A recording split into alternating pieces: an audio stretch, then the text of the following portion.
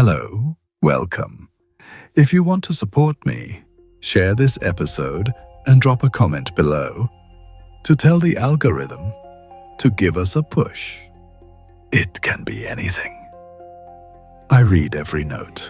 You aren't supposed to stop and think. When a man vanishes into a stone fort on the American frontier, or a dead banker hangs from a London scaffold with 11 pounds of bricks in his trousers, the official story always tells you the same thing. Move along. Nothing to see here. They call it conspiracy until the filing cabinet gets raided. Until a list of 962 politicians, spy chiefs, and billionaires is pulled out of a Tuscan villa, showing who really owns the nation.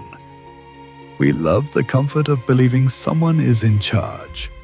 But the dark truth about secret societies, from the Freemasons to shadow Vatican networks, is far more terrifying. Sometimes the room isn't hiding a grand master plan. Sometimes it's hiding a crime, a fraud, or a cover-up designed to protect men who think they are untouchable while you work yourself to the bone. Tonight, we take an honest, cold-blooded inventory of 18 dark secrets never meant for public consumption. We're separating the real bodies from the fabricated phantoms. Before we unlock the first door, look at the man hanging under Blackfriars Bridge. Ask yourself, how far would the powerful go to keep your eyes off their books? Dawn, the 18th of June, 1982. The Thames is out at low tide, that brown, patient river showing its ribs of mud. A postal worker is crossing Blackfriars Bridge in the thin, early light, and something makes him look down at the scaffolding bolted beneath the span where the workmen's planks hang over the water. There is a man down there. He is wearing an expensive suit, a good grey suit, and he is not moving. An orange rope runs from the scaffolding to his neck. His feet are almost touching the water. And his pockets. His pockets are strangely heavy. Later, when they bring him up, they will find nearly 11 pounds of bricks and stones packed into his clothing, front and back, and about $14,000 in 3 different currencies folded away with them. Bricks and cash. A man dressed for a boardroom, ballasted like a scuttled boat. I won't tell you his name yet. Not yet. Only this. He was one of the most powerful private bankers in Europe. 8 days before this morning, he vanished out of Rome on a false passport, under a name that was almost his own, but not quite. And 6 days before that, he sat down and wrote a private letter to the Pope to warn him of what he called a catastrophe of unimaginable proportions. Here is the part that never resolves. A court will one day rule that this was murder, and no court will ever, in 40 years of trying, name the man who did it. A murder with no murderer. That gap, that clean, open, unfilled space where an answer should be, is exactly where we begin. Because that's the shape of the whole night, isn't it? Every secret has a room, and tonight we are going to walk into 18 of them and inventory each one honestly. Some of these rooms hide a crime, a real one, and usually worse than you were told. Some of them hide nothing at all. And the oldest, most permanent human habit, the thing this entire ledger is really about, is that when we cannot see inside a locked room, we do not leave it empty. We fill it. We furnish it with demons. So at every door tonight, one question, only one. What was actually in the room? And what did the world put there instead? The man under the bridge, the bricks, the letter to the Pope. Let's start there and go back and find out how a banker ends up hanging over a river with his pockets full of stones. If these stories speak to you, if you find comfort in the lessons found in the quiet corners of history, tap the follow button to join our circle of dreamers, and let the next story find you when you need it most. Let's stay under the bridge a moment longer, because the details matter, and the details are the whole case. Welcome, Midnight Magnates. This is Mr. Calder. As the world goes quiet, we step into the shadows to uncover the stories that built our world. If you enjoy listening or falling asleep to the hidden history of power, fortunes made, and the human nature behind the price of greatness, then this is the place for you.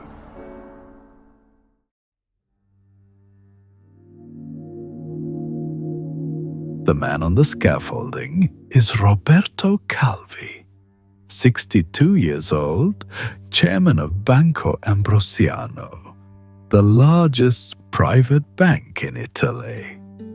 In the Italian press, they had a name for him, half admiring and half afraid. They called him God's banker because of how close he stood to the Vatican, how much of the church's money moved through his hands. And now, here he is, on the morning of June the 18th, 1982, hanging over the Thames with the bricks in his coat. Think about what that image actually is. Not a shooting in a stairwell, not a car off a cliff. A meticulous, almost ceremonial death. Someone, or he himself, we'll get to that, chose bricks, chose the currencies, chose this particular bridge at low tide, where the river would rise to meet his feet. It has the feel of a message, and for 40 years people have argued about who the message was for and who sent it. The London police that first morning saw a suicide, a disgraced financier, a collapsing empire, a man who couldn't face what was coming. It's a tidy reading. It's also, we now know, almost certainly wrong, but it would take 20 years and a second set of forensic eyes to say so out loud. Here is what I want you to sit with before we go back. A man reduced to a riddle. One of the most powerful figures in European finance. A man who moved more than $1 billion through channels no regulator could follow, ends up as an object under a bridge, weighted like cargo. To understand the bricks in his pockets, you can't start with the river.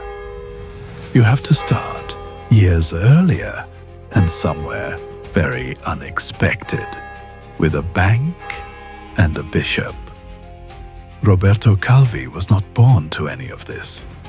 He joined Banco Ambrosiano in 1947 as a clerk, an ordinary young man in an ordinary suit, and he climbed. General manager by 1971, chairman by 1975. Ambrosiano had been founded as a Catholic bank, a respectable Milanese institution built for the faithful. And that respectability, that closeness to the church, was the thing Calvi learned to use. Because Ambrosiano had a partner, its offshore network was quietly entangled with the Institute for the Works of Religion, the Vatican Bank, the IOR, which held shares in Calvi's companies and stood, on paper, behind them. And the man who ran the Vatican Bank was an American, Archbishop Paul Marcinkus, a big, blunt, cigar and golf sort of cleric from Cicero, Illinois, of all places, who had risen to become the money keeper of the Holy See. Now, Calvi didn't find his way to Marcinkus alone. He was introduced. The man who made the introduction was another financier, a Sicilian, named Michele Sindona, himself a banker to the Vatican a generation earlier, himself a member of that same shadow lodge we'll come to shortly. Sindona was the template. His own empire had collapsed spectacularly in 1974, taking a New York bank down with it. That should have been the warning. It was, instead, the introduction. And Sindona's example should have taught Calvi something else too. Something about the temperature of this world. When an honest lawyer named Giorgio Ambrosoli was appointed to untangle Sindona's collapsed empire, to open the books and see what was really inside, he was shot dead outside his Milan apartment in 1979 on Sindona's order. That was the neighborhood Calvi had chosen to live in, a place where the people who came to inventory the room did not always survive the audit. There was one more thing about Calvi that belongs on the record here, quietly, without fanfare. He was a member of a covered Masonic lodge, a secret one, its roster hidden even from its own members, called Propaganda Due, P2. God's banker didn't only belong to the church's money. He belonged to a lodge that kept no visible membership at all. So picture the arrangement. A Milanese bank, a Vatican bank, a bishop with diplomatic immunity, and a hidden lodge, all wired together over accounts in places no Italian magistrate could reach.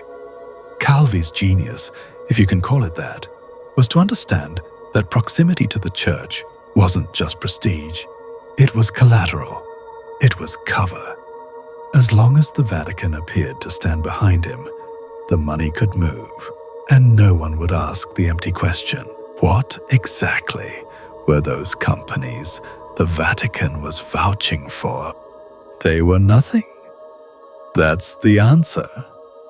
That's the whole engine of the fraud, and it's almost beautiful in its simplicity. Marcinkus, on behalf of the Vatican Bank, signed documents called Letters of Patronage, letters that vouched, in effect, that a web of little companies scattered across Panama and Luxembourg were controlled by the IOR, good as gold, backed by the church. On the strength of those letters, Ambrosiano funneled something like $1.3 billion out through those companies in the form of loans. And the companies were shells, empty, names on a brass plate in a Panama office, with nothing behind the door. The money went out, and it did not come back, and where it went is a question people are still chasing. Here's the black comedy of it, if you have the stomach for it.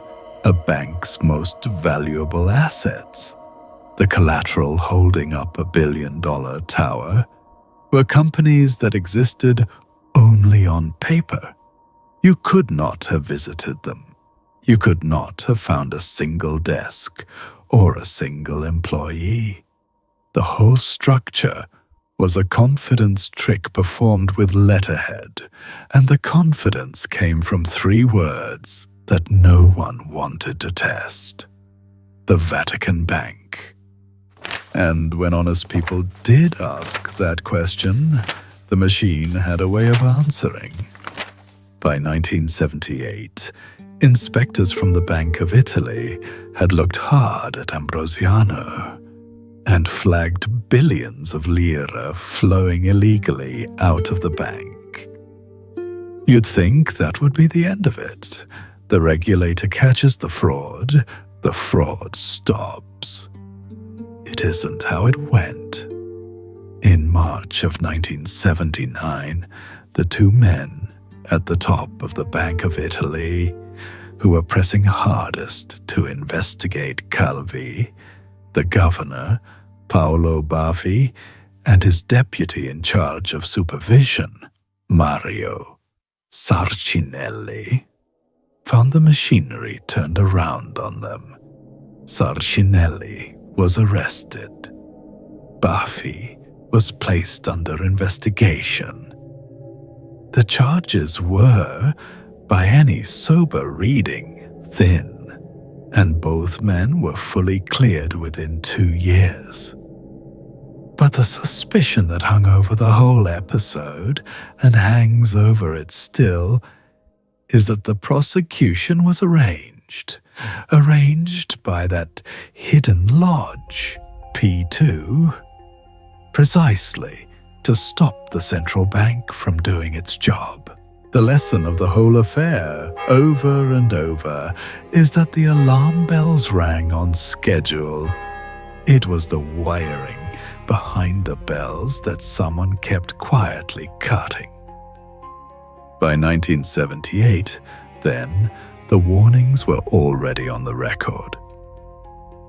In 1981, Calvi himself was convicted of illegal currency export, $27 million worth, handed a 4-year suspended sentence and a heavy fine. And yet he kept his chairmanship pending appeal, and the real hole in the bank kept quietly widening beneath everyone's feet, growing toward a final gap that would land somewhere between 700 million and $1.5 billion. Calvi could see the tide coming in.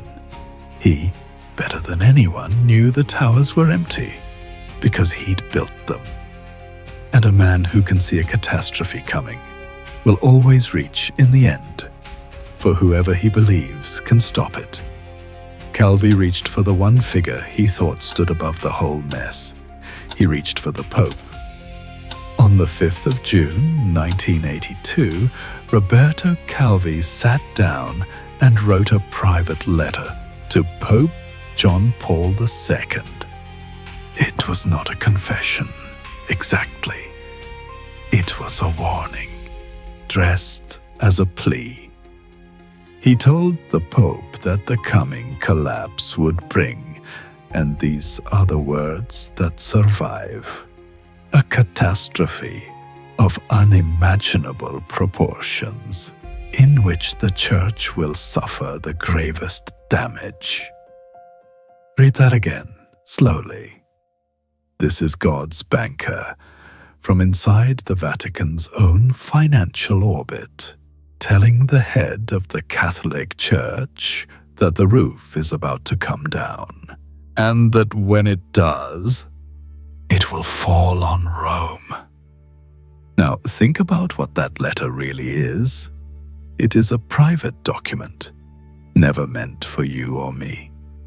It is fear, written down by a man who knew the machinery from the inside because he was the machinery. It is, in its way, an admission, not of a specific crime, but of the whole rotten arrangement, addressed to the one person he imagined might have the power and the motive to hold the walls up a little longer. The Pope did not, could not, save him.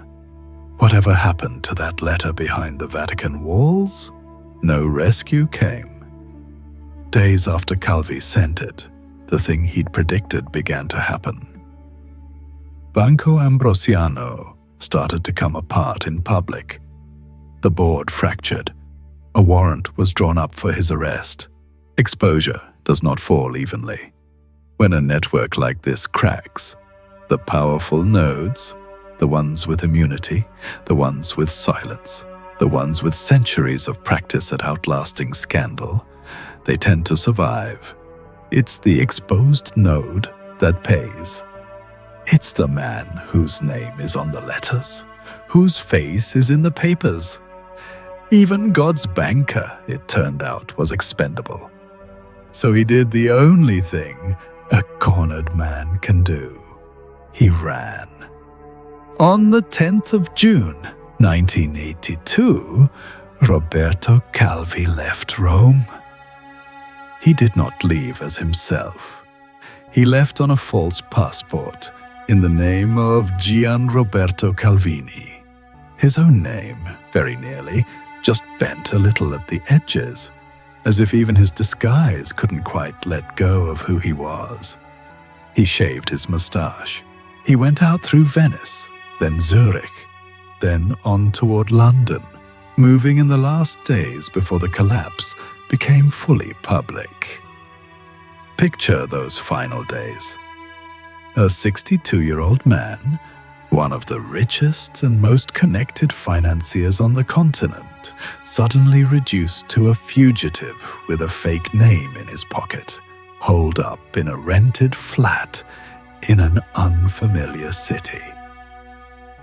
The empire that made him untouchable had become the reason he was being hunted. There was, quite literally, nowhere left to hide. The Vatican would not shelter him.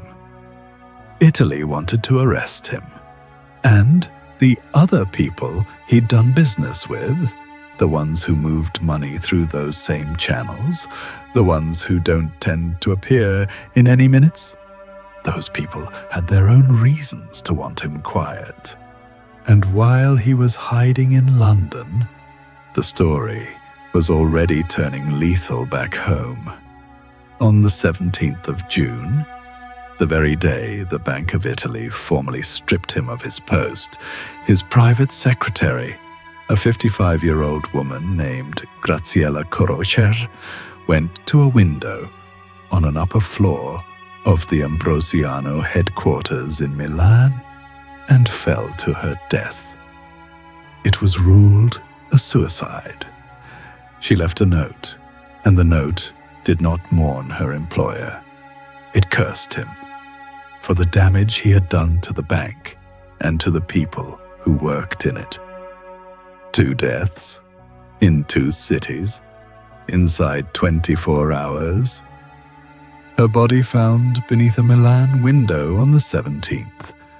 His found beneath a London bridge on the 18th. On the night of the 17th, he vanished from the flat. On the morning of the 18th, he was under the bridge. And now, the question that has never been put to rest: was it suicide, a broken man ending it in a foreign city? Or was it made to look like suicide, staged, dressed, weighted, and hung by hands that wanted the death to read as despair? For 20 years, officially, it was the first thing, a suicide. Case closed, but the details, those stubborn details, would not lie still. The bricks in the pockets, the scaffolding, difficult to reach, out over the water at exactly the wrong hour of the tide, and a pair of expensive shoes that, when someone finally thought to examine them properly, would tell a very different story. Follow the verdicts. They read like a slow argument the truth is having with itself. July 1982. The first London inquest returned suicide. July 1983. A second inquest, and this time the jury won't go that far. They return an open verdict, cause undetermined, a legal shrug. Then, for nearly 20 years, nothing moves. Until 2002, Calvi's family, who never accepted the suicide story, commission an independent forensic re-examination. And the examiners find something simple and damning. His shoes. There is no residue on them, no paint, no rust from the scaffolding, of the kind you'd expect if a 62-year-old man had climbed down that awkward frame himself in the dark. The forensics point away from suicide and toward other hands. In September 2003, the City of London police reopened the case as a murder inquiry. And in Rome, 5 people are eventually put on trial for killing him. Who were the 5? A Sicilian mafia financier named Giuseppe Calò, Pippo Calò, a man the press called the cashier of Cosa Nostra, along with a Sardinian businessman, Flavio Carboni, who had been shadowing Calvi in his final days, and 3 others, Ernesto Diotalevi, Silvano Vittor, and a young Austrian woman, Manuela Kleinzig. The theory the prosecutors built was that Calvi had been killed because he had lost or laundered or knew too much about money that was not his to lose. Mafia money, moving through his Vatican-blessed pipes. A plausible theory, not a proven one. On the 6th of June 2007, the court delivers its verdict. All 5 are acquitted. The evidence isn't enough to convict any specific person of the act, and yet, in the very same ruling, the court holds firmly to one finding. Roberto Calvi's death was murder, not suicide. Murder. Sit with that combination, because it's the honest one. A murder, ruled a murder by a court of law, and not one soul ever convicted of committing it. Legally unsolved. And I want to be precise with you here, because this is exactly the kind of empty room the world loves to furnish. It is tempting, so tempting, to say the Vatican did it, or that Marcinkus gave the order. But no court ever found that. No court ever named a killer at all. What is proven is the fraud and the murder. Who ordered it remains a vacancy in the record. And here is where you can watch the empty room being furnished in real time by anyone who looked at it. Because the scene under the bridge was so strange, so staged, that it seemed to demand a secret meaning, and the meaning people reached for was Masonic ritual. Look, they said, the man was a stonemason's banker in a stonemason's brotherhood, and here he is dead among bricks and stones. Look at the place. Black friars, the friars in black, and the Freemasons who call each other brothers. Look at the rope, the flowing water, the symbolism of it all. Whole books were written reading Calvi's body as a ritual execution, a P2 punishment, staged in the grammar of the lodge. It's a compelling story. It requires the bricks to be symbols, but the bricks weigh 11 pounds, and 11 pounds of anything will hold a body down in a river, symbol or no symbol. That's the trouble with a room this empty. It will accept almost any furniture you carry into it.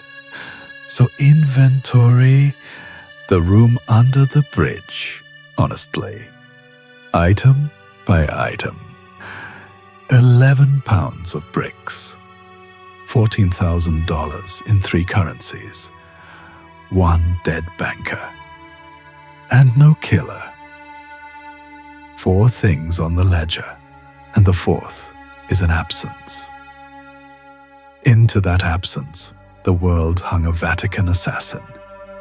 a mafia executioner, a whole secret tribunal, because a murder needs a murderer, and we cannot bear an empty chair. But the minutes record only the vacancy.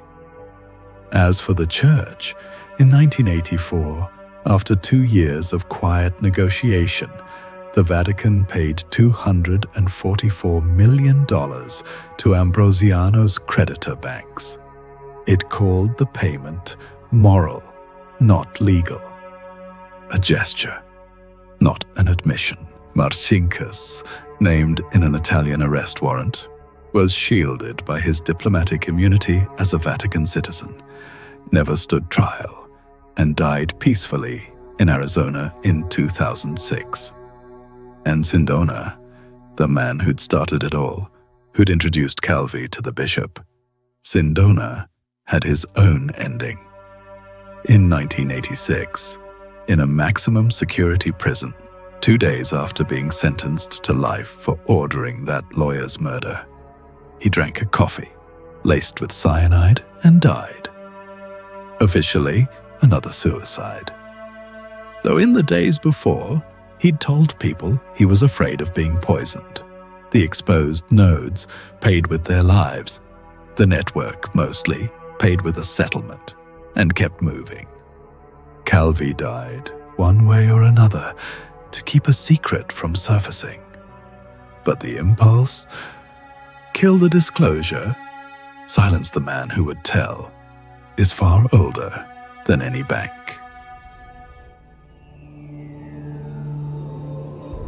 A 156 years before that grey morning on the Thames, an ocean away, on the muddy edge of the American frontier, another man learned exactly what can happen when you threaten to put a secret into print. Leave the Thames. Leave 1982 entirely.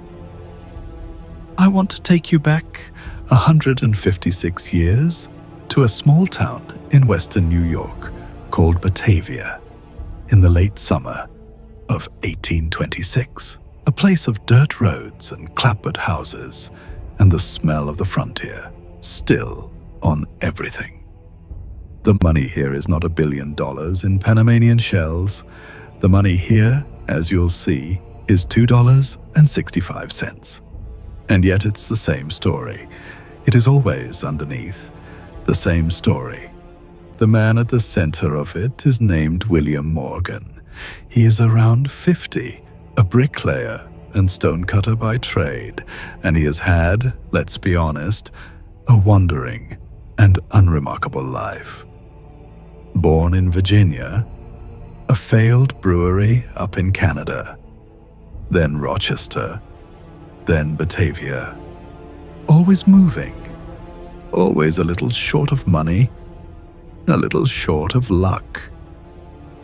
He is not a man anyone expected history to remember. He is a workman with rough hands and, it seems, a grievance.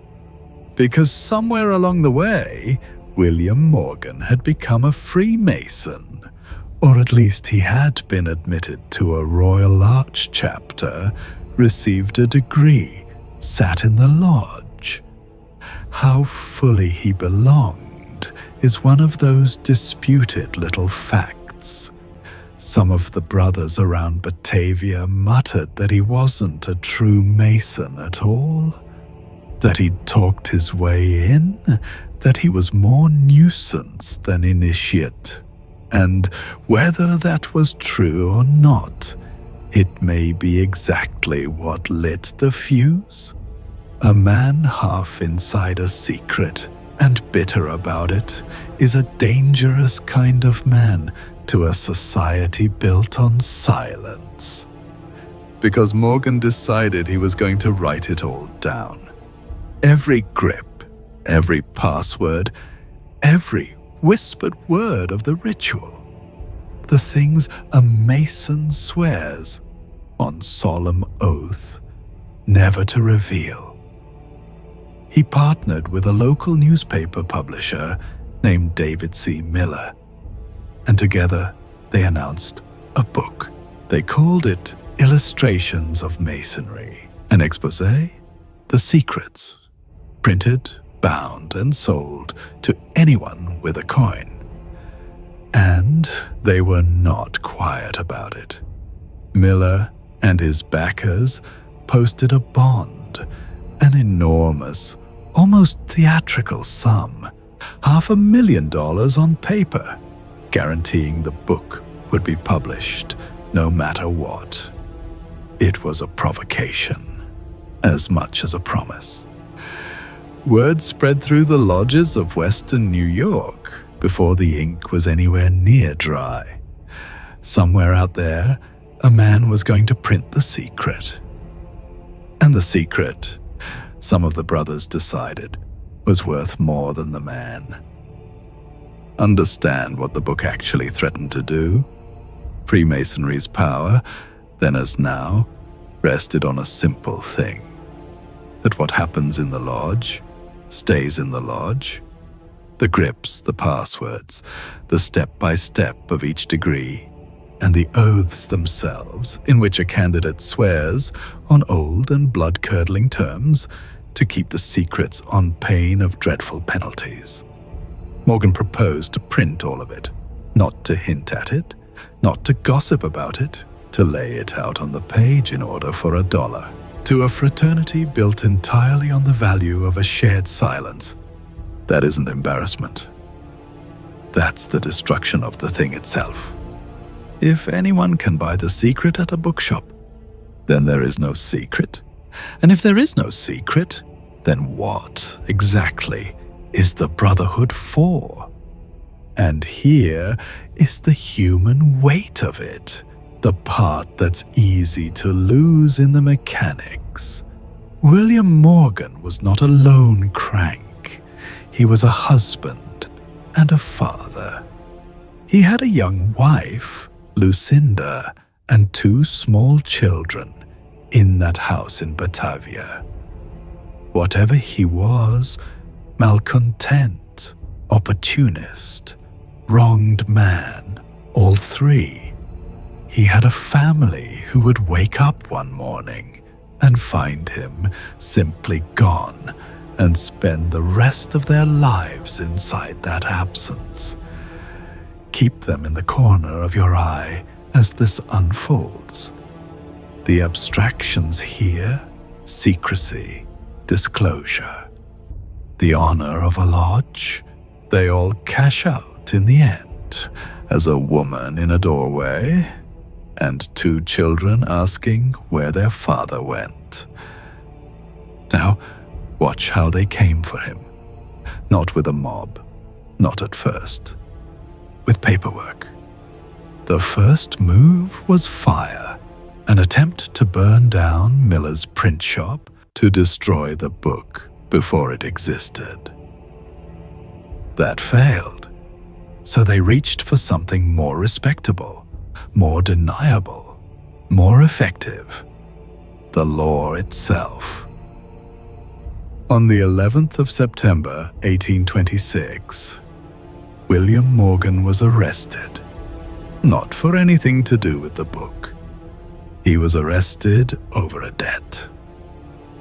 A tiny debt. Some accounts say $2.65 over a borrowed shirt and tie. Others, a small unpaid tavern bill.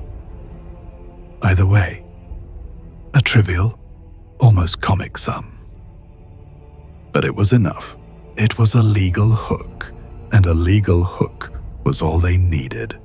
He was taken from Batavia and locked up in the jail at Canandaigua, some 50 miles east. 50 miles from home, from Miller, from anyone who might vouch for him. Think for a moment about how elegant that is, in the ugliest sense of the word. You don't need a conspiracy of thousands. You need a friendly magistrate, a compliant constable, and a debt so small no one will look twice.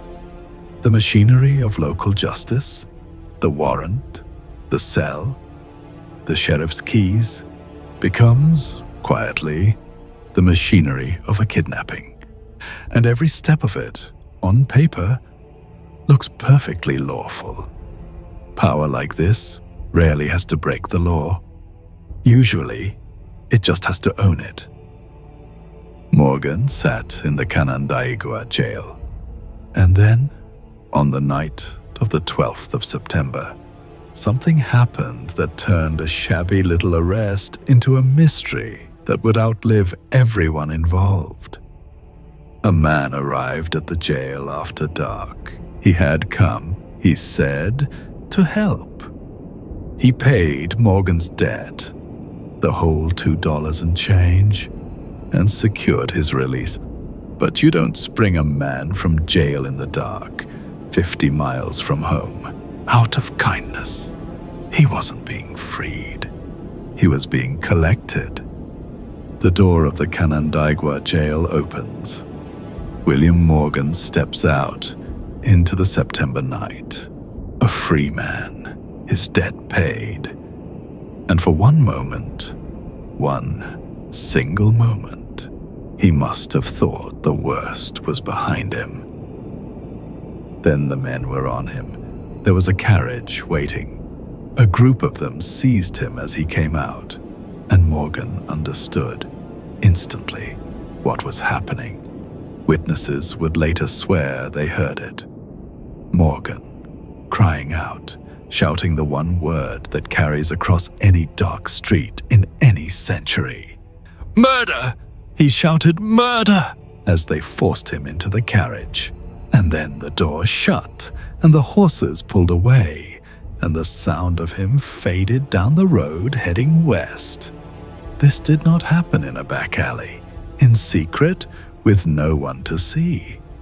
It happened at the door of a public jail. It happened in front of witnesses.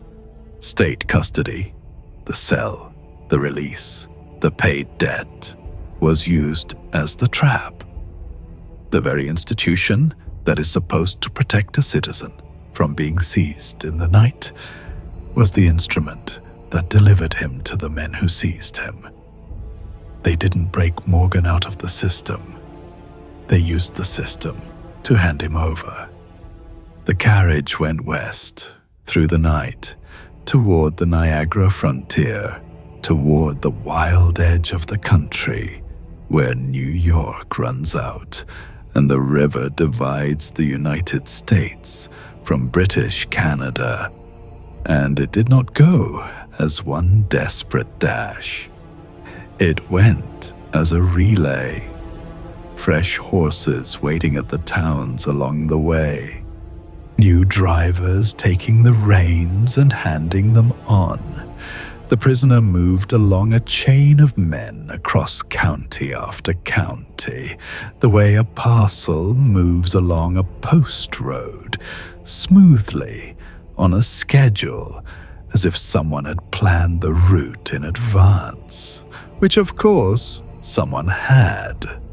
That detail matters, because it's what made the thing look, to the horrified public that pieced it together later, like the work of a vast and disciplined organization.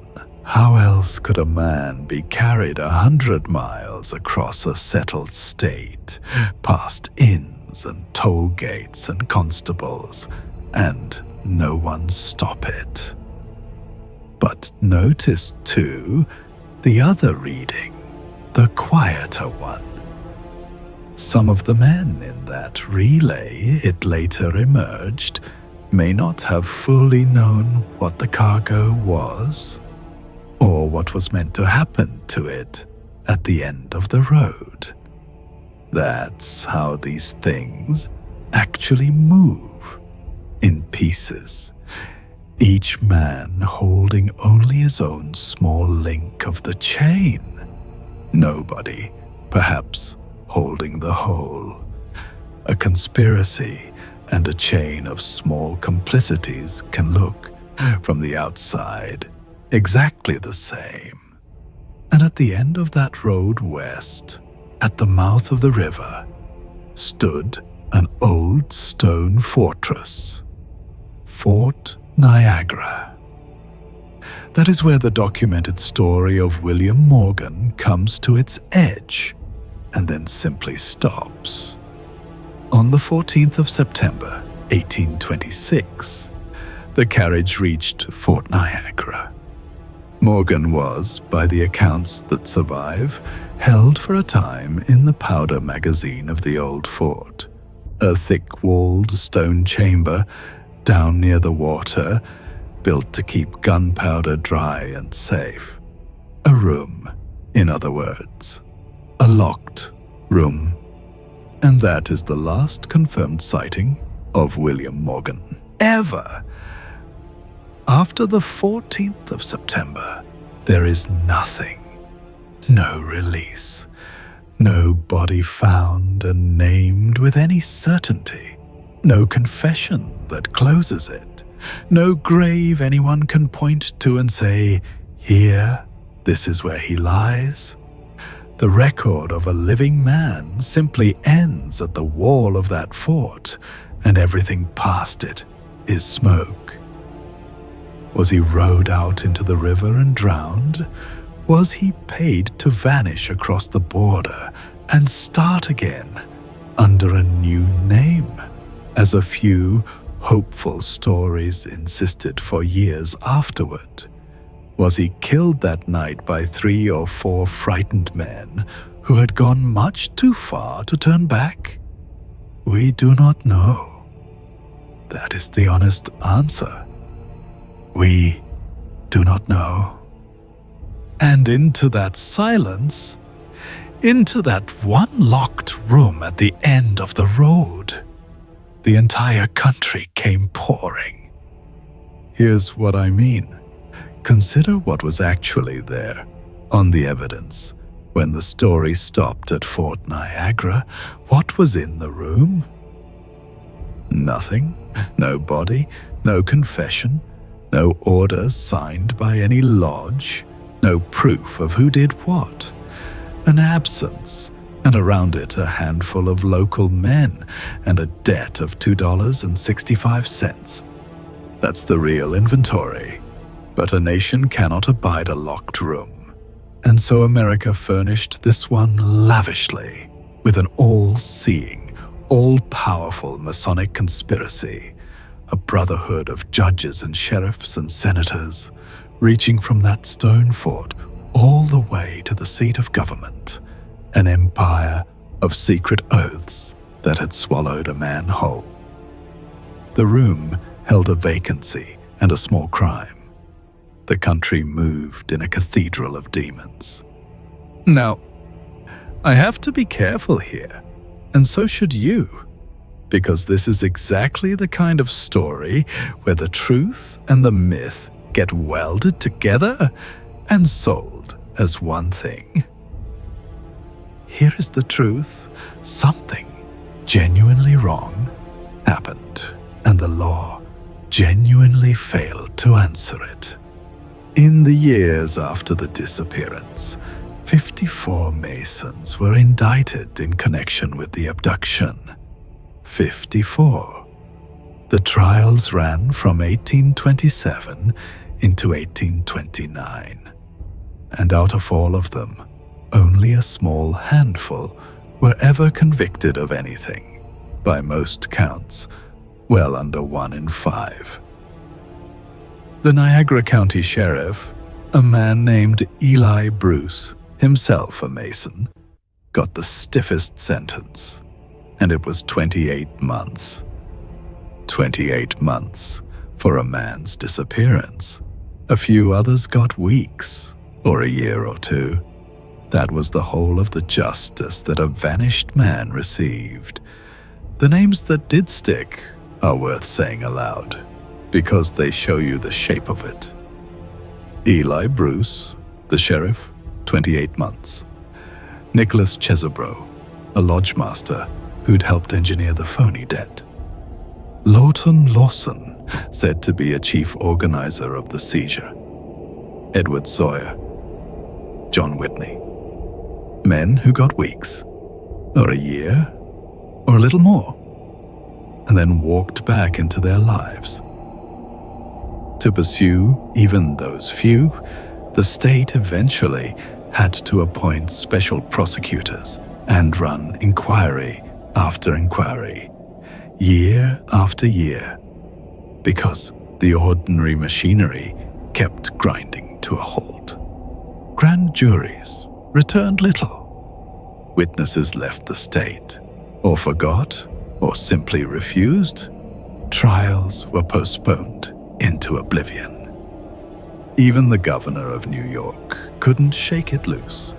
DeWitt Clinton, who had himself once been a Grand Master of the state's Masons, which tells you how tangled this all was, offered a reward of $1,000. A serious sum, then, for information. He issued proclamations. He pressed for answers. And it went unclaimed, and the answers didn't come. The silence held from the top of the state government all the way down. So why so few convictions? Here is where I ask you to hold the line with me. At the time, and ever since, people looked at 54 indictments and a fistful of light sentences and drew the obvious conclusion: the fix was in. Masonic jurors would not convict Masonic defendants. Masonic judges went easy. Witnesses developed convenient gaps in memory. The Brotherhood, people said, was protecting its own from inside the courtroom. And you know, that may well be what happened. The pattern certainly looks like it. But look is not the same as proven. That an oath-bound brotherhood deliberately obstructed these trials as an institution is a reading of the evidence, a very plausible one, held by furious and reasonable people at the time, but it is an interpretation, not a documented order. No minute book records are lodged voting to rig a jury. What we can say for certain is narrower and in some ways more damning for being ordinary. That in a county where much of the legal establishment wore the same apron, a man could vanish from custody and almost no one would pay for it. You don't need a grand conspiracy to get that outcome. Sometimes you just need everyone in the room to quietly prefer that the matter go away. They killed the book, or tried to. Everything. The fire, the false arrest, the carriage, the fort. All of it was aimed at one thing: stopping illustrations of Masonry from reaching a printing press, stopping the secret from becoming public. It did not work. It could not have failed more completely. David C. Miller, Morgan's partner, printed the book anyway, and the disappearance of its author turned a dull little pamphlet of ritual secrets into the most talked about book in America. People who would never have cared what a Mason whispers in a lodge suddenly very much cared, because a man had apparently been made to disappear to keep them from reading it. Illustrations of Masonry became a bestseller, not in spite of the abduction, but because of it. The secret was worth more, now that someone had killed to keep it. Every copy sold was an advertisement, written in William Morgan's absence. And it did not stop at the book. The fury rolled outward through western New York, and then across the young country, and left their lodges in droves, ashamed, or afraid, or disgusted. Lodges went dark. In New York State, hundreds of them simply stopped meeting. Nationally, Masonic membership would fall over the following decade from something like 100,000 men to perhaps 40,000. A fraternity that had counted presidents and governors among its brothers went, in a few years, from the quiet establishment of American life to a thing men were nervous to admit belonging to. All of it flowing from one workman, one threatened book, and one locked room at Fort Niagara. That is what secrecy bought when it reached for violence. It didn't bury the secret. It made a martyr, a bestseller, and a movement. The lodge tried to win by silencing one man, and in doing so, it lost. For a generation, the thing it valued most, the benefit of the doubt. Now, Morgan's whole world, remember, was small. His secret was a handful of crypts and passwords. The thing men were willing to kill to protect was a ritual, a set of words. But hold that scale in your mind, and then invert it completely. Because the next room we walk into isn't about a ritual leaking out at all. It's about the opposite. An entire shadow government, folded up and hidden inside a single sheet of paper. For that, we leave the American frontier and the year 1826, and we go to a villa in the hills of Tuscany, and to the closest thing modern history has ever produced to a real secret society that came within a hair of running a nation. The villa sits in the hills outside Arezzo in Tuscany, behind a wall and a gate, with the ordinary green calm of the Italian countryside all around it. It has a name, Villa Wanda, and for a stretch of years in the 1970s, more of Italy's private power ran through that quiet house than through most of the buildings in Rome, because the man who lived there had made himself the single point through which a secret passed. His name was Licio Gelli. And to understand what he built, you have to understand what he was before he built it, because he did not begin as a banker or a statesman. He began as a black shirt, a fascist-era militiaman, a young man who had fought for Mussolini's cause and then, in the long aftermath, remade himself the way ambitious survivors do, into a businessman, a fixer, a financier with interests in mattresses and money and, above all, in people, in who owed what to whom. He came late to Freemasonry.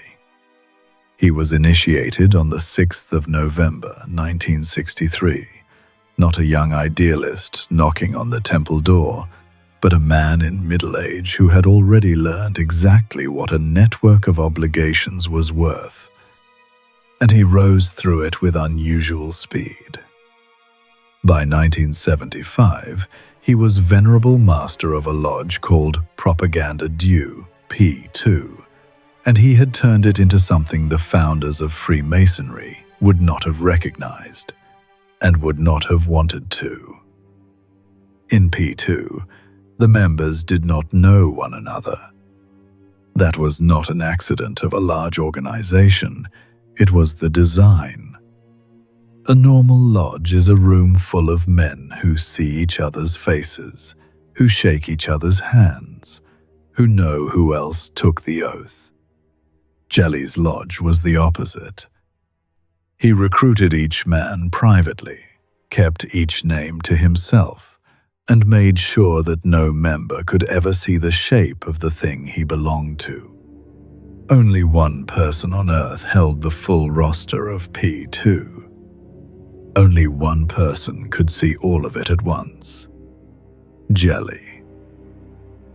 And that is a kind of power that has almost nothing to do with ritual or aprons, or the mystic trappings people imagine when they hear the word lodge. It is the power of being the only one who can read the map. Every member was a node who could see, at most, the single thread that ran to Gelli.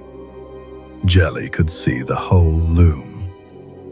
He knew which general was tied to which minister, which banker owed which favor, which judge had signed which private oath, and none of them knew what he knew. In a world built on connection, the man who alone holds the diagram of the connections is not a member of the network. He is the network. He died on the 15th of December, 2015, at the age of 96, in that same villa in the hills under house arrest, an old man in a garden that had once been the nerve center of a shadow state. But that ending is decades away.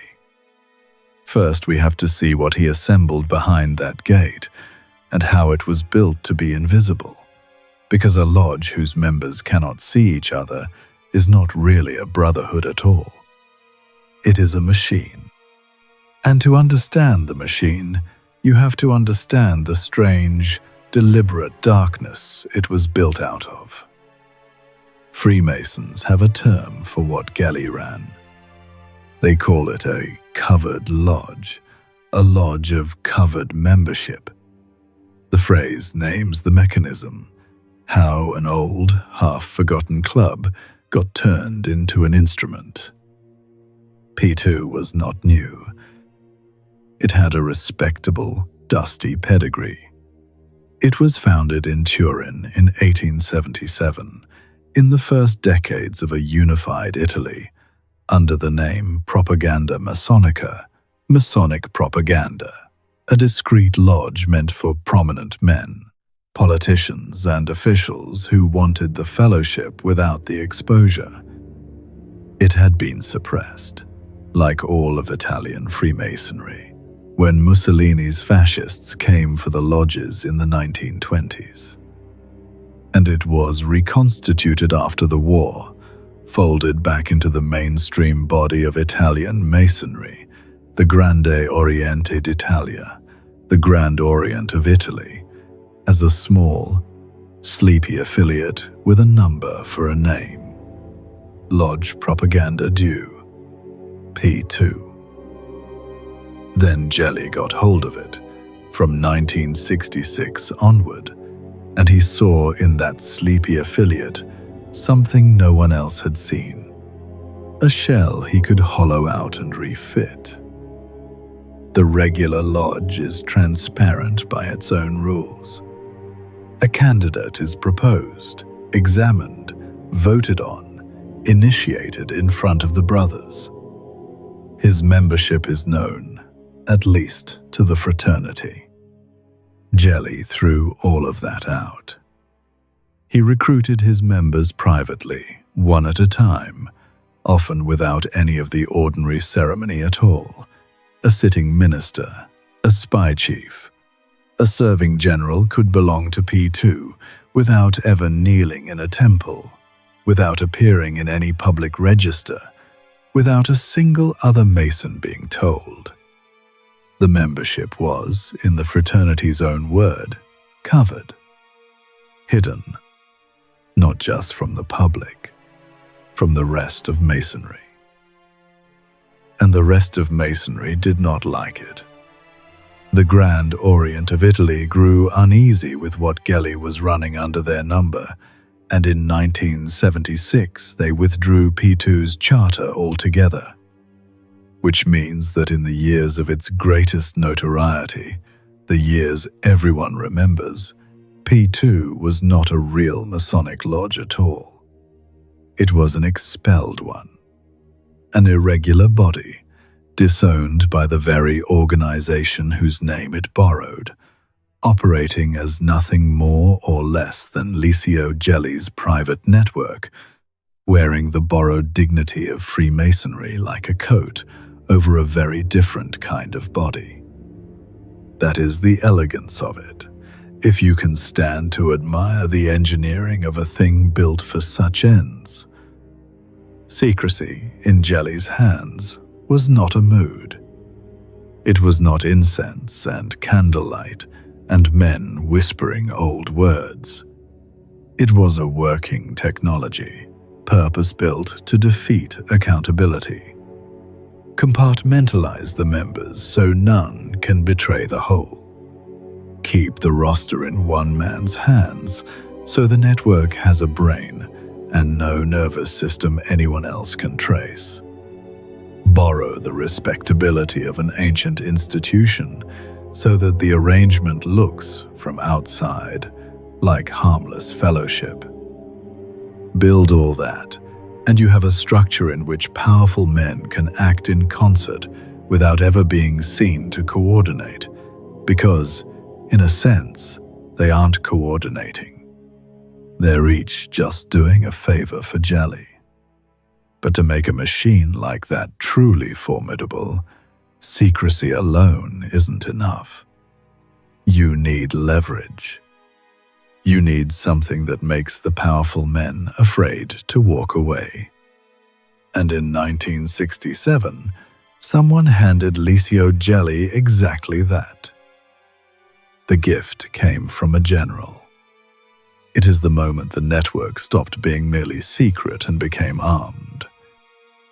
His name was Giovanni Alavena, and he had run CIFAR, Italy's military intelligence service. Now, an intelligence service, over years of quiet work, accumulates a particular kind of treasure. Files, dossiers on the private lives of the powerful and the potentially powerful, the debts, the affairs, the indiscretions, the compromising night that everyone assumes has been forgotten and that a good service never forgets. This is the raw material of blackmail, gathered legally, filed neatly, and kept in the dark. In 1967, Alavena handed roughly 157,000 of those files to Licio Gelli. Sit with that number for a moment, because the scale of it is the point. Not a folder, not a filing cabinet. 157,000 confidential state intelligence dossiers, the accumulated secret knowledge of a nation's spy service about its own establishment, transferred into the hands of a private citizen who answered to no one and whose entire method was secrecy. The state's own machinery of surveillance, lifted out of the state and installed behind the wall of Villa Wanda. And you can see immediately what that does to a recruitment pitch. Consider what it means to be approached by a man who already knows your secret. He does not have to threaten you. He never has to say the ugly thing out loud. He can be perfectly courteous, an invitation, a favor, a quiet word about how much you two might do for each other. But underneath the courtesy sits the folder. You know he has it. He knows you know. And so the brotherhood he offers you is not really fellowship at all. It is a door that only opens inward. You join because it is safer to be inside the tent with the man who holds your file than outside it. That is how a network of a few hundred gets the reach of a government without ever holding one office of it. Not through votes or offices or armies, but through the oldest lever there is, the fear of exposure, held over exactly the people who have the most to lose from it. Jelly was not commanding these men. He was curating them. And every one of them had a reason, filed in a dossier, to keep the arrangement humming and to keep it quiet. For years, it worked precisely as designed. Invisible, compartmentalized, insulated, armed with the private fears of the Italian elite. A structure this deep, this carefully hidden, this well-defended, is not something ordinary investigation cracks open. Prosecutors do not find their way to a covered lodge by pulling a thread, because there are no threads to pull. That is the whole point of covering the membership. A machine like Jelly's does not get exposed on purpose. It gets exposed by accident. And the accident, when it came from an entirely different direction, from a collapsing bank, a fugitive financier, and a magistrate who was looking for something else entirely. The 17th of March, 1981. Two magistrates from Milan, Gerardo Colombo and Giuliano Turone, were not hunting a secret society that morning. They had never heard the roster's name. They were working the wreckage of Michel Sindona, the disgraced banker whose collapse you already met tonight, the man who introduced Calvi to the Vatican's bishop, following the money and the mafia ties through his ruined empire. And the trail led them, of all places, to a villa near Arezzo and to Gelli's business premises. They came for banking evidence. Documents, ledgers, the ordinary paper of a fraud case. They found a list, a single roster of names, kept by the one man who was supposed to be the only person alive who could see it whole. 962 names, though I should tell you that some contemporary accounts counted the sheets slightly differently. At 953, the kind of discrepancy that comes from an imperfectly kept private ledger rather than from any doubt about what the thing was. And what the thing was staggering. On that list, 44 members of parliament, 3 of them sitting cabinet ministers, 49 bankers and industrialists, newspaper editors and journalists, more than 200 officers of the military and the police, generals and admirals among them, and all 3 heads of Italy's intelligence services, Sismi, Siste, Sessis, the military intelligence chief, the domestic intelligence chief, and the man who coordinated between them. The entire top of the apparatus that was supposed to be watching for exactly this kind of thing was, itself, on the list. There was one more name, unremarkable at the time. Member number 1816, a Milanese businessman named Silvio Berlusconi. Not yet a politician. Not yet anything most Italians had heard of. Just a builder and broadcaster with a membership number in Licio Gelli's private book.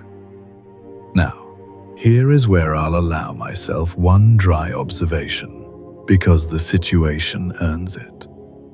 2 magistrates went looking for evidence of a banking fraud, and instead conducted what may be the single most consequential act of filing in the history of the modern Italian state. They opened a drawer expecting receipts and found the covered roster of the country's shadow establishment. The thing that a purpose-built machine of secrecy had been engineered at every level to keep hidden forever was undone not by a spy, not by a rival, not by a brave insider, but by 2 men in the wrong villa on the right day, chasing an entirely different crime. So stand in Gelli's study a moment and inventory, plainly, what actually came out of it. Not a throne. Not a map of the world with the great cities pinned. A filing cabinet, a sheet of 962 names, and one man who alone knew what the names were for. That is, the room. The legend wants a government seated behind the government, running the century from the shadows. The evidence gives you a membership list, a real one, of real and powerful men, caught by name. And the strange thing is that the real list is more disturbing than the legend, not less. Because a legend you can dismiss. A roster with the signatures of the nation's spy chiefs on it, you cannot. Within weeks, the list was public, and the effect of it moved outward from that villa like a crack across glass, first into the government itself. When the roster reached the newspapers, it did what a secret does when it stops being secret. It became a crisis, and the government of the day could not survive standing in the middle of it. But I want to be careful with you here, because this is exactly the kind of moment where a storyteller reaches for a superlative that the facts won't quite carry. It is tempting to say the list toppled the government, one sheet of paper bringing down a state, clean and cinematic. That is not how it went, and the truth is more instructive. Italy in 1981 was governed by a coalition, a careful arrangement of parties held together by mutual convenience, led by Prime Minister Arnaldo Forlani. And a coalition does not fall because of a document. It falls because one of its partners does the arithmetic and decides that staying attached to a scandal costs more than leaving it. That is what happened. As the P2 membership and the ministers' names on it became impossible to ignore, the socialists withdrew their support. The arithmetic of the coalition collapsed, and Forlani's government fell in the last days of May 1981, dated to the 26th. Not a lightning strike. A structure coming apart along its own seams, over days, under the weight of what the list revealed. And then, more than a year later, came the document that told you what all of it had been for. In July of 1982, at Rome's Fiumicino airport, customs officers searched a suitcase belonging to Gelli's daughter and found, sewn into a false bottom, a paper with a grand and chilling title: The Piano di Rinascita Democratica, the plan for democratic rebirth. Read the phrase again, because the menace of it is in the euphemism. Democratic rebirth. What the plan actually laid out was a program for hollowing a democracy from the inside while leaving its face intact. It proposed to bring the press to heel and consolidate the newspapers, to break the power of the trade union, to weaken the Communist Party and the left, to steer Italy, by degrees, toward a more presidential, more authoritarian system, a state remade to suit the men on the list. And it budgeted for it, coldly, in the language of a business proposal, 30 to 40 billion lire, to be spent buying the loyalty of carefully chosen men in order to achieve, in the plan's own words, overall control of the country's institutions. Not a coup. That's what makes it modern, and worse. No tanks in the piazza, no general on the balcony. A slow, purchased, bureaucratic capture. Democracy left standing as a shell, while the working parts were quietly bought and rewired behind it. The plan for democratic rebirth was a manual for keeping every light on in the house while changing, room by room, who actually lived there. And here the whole affair arrives at its hardest question. You have the network. You have the leverage. You have the roster, and you have the written intention, in Gelli's own orbit, spelling out the goal in billions of lire. What you do not yet have, what a courtroom is far stricter about than a storyteller, is proof that intention became action, that the plan on the page was ever executed as a crime. Italy had caught a secret society red-handed. Now it had to decide what, exactly, it had caught them doing. And the answer would take another 15 years, and it would satisfy almost no one. Italy responded to P2 the way a healthy state should. It investigated in the open.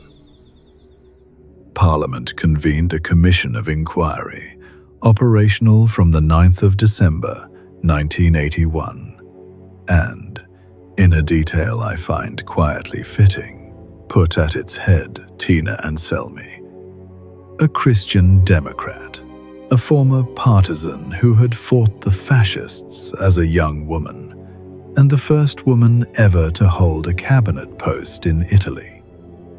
There is a rightness to it, the covered lodge of the old black shirt dragged into daylight and judged by a woman who had once carried messages for the resistance. Her commission worked for the better part of 3 years, and its majority report, delivered on the 10th of July 1984, reached a stark and unambiguous verdict. P2 was a secret criminal organization, a body that had tried to subvert Italy's democratic institutions from within. The state also acted in law. On the 25th of January 1982, it passed Law Number 17, banning secret associations of exactly this kind and outlawing P2 by name. So that is the political verdict, and it is severe. A criminal organization aimed at the state, condemned by Parliament, and prohibited by statute. If the story ended there, it would end tidily. It does not end there, because the criminal courts, the ones that send individual men to individual prisons, reached, over the following years, a much narrower and much more frustrating conclusion. When the members of P2 were tried for conspiracy against the state, they were, for the most part, acquitted across a run of judgments in the mid-1990s. Not because anyone decided the lodge had been innocent, but because criminal guilt requires proof of specific criminal acts by specific men, and that proof, for most of the roster, could not be assembled to a court standard. Belonging to P2 was damning. It was not, by itself, a provable crime for each man who did it. Gelli himself did not walk free. He was convicted of fraud in the collapse of Banco Ambrosiano, the bank whose president we found under Blackfriars Bridge.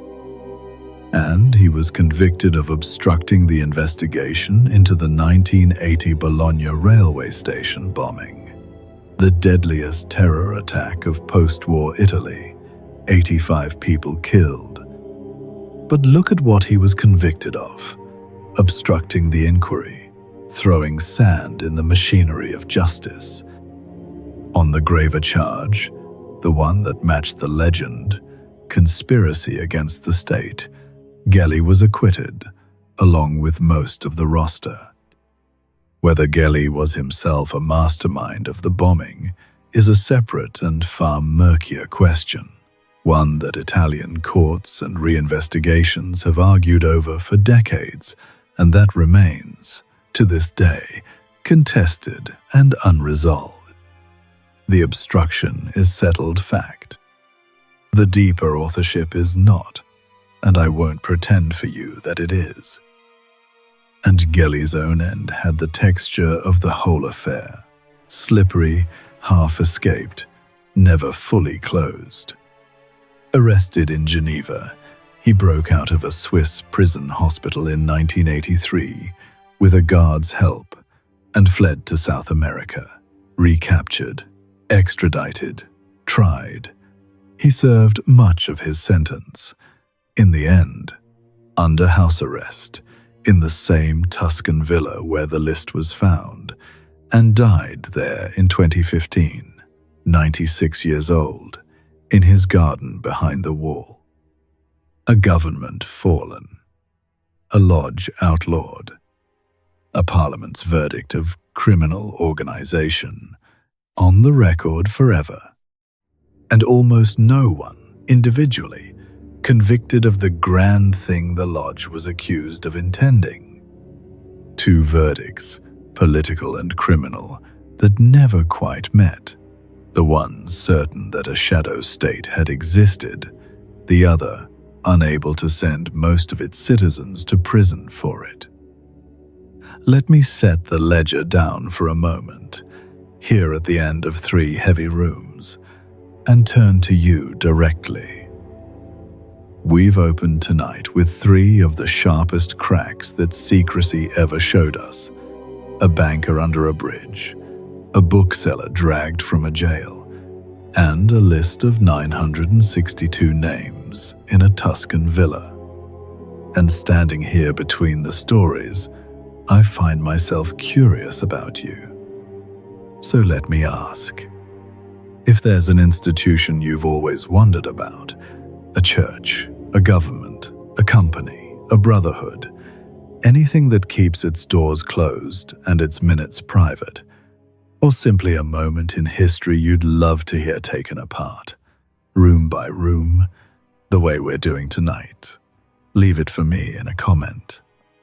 I do read them, and some of them, quietly, become the next story.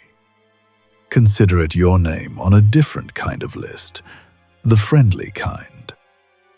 For now, we leave Italy behind and cross an ocean and step back a few decades to the muddy edge of the American frontier, to a man who was, by his own followers' lights, a prophet.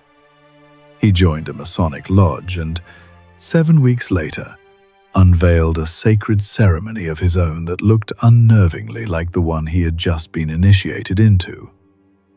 And at the very end of his life, cornered in an upstairs room by an armed mob, he is said to have reached for a signal, a gesture that, in theory, bound every Mason within sight of it to come to his aid. Whether anyone understood it, whether he even made it as the stories say, is one of those questions the record cannot close. But the shape of the moment is unbearable either way. A man calling, in the grammar of a brotherhood, into a crowd that would not answer. The place is Nauvoo, Illinois, early 1842. A city on a bend in the Mississippi that had barely existed a few years before, thrown up out of the riverbank by a religious movement not much older than the town itself, the Latter-day Saints, and their founder and prophet, Joseph Smith. He was a big presence in a small place, a man who had built a faith, a following, and now a city, all before the age of 40, and all of it surrounded by suspicion and hostility from the settlers who lived nearby and did not know what to make of him.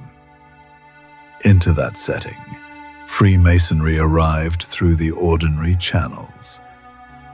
On the 15th of October, 1841, the Grand Master of Masons in Illinois granted a dispensation for a lodge at Nauvoo, a provisional charter, permission for the Masons among Smith's people to form a lodge of their own. And on the 15th and 16th of March, 1842, Joseph Smith himself was made a Freemason. He did not take the slow road that most men take. Ordinarily, a candidate climbs the 3 degrees over weeks or months, one careful step at a time. Smith was initiated as an entered apprentice on the 15th, and on the very next day he was raised through all of it at once, made, in the Masonic phrase, a Mason at sight. It is an expedited passage, usually reserved for eminent men, a courtesy extended to someone whose standing the fraternity wished to honor. In 2 days, The prophet of a new religion had gone from outsider to full brother of the lodge. Now, why would a man like Smith want in? Part of the answer is plainly practical. Nauvoo was ringed by enemies, and Freemasonry was a network of respectable men, of legislators and judges and militia officers that stretched across Illinois and far beyond it. To a leader whose community lived under constant threat, the Brotherhood offered something concrete: allies, legitimacy, a web of men bound by oath to regard one another as kin. It was, among other things, protection. But there was something else in it, something that ran closer to the center of who Smith was. Because Joseph Smith was a builder of sacred systems. That was his genius and his vocation, to take the raw materials of scripture and ritual and revelation and construct, out of them, a new architecture of the holy. And here he had just been walked through one of the most elaborate ritual structures in the Western world, a graded system of secret knowledge, of tokens and passwords and solemn oaths, of ceremonies staged to move a man by degrees toward hidden truth, a machinery of sacred secrecy handed to him fully assembled in the space of 2 days. A man like that does not simply receive such a thing. He studies it. He weighs it. He asks what it is for and what it could be made to do. And 7 weeks after he knelt in the Nauvoo Lodge, Joseph Smith stood before a small circle of his closest associates and gave them a ceremony of his own. Around the 4th and 5th of May, 1842, roughly 7 weeks after his own initiation, Smith introduced to a handful of trusted followers a new religious rite. In the language of his church, it is called the endowment, a temple ceremony, sacred and closely guarded, meant to prepare the faithful for what lay beyond this life. And to anyone who had sat in a Masonic lodge, parts of it would have felt familiar. The documented parallels are not subtle, and they are not denied even by historians friendly to the faith. The endowment, as Smith presented it, used secret hand grips and tokens. It used specific ceremonial clothing. It used ritual embraces, and it used penalty language, the solemn, severe formulas by which a candidate binds himself to keep what he has been shown. These were features of the Masonic ritual he had just passed through.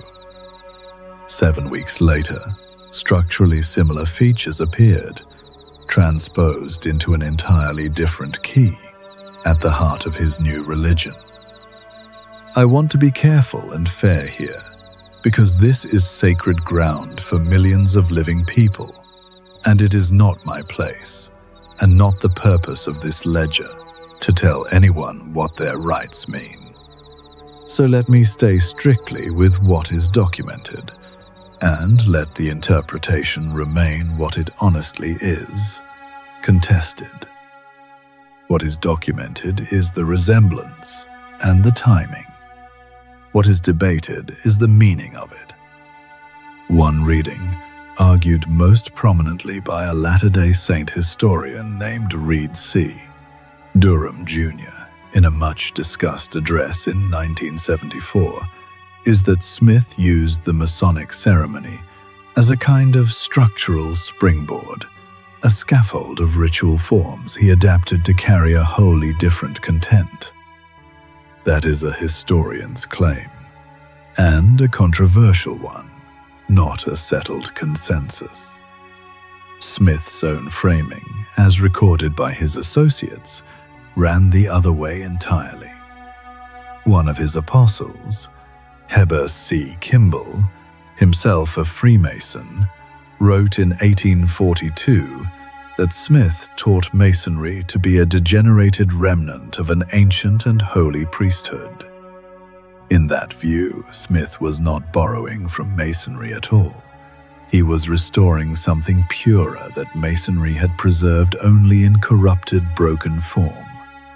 And the Church itself, today, acknowledges the outward similarities, while holding that the purpose and the theology are fundamentally different, a matter of covenant and eternity, it says, not of fraternal fellowship.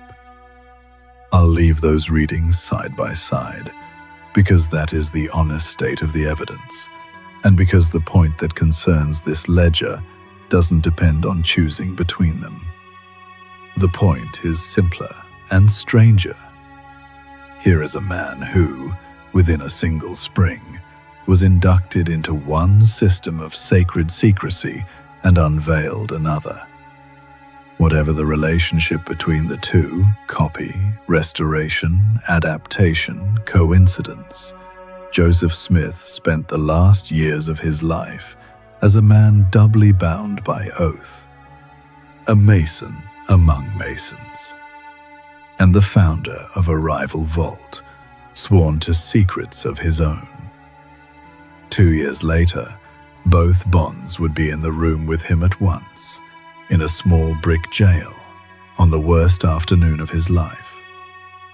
The 27th of June, 1844, Carthage, Illinois. Joseph Smith and his brother Hiram were being held in the jail there, on charges tangled up in the political and religious violence that had been closing around Nauvoo for months. They were not, in any real sense, safe in that jail. The men outside meant to see to that. In the late afternoon, an armed mob, their faces blackened, their numbers in the dozens, stormed the building and came up the stairs. What happened in that upstairs room happened fast and violently, and I will not linger over it, because the men in it deserve that much. Hiram was killed first, and Joseph Smith went to the window. His last words are among the few things about that afternoon that are firmly attested. 2 men who were in the room and survived it, John Taylor and Willard Richards, both recorded them, and they entered the official history of the church. As he fell from the window, Joseph Smith cried out, "O Lord my God." That much the record certifies. What surrounds those words is where certainty ends and belief begins, and the two must not be confused. Because among Freemasons there is a cry of distress, a specific formula, and a specific sign made with the hands, by which a brother in mortal danger calls on any Mason within reach to come to his aid. And it opens with words strikingly close to the ones Smith spoke. Over the years that followed, some who were present and others who had known him came to believe that Joseph Smith, in his final seconds, had begun that Masonic call, that, "O Lord, my God," was not only a prayer, but the opening of a brother's plea for help, and that he had raised his hands in its sign. I have to be exact with you about what kind of claim that is, because it is easy to tell it as cinema and wrong to. It is a belief held by people who knew him, not a line in a contemporaneous transcript. No one in that room wrote down in the moment, "He gave the Masonic sign." The words are attested. The gesture, and above all its meaning, come to us through later accounts and the convictions of those who wished to understand what they had lost. History can hand you the sentence. It cannot certify the grammar underneath it. And yet, Here is the part that holds true no matter how literally you read the sign. It is documented that there were Masons in that mob. Men who had knelt to the same oaths, who were bound by the plainest rule of their brotherhood to answer a brother's cry of distress, if ever they heard it. Whether or not Smith made the sign, whether or not any of them recognized it, the obligation was standing in that yard among the blackened faces, and no one came. Look at the room at Carthage, then, gently, because it will not hold much. A man at a window, a mob on the stairs, a cry that was certainly a prayer and may have been a summons, and a pair of hands raised toward what, and meaning what, no minute book will ever record. The faithful furnished that silence with a brother's distress call gone unanswered, and I understand why. It is a truer kind of grief than an empty room usually gets. But the ledger can only certify the words. Everything past them is what the living needed the dead man to have meant.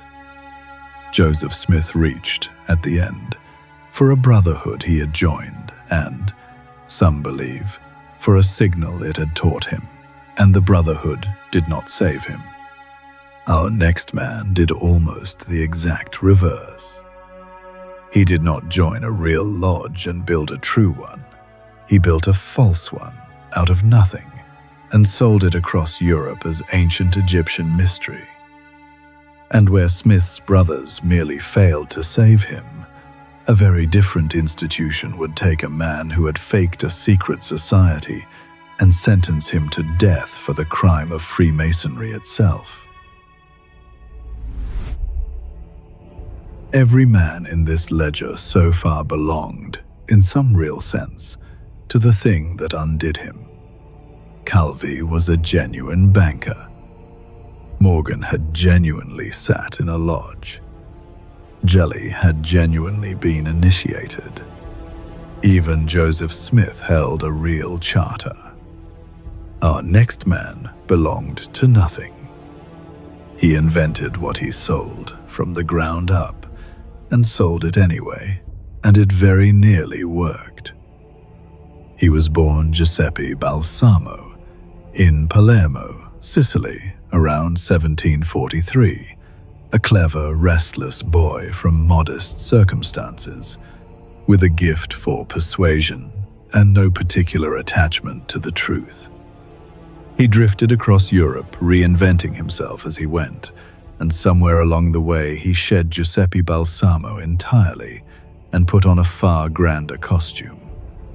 He became Count Alessandro di Cagliostro, a nobleman of no fixed nation, a physician who could heal the incurable, an alchemist who could ripen gold, a mystic in possession of ancient Egyptian secrets, a man who hinted, when it suited him, that he might be centuries old. None of it was true. All of it was marketable. And his masterstroke, the product at the center of the whole enterprise, was a secret society of his own manufacture.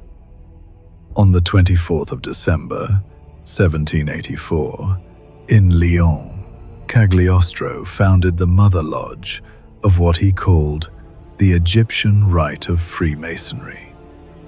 He named it La Sagesse Triomphante, triumphant wisdom.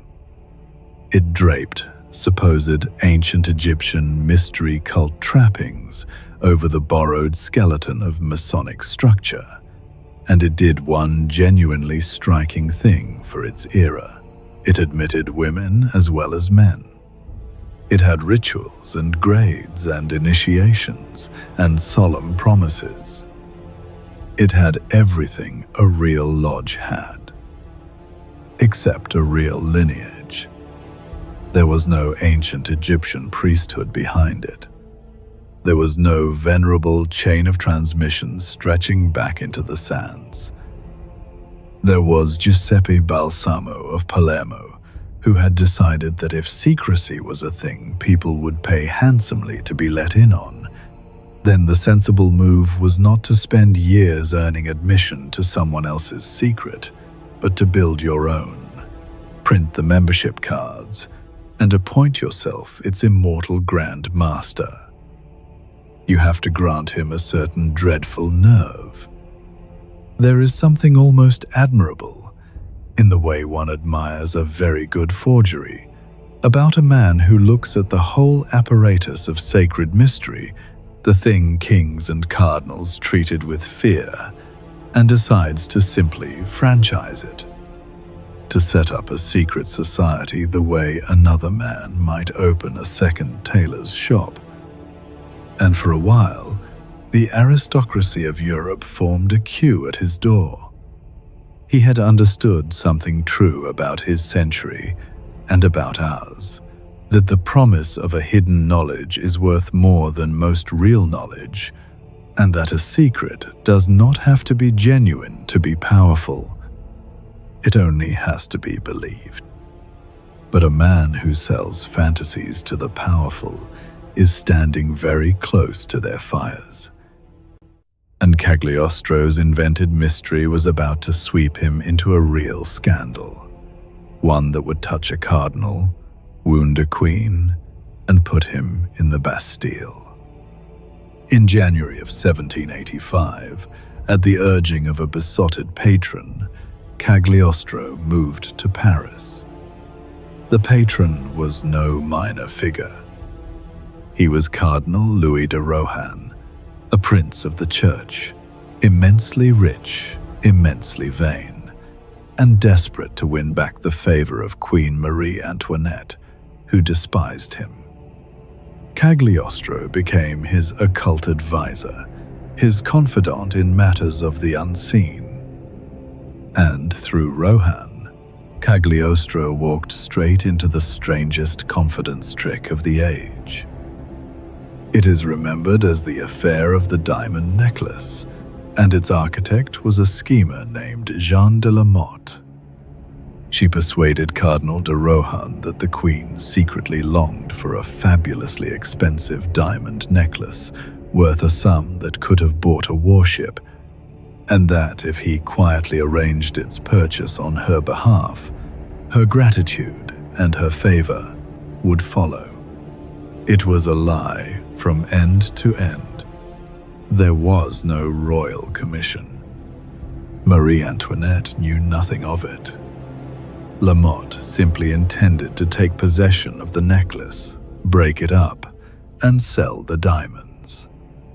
Rohan, blinded by his hunger for the Queen's approval, believed every word.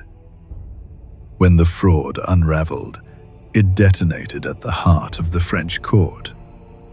And Cagliostro, as Rohan's mystic advisor, was swept up with the rest.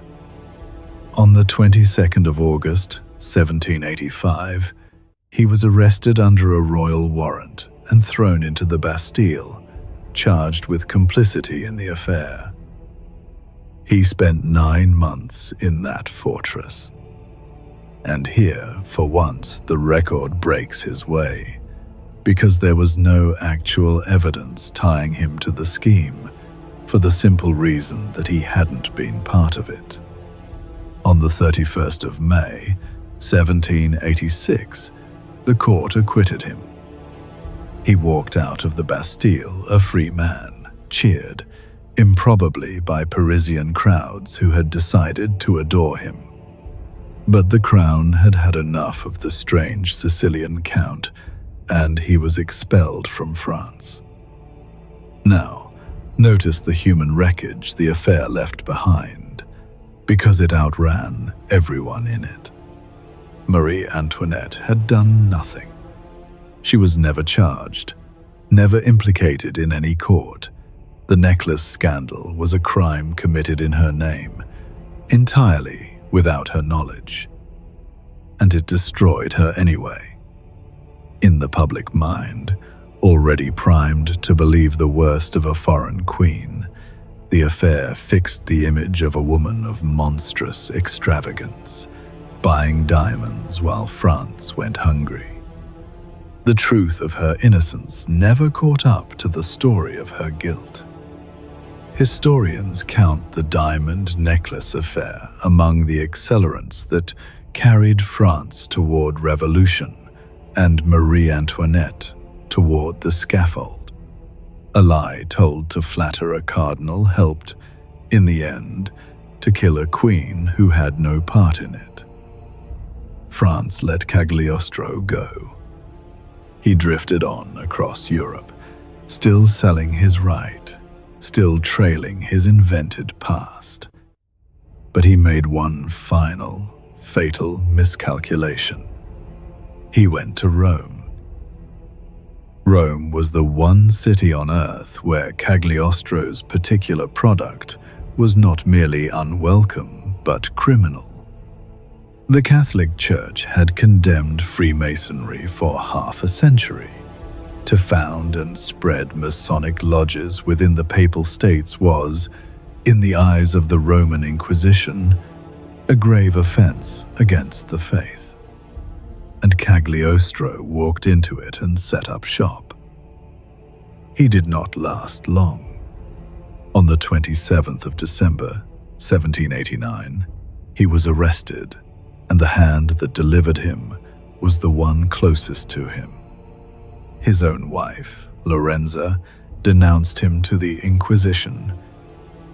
She had traveled with him for years, through the courts and the cons and the invented mysteries, and now she gave him up, laying before the tribunal accusations of heresy, of sorcery, of Freemasonry.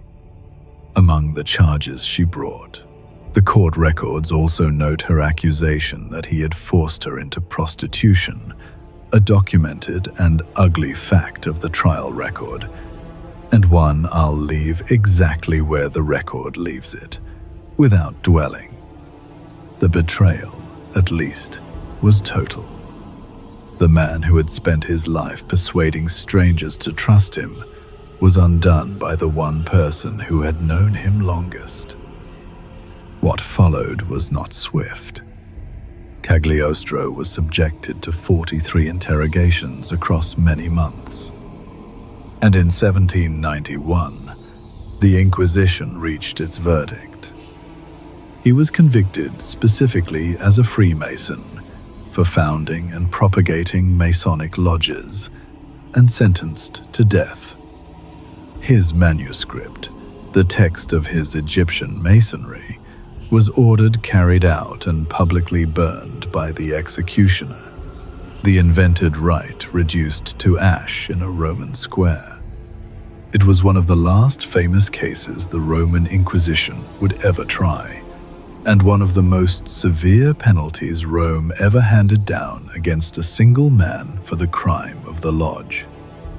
Pope Pius VI commuted the death sentence to life imprisonment. Cagliostro was walled up in the mountain fortress of San Leo in the Montefeltro, and there, on the 26th of August, 1795, after a failed escape and years in a stone cell, Giuseppe Balsamo of Palermo died. Open the Inquisition's evidence room one last time tonight and see what it actually held when it sentenced a man to die. A forged pedigree, a count who was no count, an invented rite with no ancestry but its author's imagination, a manuscript already burning, and a marriage that had turned, at the end, into a denunciation. There was no ancient Egyptian priesthood anywhere in the case, because there had never been one anywhere on earth. There was only a Sicilian who had claimed one, and sold it, and been believed. Rome sentenced the salesman to death for a secret that had never existed, took his fiction so seriously that it killed him for it. He had spent his whole life proving that people will fear a mystery they cannot see into. And in the end, The greatest power in Christendom furnished the empty room of his invented right with a threat grave enough to warrant a death sentence. Even Cagliostro, I think, might have appreciated the scale of the compliment. There is a bitter symmetry to close on. A court that treated mere membership in a secret society, even a fake one, as a crime worth a man's life. 2 centuries later, in the very same country whose villas and courts have shadowed so much of tonight, another court would face almost the identical question. A state, a raid, a seized membership list, a secret society hauled into the light. And that court, Europe's highest, would look at it all and rule the exact opposite way.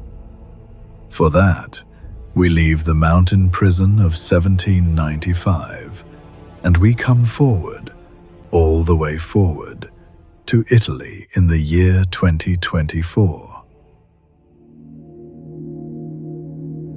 Come forward then. 229 years, one country, and a nearly perfect inversion of everything you have just heard. In 1795, in Rome, a court took a man who had founded a lodge and walled him up in a mountain fortress for it. The crime was the lodge. The sentence was the rest of his life.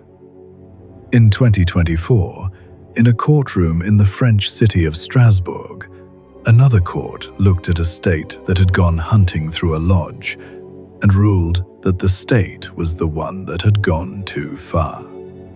That the ordinary men and women whose names sat on the membership rolls had a right the government had trampled. The same object lay at the center of both cases, a list of Freemasons. But the verdict had turned completely over. The lodge was no longer the accused. The lodge was the injured party. To understand how the world traveled from the first verdict to the second, we have to begin not in the courtroom, but in Sicily, because this time, unlike so many of the nights in this record, the suspicion was not imaginary. There was real fire under this smoke.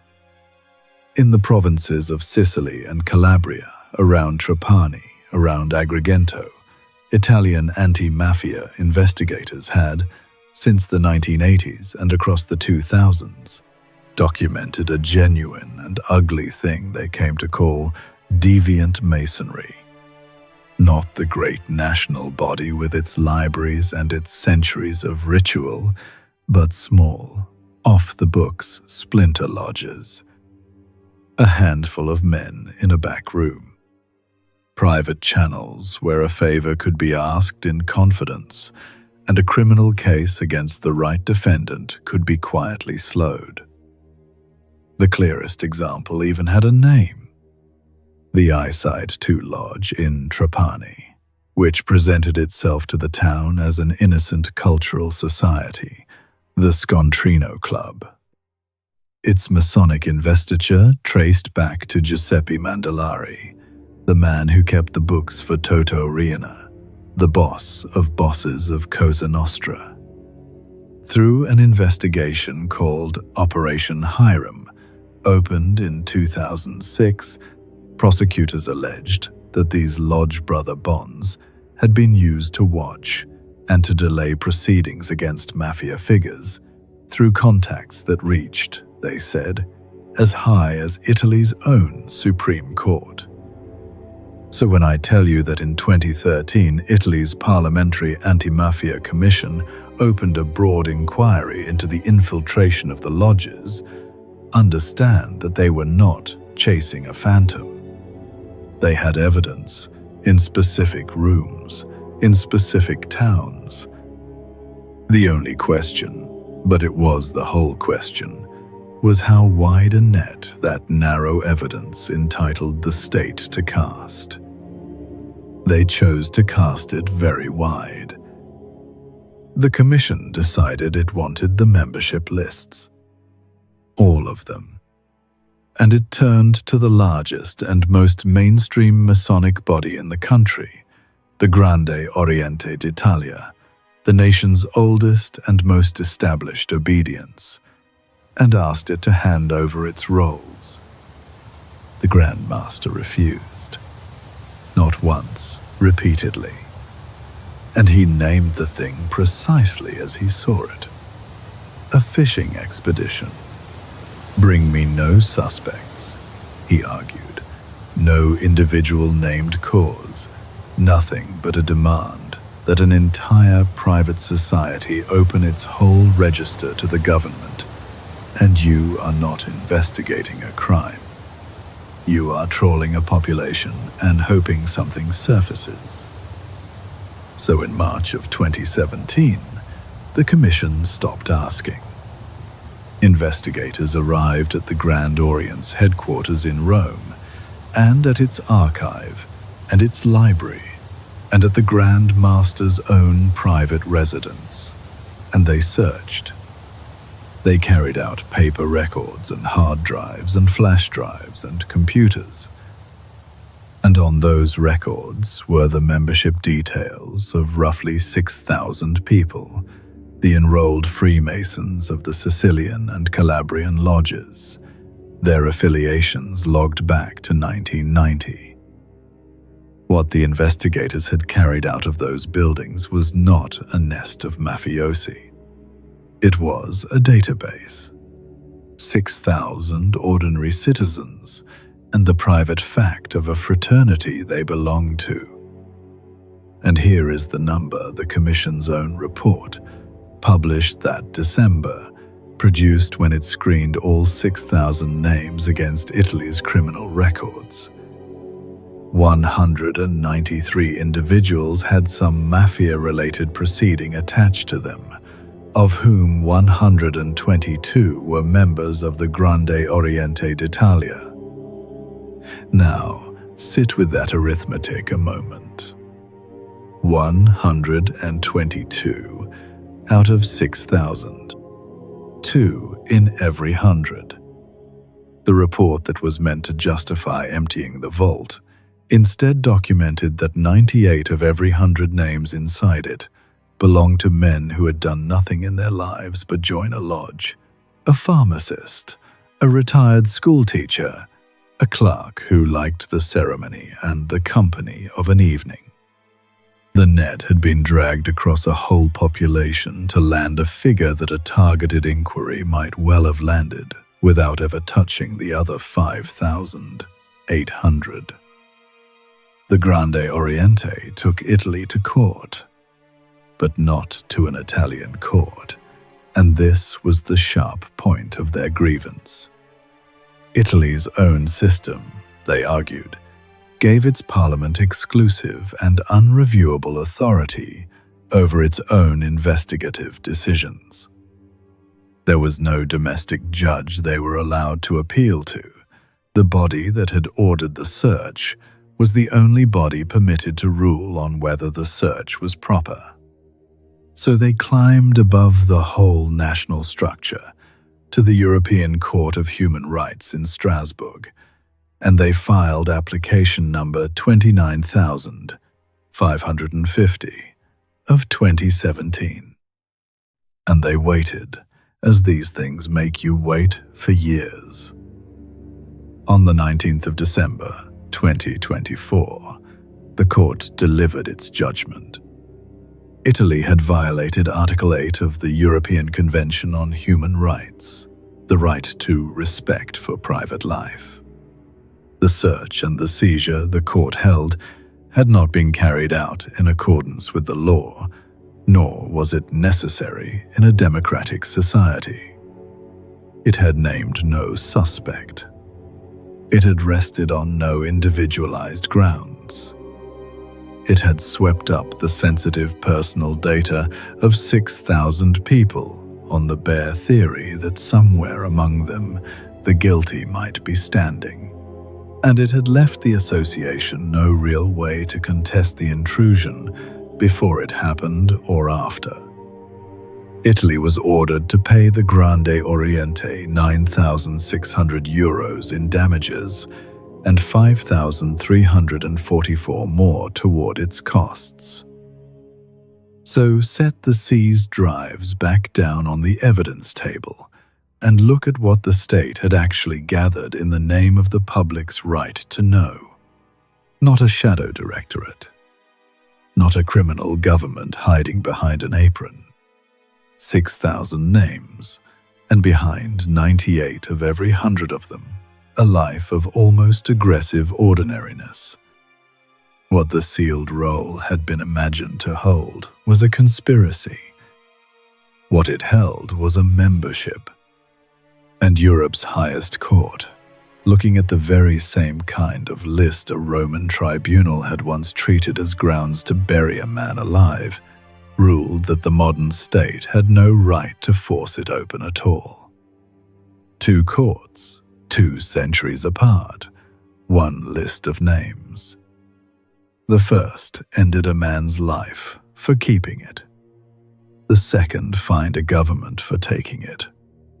And somewhere on the long road between those 2 verdicts sits the whole uneasy question that runs under every story in this record: how much a free society is permitted to know about the rooms it is not allowed to enter. Strasbourg's answer in 2024 was that a democracy can survive a closed door, that it must, in fact, learn to tolerate the one thing it cannot catalogue, or it slowly stops being the kind of state worth the protection. But there was a young country once that could not tolerate it at all. A republic barely 50 years old, where a single closed door, 1 lodge, 1 vanished man, 1 book that was never supposed to be stopped, produced no careful ruling about proportion and restraint. It produced a panic. And out of that panic grew something no one on earth had seen before: an entire political party built on the fear of a secret handshake. For that, we leave the courts of Europe, and we cross back over the ocean and back in time to the farm roads of upstate New York in the autumn of 1826. You remember the man.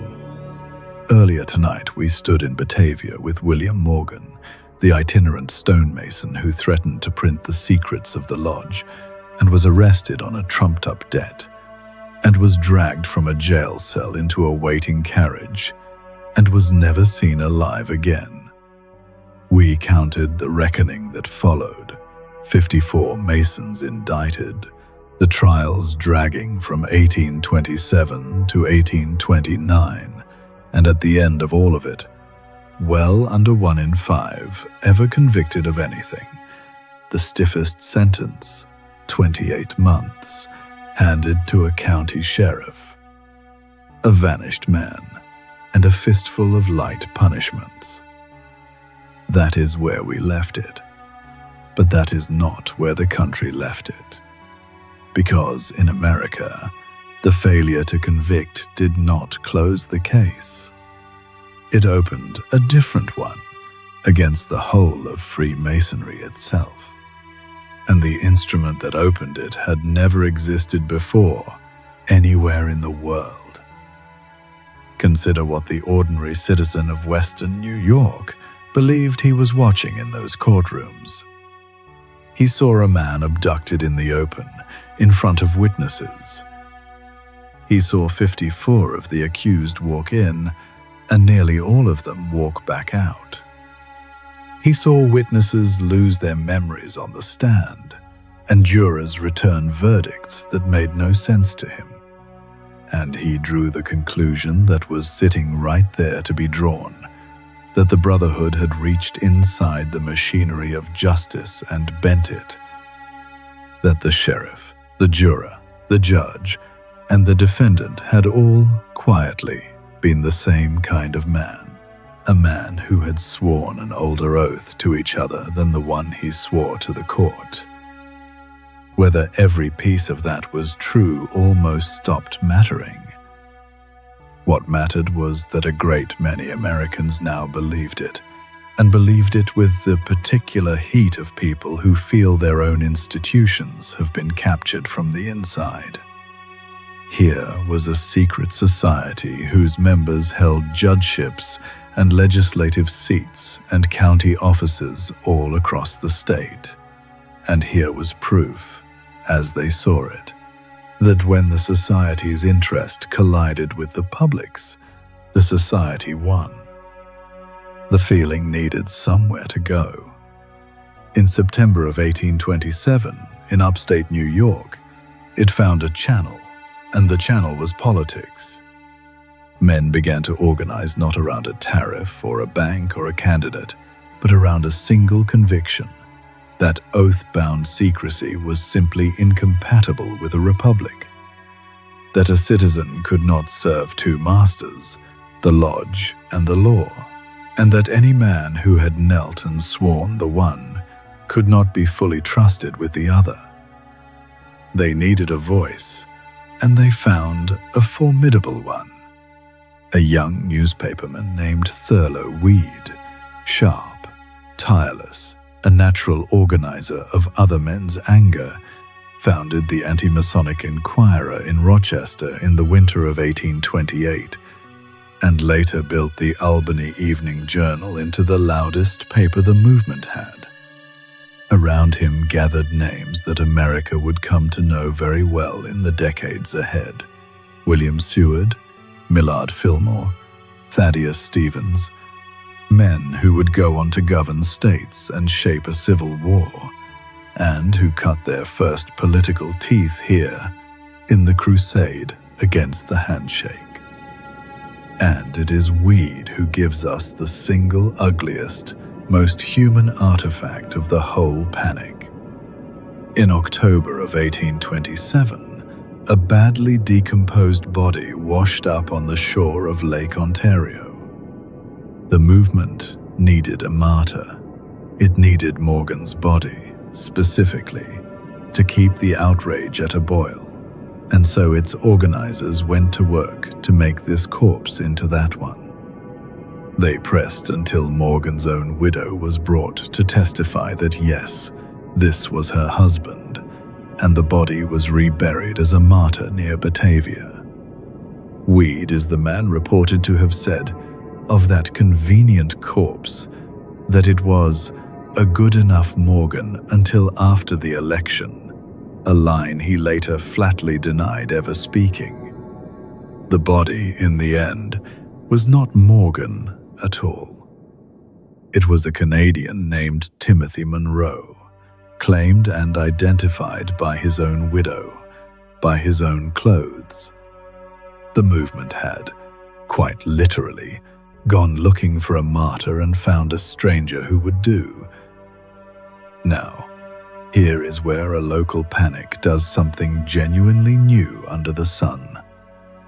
In September of 1831, the Anti-Masonic Party gathered in Baltimore, 111 delegates from 13 states, and held the first national presidential nominating convention in the history of the United States.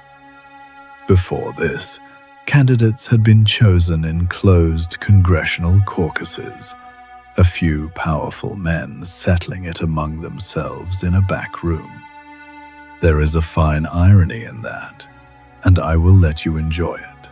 A party founded on hatred of decisions made by secret gatherings of insiders invented the great public alternative to exactly that: an open convention, delegates on a floor, the choice made in daylight. Every major party that has picked a candidate since has used the machine these men built. It is still, in its bones, how America nominates a president. Their choice of candidate tells you how quickly the pure fever had already begun to cool. They nominated William Wirt, a distinguished former Attorney General of the United States, and Wirt was, of all things, a former Freemason himself, who said plainly and publicly that he had never seen anything wrong with the fraternity. A single-issue anti-Masonic party, running an ex-Mason who liked the Masons. It was a deliberately moderate reach, a party trying to grow past its own founding grievance. In the election of 1832, Vert took a genuinely respectable 7.8% of the national popular vote and carried the state of Vermont and its 7 electoral votes. For a party that had not existed 6 years earlier, born entirely of one man's disappearance, that was no small mark to leave. And the fear was doing real work out in the country too, not the imagined work, the real work. Across New York State, the lodges emptied. A fraternity that had counted something like 480 active lodges in the mid-1820s watched that number fall to as few as 75, still meeting at the height of the day. Panic. Statewide membership dropped by roughly 3/4 in under a decade. And nationally, the collapse was of the same order. American Masonic membership fell from something near 100,000 men in 1826 to around 40,000 10 years later. Men burned their aprons, or quietly let their dues lapse, or simply stopped going, until whole lodges went dark. But a single-issue party has a single-issue lifespan. Once the outrage over Morgan had spent itself, once the lodges had thinned and the courts had gone quiet, the movement had no second act to reach for. By the middle of the 1830s, it was moribund nearly everywhere outside Pennsylvania, and its ablest men, Seward, Fillmore, Stevens, carried their skills and their followings into the new Whig Party. By 1840, the anti-Masonic party was formally finished. Its anger had burned out. Its convention had become permanent. Return to the empty martyr's grave near Batavia, the one that never held Morgan, and weigh what the panic believed it was fighting against what was actually there. It believed it had uncovered a hidden government, a brotherhood plotting, in its darkened lodges, to seize the young republic and rule it from behind the ballot box. That specific charge was never true. No lodge minute, no oath, no seized document ever showed Freemasonry conspiring to overthrow the United States. What was actually there was smaller and more ordinary, and, in its way, sadder. A network of local men who had, in one county, in one terrible instance, closed ranks to protect their own from the consequences of a killing. The Republic had gone hunting for a conspiracy to end it, and found instead a conspiracy of obstruction, a jury that would not convict a friend. And in its terror of the larger thing that did not exist, it built the very machine by which, ever after, it would choose its leaders in the open. The great fear of the age was that a secret oath, sworn in a closed room, could bend a nation. It was a fear about power, about hidden hands and whispered loyalties. And in the same decades, on the far side of the Atlantic, that same fear was being loaded into something incomparably more dangerous than a political party. Not a movement against the lodges, but a forgery about them. A single document, manufactured in a police office, that would take the old suspicion of the secret handshake, fuse it to the oldest hatred in Europe, and carry both, in time, all the way to the ovens. We turn now to a lie built to be dangerous, and I want to be very careful and very clear about exactly what it was.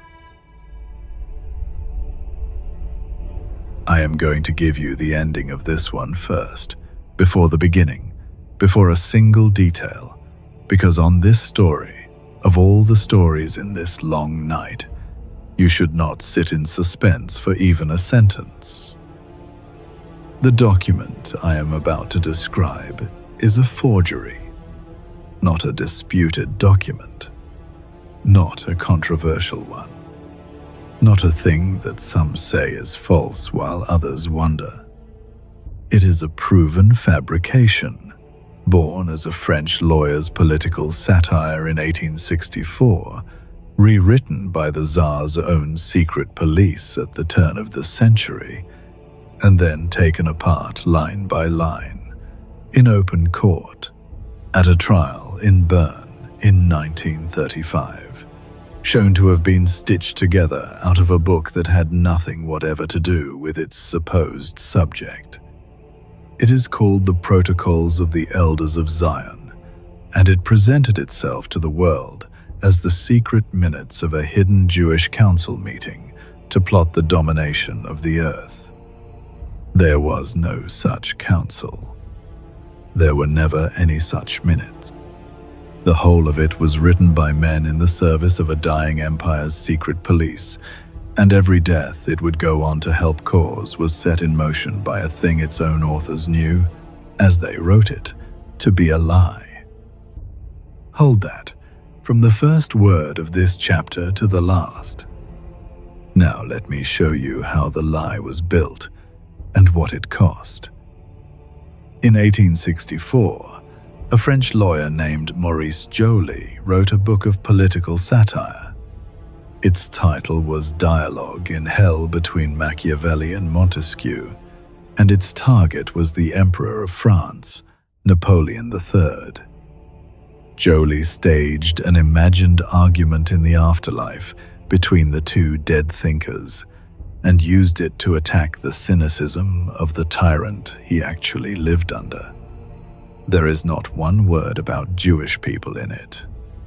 There is no conspiracy in it. It is a Frenchman's coded complaint about a French ruler, and it was suppressed, and its author was jailed for it, and in time it was very nearly forgotten. That book is the raw material. Some 3 decades later, around the closing years of the 19th century and into the early years of the 20th, agents connected to the Okhrana, the secret police of Tsarist Russia, took Joly's dialogue and rewrote it. They kept its cynical structure, its sneering voice, its schemes for controlling a nation. But they changed who was speaking. In their version, the voice belonged to a fabricated cabal of Jewish elders, laying out, in 24 invented chapters, a plan to seize the world through its banks, its newspapers, and the deliberate stirring up of conflict between other nations. It surfaced in Russia in a serialization around 1903, and in fuller form by 1905. Its entire architecture was plagiarized.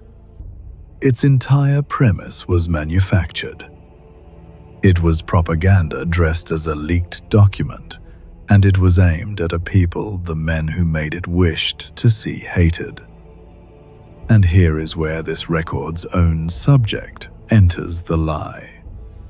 The protocols, and the swamp of conspiracy literature that grew up around it, deliberately wrote Freemasonry into the plot. The forgers cast the Masonic Lodge as the machinery, the hidden network of rooms through which the invented Jewish conspiracy supposedly reached into every country. This is the thing called the Judeo-Masonic conspiracy, and I need you to hear exactly what it is. It is a welding together of two entirely separate things, by people who needed a single enemy large enough to explain everything they feared. On one side, a real fraternity that genuinely kept its rituals private. On the other, an ancient and murderous slander against Jewish people. The forgers fused them on paper. That fusion is their invention, a marriage performed at a clerk's desk of a real thing to a lie, so that the secrecy of the one could be used to make the other seem to hide everywhere. It was never a description of anything real. It was a weapon, and it was built to be one. A forgery on a shelf is only paper. This one did not stay on the shelf. When the Russian Revolution scattered the empire's anti-communist exiles across Europe, they carried the protocols with them, and the anti-communist white armies of the Russian Civil War circulated it as they went, bound together with every other anti-Semitic tract of the era. And in those same years, in the pogroms that swept the lands that are now Ukraine, tens of thousands of Jewish people were murdered, and historians trace a direct line from the circulation of this lie to that violence. The forged pamphlet handed round as the justification, the permission, the reason. People who had never heard the name Maurice Joly died because of a book copied out of his. Then it reached Germany. In 1929, the Nazi Party acquired the copyright to a German edition. By 1938, its publishing house had run 22 printings. Hitler had already cited the protocols by name in Mein Kampf. The regime pressed it into service as it moved from the persecution of Jewish people toward their extermination. A forged document, taught as fact, used to rationalize a genocide. And it reached Spain. There, a Catholic priest named Juan Tusquets Terrats built upon the protocols a homegrown version of the same fabrication, the notion of a single Judeo-Masonic Bolshevik conspiracy, Jews and Freemasons and communists, imagined as one hidden hand strangling Christian Spain. The Franco regime treated that invented enemy as real, and after its victory, it wrote the fiction into law, the law for the repression of Freemasonry and communism of March 1940, a formal machinery of the state built to hunt down Freemasons, and, by the fused logic of the lie, Jews as enemies of the nation. A forged pamphlet had become a statute. At no point in any of this was the thing true. That must be said plainly, because the horror of it is precisely that none of it needed to be true to work. The document was believed by people who wanted to believe it, and acted upon by states that found it useful, and the people it named as a hidden power were, in every actual room where power was exercised over them, utterly powerless. It was finally dragged into a court of law in Switzerland. Beginning in 1933 and running to 1935, the Swiss Federation of Jewish Communities, together with the Jewish community of Bern, sued members of a Swiss fascist movement, an editor named Theodor Fischer and a distributor named Silvio Schnell, for spreading the protocols. The main sessions ran from the autumn of 1934 into the spring of 1935, before a judge named Walter Meyer. Witnesses came and testified to the document's origins in the Tsarist secret police. Among those who appeared in connection with the case was Chaim Weizmann, later the first president of Israel. And the court appointed its own expert, a Swiss writer named Karl Albert Loosely, to examine the text against its sources. His conclusion was not hedged. He found the protocols to be, in his words, a plagiarism and a forgery. On the 19th of May, 1935, the court ruled. It declared the protocols of the Elders of Zion to be forgeries, plagiarisms, and obscene literature. The fines it levied on the two men were almost nothing, 50 Swiss francs and 20. The verdict was never about the money. It was about the record, a court of law, having examined the evidence, stating for history that the document was a fraud. I have to add one careful note here, because it is the kind of thing that gets twisted. In 1937, an appeals court set aside that conviction. But understand exactly what was set aside and what was not. The reversal turned on a narrow technical question of Bernie's law, how a political publication should be classified against an obscene one, and nothing more. The appeals court did not find the protocols genuine. It did not restore the lie to respectability. The finding of forgery stood, and it has never, in all the years since, been credibly challenged by any serious historian. The document was and remains a proven fabrication. So walk one last time tonight into the room this thing actually came out of, the true room behind the imagined one. There is no long table of elders. There is no council of the world's hidden masters. There is a desk. On it, a borrowed French book, its pages marked for copying. A clerk in the pay of a secret police, crossing out one set of names and writing in another. That is the whole of the cabal, a plagiarist and a paste pot and a government that wanted an enemy.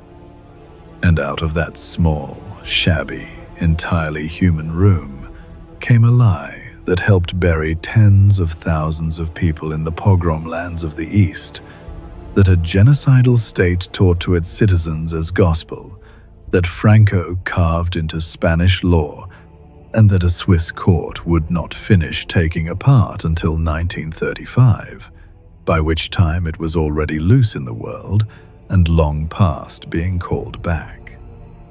The forgery was exposed. The dead it had helped make were not returned. Both of those things are true, and the second one is the one that matters. This little program is pushing quietly toward a milestone of its own, 500 followers. It isn't much, I know, but it's progress, and it's the kind of progress you could help with. If a story tonight has stayed with you, this one, or one from earlier, share it with a friend. Leave a rating, and drop a comment.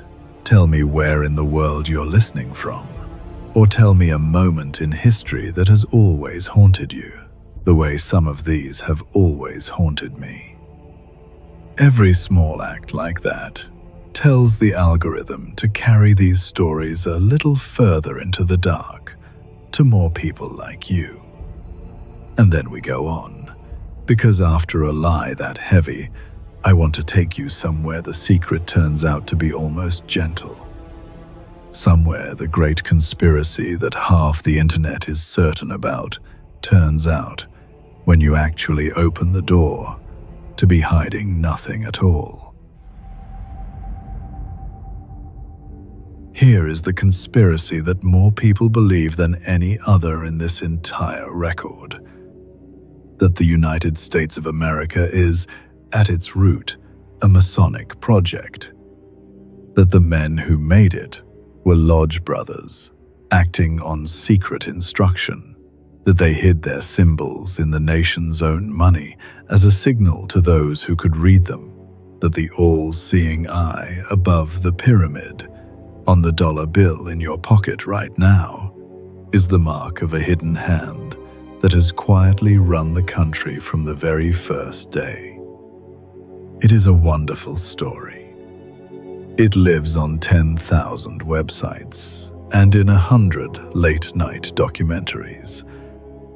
And it has, at its heart, One genuinely unusual feature that most of the other lies in this record do not have. A great deal of it is built directly on top of things that are perfectly, boringly true. That is exactly why it holds. So let us do the one thing the myth depends on, you never quite getting around to doing. Let us take the true part and the false part and lay them side by side and see which one was ever actually a secret. Start with the part that is real, because it is real, and there is a lot of it. On the 18th of September, 1793, President George Washington put on a Masonic apron, a ceremonial one, given to him as a gift, and kept to this day in the memorial that bears his name, crossed the Potomac, and led a full Masonic procession to lay the cornerstone of the United States Capitol.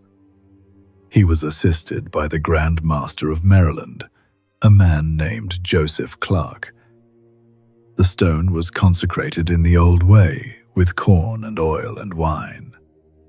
And then the whole company sat down to a barbecued ox that weighed 500 pounds. This is not a rumor. It is one of the best documented ceremonies in the early life of the Republic, and I would gently point out that it is a peculiar sort of secret conspiracy that lays its founding stone in a public procession and then feeds the entire crowd a quarter-ton of beef. The membership was real, too. Of the 56 men who signed the Declaration of Independence, roughly 9 were documented Freemasons, Benjamin Franklin and John Hancock among them. Of the 39 who signed the Constitution, somewhere between 9 and 13 were Masons, including Washington and Franklin again. Real men, real lodges, real aprons. But notice already what the myth needs you to blur. 2 of the most important founders of all, Thomas Jefferson and James Madison, the mind behind the Declaration and the father of the Constitution, were not Masons at all. Neither one. Madison's own historic home states it as flatly as a museum can. He never was a Mason. The men most often waved around as proof of the plot were, in its 2 most crucial cases, not even members. And the lodges were, genuinely, where some of the Revolution's men gathered. In Boston, the Lodge of St. Andrew counted John Hancock and Paul Revere and Dr. Joseph Warren among its members. The Green Dragon Tavern, a building owned by that lodge, was a real and documented meeting place for the Sons of Liberty. On the very night of the Boston Tea Party in December of 1773, the lodge's own minutes record that its meeting was closed early on account of the few members present, and it is tempting, very tempting, to read that as proof the brothers had all slipped out to go dump the tea. Historians who are careful will tell you the overlap between the lodge's roles and the Tea Party's raiders is real, but that the tidy causal story, that the lodge itself planned it, is circumstantial, not proven. The room was real. Who walked out of it, and why, is where the certainty stops. So there it is, the whole of the true Masonic presence at the founding. Real members, real ceremonies, a real tavern, a real network of well-connected colonial men who trusted one another. It was influence of the ordinary humankind, the kind that runs through every club and church and trade in every age. And every scrap of it happened in the open. Now the false part, the exciting part, the part that isn't there. Take take the biggest claim first, that Freemasonry, as an institution, secretly orchestrated the American Revolution. On this, the historians are about as united as historians ever get. The scholar Neil York, whose assessment went through peer review, put it plainly, that Masonry as an institution did not figure in the revolt, that the Masons who took part as individuals, moved by Enlightenment ideas that were common currency far beyond any lodge wall. There was no order from the East. There was no secret command. There were men who happened to belong to a fraternity and who also happened to help make a country, which is a very different and much duller thing. And then the crown jewel of the whole myth, the eye on the dollar. Here the dates simply refuse to cooperate with the story. The eye above the pyramid comes from the Great Seal of the United States, and the Great Seal was adopted in 1782. Its final designers were Charles Thomson and a lawyer named William Barton, and neither man has any documented Masonic affiliation whatsoever. Of the earlier committee that had taken a run at the design, only one member, Franklin, was a Mason at all, and his proposals were thrown out at every stage. Thomson's own notes to Congress explain the eye in plain civic language. The eye of providence, divine oversight watching over a new nation, not a lodge signal, a prayer. The symbol itself is far older than American Freemasonry's use of it. That eye in a triangle appears in Christian devotional art as early as 1525, representing the all-seeing eye of God, standard religious imagery in Renaissance Europe, centuries before the first Grand Lodge even existed. Freemasonry only took the same old Christian motif into its own illustrations around 1797, with Thomas Smith Webb's ritual monitor 15 years after the seal was already designed. The seal did not borrow from the Masons. If anything, both reached back to the same church art. And the eye did not even appear on the dollar bill until 1935, when a redesign under President Franklin Roosevelt, urged along by an agriculture secretary named Henry Wallace, with a genuine personal taste for the mystical, finally printed the old seal onto the money, 153 years after the symbol was chosen, by men long dead, for reasons that had nothing to do with any lodge. Turn the bill over, then, and look at what the Great Secret actually is. Not a coded command from a hidden government. A Christian symbol older than the fraternity, placed on a seal by two men who were not Masons, approved in daylight by an act of Congress, and stamped onto currency a century and a half later by a bureaucrat who liked mysticism. That is the whole of it. And here is the irony. The Masonic conspiracy that half the world is certain of, the eye, the dollar, the secret founding, is the one part that is false, while the real Masonic presence, the aprons and the signers and the tavern, is so ordinary that nobody bothers to click on it. The secret of the founders' Freemasonry was never that it was hidden. The secret is that it was never hidden at all. And the room the whole world keeps trying to peer into, the one behind the eye on the money, that room is empty. There is nobody watching back.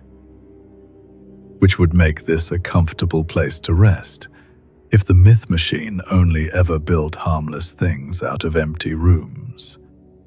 It does not. The same mechanism that can turn a public ox roast into a shadow government can also fasten itself onto a room that is not empty at all, a room full of real and recent and terrible blood. A room like that waits a few streets away, in the East End of London, in the autumn of 1888. And in time, the machine that made a conspiracy out of a dollar bill would try to make one out of a murderer, and to do it, it would have to step carefully around the actual dead. Let me take you there, carefully, as it deserves. The East End of London, in the autumn of 1888, was a place living inside a fear it could not name. Over a handful of weeks, in the crowded, gaslit streets of Whitechapel, 5 women were murdered. The killer was never caught. He was never even identified. Not then, not since, across more than a century of searching. The canonical 5 became a wound the city could not close, and out of that open wound grew the most famous unsolved case in the history of crime, and a name that everyone reading these words already knows. I am going to hold this story at the level it deserves, which means I will not walk you through what was done to those women. The record is unbearable, and it is not mine to reopen for entertainment. What matters for tonight is not the violence. It is the silence that followed it. A terror with no face, a case with no answer, and, in that vacuum, exactly the kind of empty room this record keeps returning to. Because when a real horror has no solution, the human mind cannot leave the room empty. It furnishes it. And nearly 90 years later, someone furnished this one with Freemasons. There is one real detail from those weeks that matters here, and it is the seed of everything that came after. In the small hours of the 30th of September, 1888, a police constable named Alfred Long was walking his beat when he found, in a doorway of the Wentworth dwellings on Goulston Street, a torn piece of apron, a fragment linked to Catherine Eddowes, one of the murdered women, killed that same night. And on the wall above it, written in chalk, was a line. The constable recorded it as, "The Jews are the men that will not be blamed for nothing." That spelling, J-U-W-Es, keep it in mind. Now watch what actually happened next, because it is not a cover-up, though it would one day be sold as one. As dawn approached, the Metropolitan Police Commissioner himself, Sir Charles Warren, came to the doorway. The market was beginning to stir. Stallholders were setting up. The streets of Whitechapel were about to fill. And Warren, looking at that chalked line about the Jews hanging over a murder scene, feared exactly one thing: that a crowd would read it as an accusation against the neighborhood's Jewish population, and that the fear already choking the district would tip over into an anti-Jewish riot. So he ordered the writing washed off the wall, then and there, before it could be photographed. His own detectives wanted it preserved as evidence. He overruled them, and the chalk was sponged away in the grey light. That is the true event. A commissioner, frightened of a pogrom in his own city, erasing an ambiguous line before the crowds arrive. It is a decision people still argue about, the destruction of a possible clue, but its motive is documented and it is human. He was trying to stop a mob. Sir Charles Warren was, as it happens, a Freemason. And that single fact, a Masonic policeman, erasing a message about the Jews at a Ripper murder scene, was the loose thread that a writer, decades later, would pull until he had unraveled an entire fictional conspiracy. The man who pulled it was named Stephen Knight, and in 1976 he published a book with a chilling title, Jack the Ripper, The Final Solution. Knight's theory went like this, and I report it only in order to take it apart. He claimed the murders had not been the work of a lone madman at all, but of a small group tied to Freemasonry, carrying out a cold, organized silencing. The motive, he said, was to bury a royal scandal, a secret marriage between Prince Albert Victor, a grandson of Queen Victoria, and a working-class Catholic shopgirl named Annie Elizabeth Crook. To protect the throne, Knight alleged, the murders were committed by the royal physician, Sir William Gull, driven about the city by a coachman named John Netley, and then covered up by that same Commissioner Warren, destroying evidence to shield his Masonic brothers. The chalk on Goulston Street, Knight argued, was the killer's own signature. Those misspelled Jews, he claimed, were not the Jewish people at all, but a reference to Jubela, Jubelo, and Jubilum, three legendary assassins from the ritual story of Freemasonry. A Masonic calling card left at the scene. It is a tremendous story. It is also, in every load-bearing part, false, and we can say so without hedging, because the demolition is thorough. Begin with those Jews. No Masonic ritual, no scholar of Freemasonry, no ritual text anywhere refers to the three assassins of the legend as Jews. The word appears in no authentic Masonic anything outside of Stephen Knight's own book. It is not a Masonic term. It was simply, and much more sadly, a misspelling on a wall in a frightened neighborhood. Then take the source of the whole tale. Knight's central informant was a man named Joseph Gorman, who called himself Joseph Sickert and claimed to be the secret grandson of the painter Walter Sickert, carrying inside knowledge of the royal cover-up. But after Knight's book went further and implicated the painter Walter Sickert himself as one of the killers, Gorman went to the Sunday Times and recanted the entire thing. He called it, in his own words, a hoax, a whopping fib. The man on whose testimony the whole conspiracy rested publicly confessed he had made it up. And the documented history buries what is left. There is no record of any marriage between Prince Albert Victor and Annie Crook.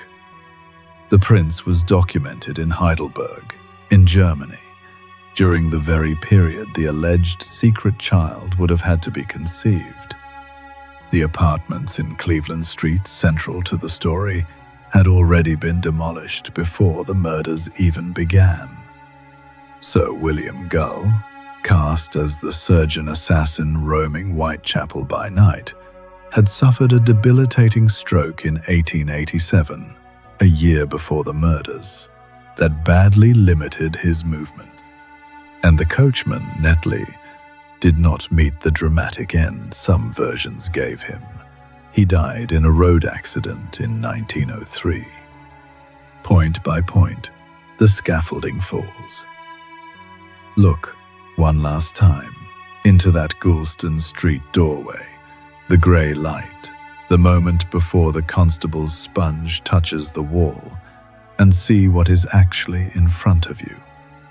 A torn scrap of cloth, a misspelled line of chalk about a fear already loose in the streets, a frightened commissioner who wants it gone before a mob can read it, and, a few streets away, 5 murders that no one has ever solved and no one ever will. That is the entire contents of the room. A real and terrible crime, a real and honest terror, and a policeman trying to prevent one atrocity from breeding another. What was added later? The royal coach, the surgeon with his bag, the Masonic tribunal deciding who must die to protect a prince. None of it was ever in that doorway. It was chalked on 90 years afterward by a writer who had a thrilling story, and one informant who would later admit he had invented it. The empty room here was not empty of horror. It was only empty of the conspiracy. The horror was real, and it belonged to 5 women, and the myth that draped a secret brotherhood over their deaths added nothing to the world but a lie that sold well. The Ripper theory, at least, killed no one. It stained a fraternity's name, and it sold its editions, and it will be dusted off by every generation of true crime that comes after us, but it left no bodies of its own. It is the myth machine idling, building a monster over a real grave for the pleasure of the shudder. But the machine has a masterpiece. There is one conspiracy left to open tonight, a single secret order blamed across 2 full centuries for every revolution, every war, every hidden hand behind every throne. And the strangest thing about it is that, unlike Knight's Masonic tribunal, this order genuinely existed. It was real. It was founded on a precise day, in a real Bavarian town, by a real professor with real ambitions. And it was crushed, utterly, within 9 years of its birth. Everything the world believes about it was built after it was already dead. We turn now to the small, doomed, endlessly resurrected society at the center of it all, the Bavarian Illuminati. On the 1st of May, 1776, in the Bavarian town of Ingolstadt, a professor of canon law named Adam Weishaupt founded a secret society with 5 members. That is the whole beginning. 5 men, 1 university town, 1 restless academic who had been raised and taught by Jesuits and then turned hard toward the Enlightenment and its faith in reason. Weishaupt looked around Catholic Bavaria and saw the old clerical order, the Jesuits above all, with its hands still firmly around education and public life, and he wanted a lever to pry those fingers loose. He wanted to spread rationalism, secular thought, the quiet erosion of superstition through a network of educated men bound to help one another.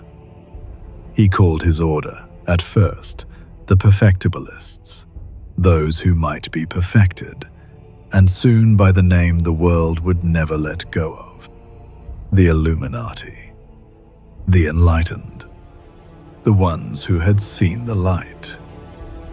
And it was, at the start, a strikingly small and strikingly bookish thing. Weishaupt built it in grades, the way the societies of his age were built, a novice at the bottom, then a rank he named the Minerval, after Minerva, the goddess of wisdom, and above that, the illuminated Minival.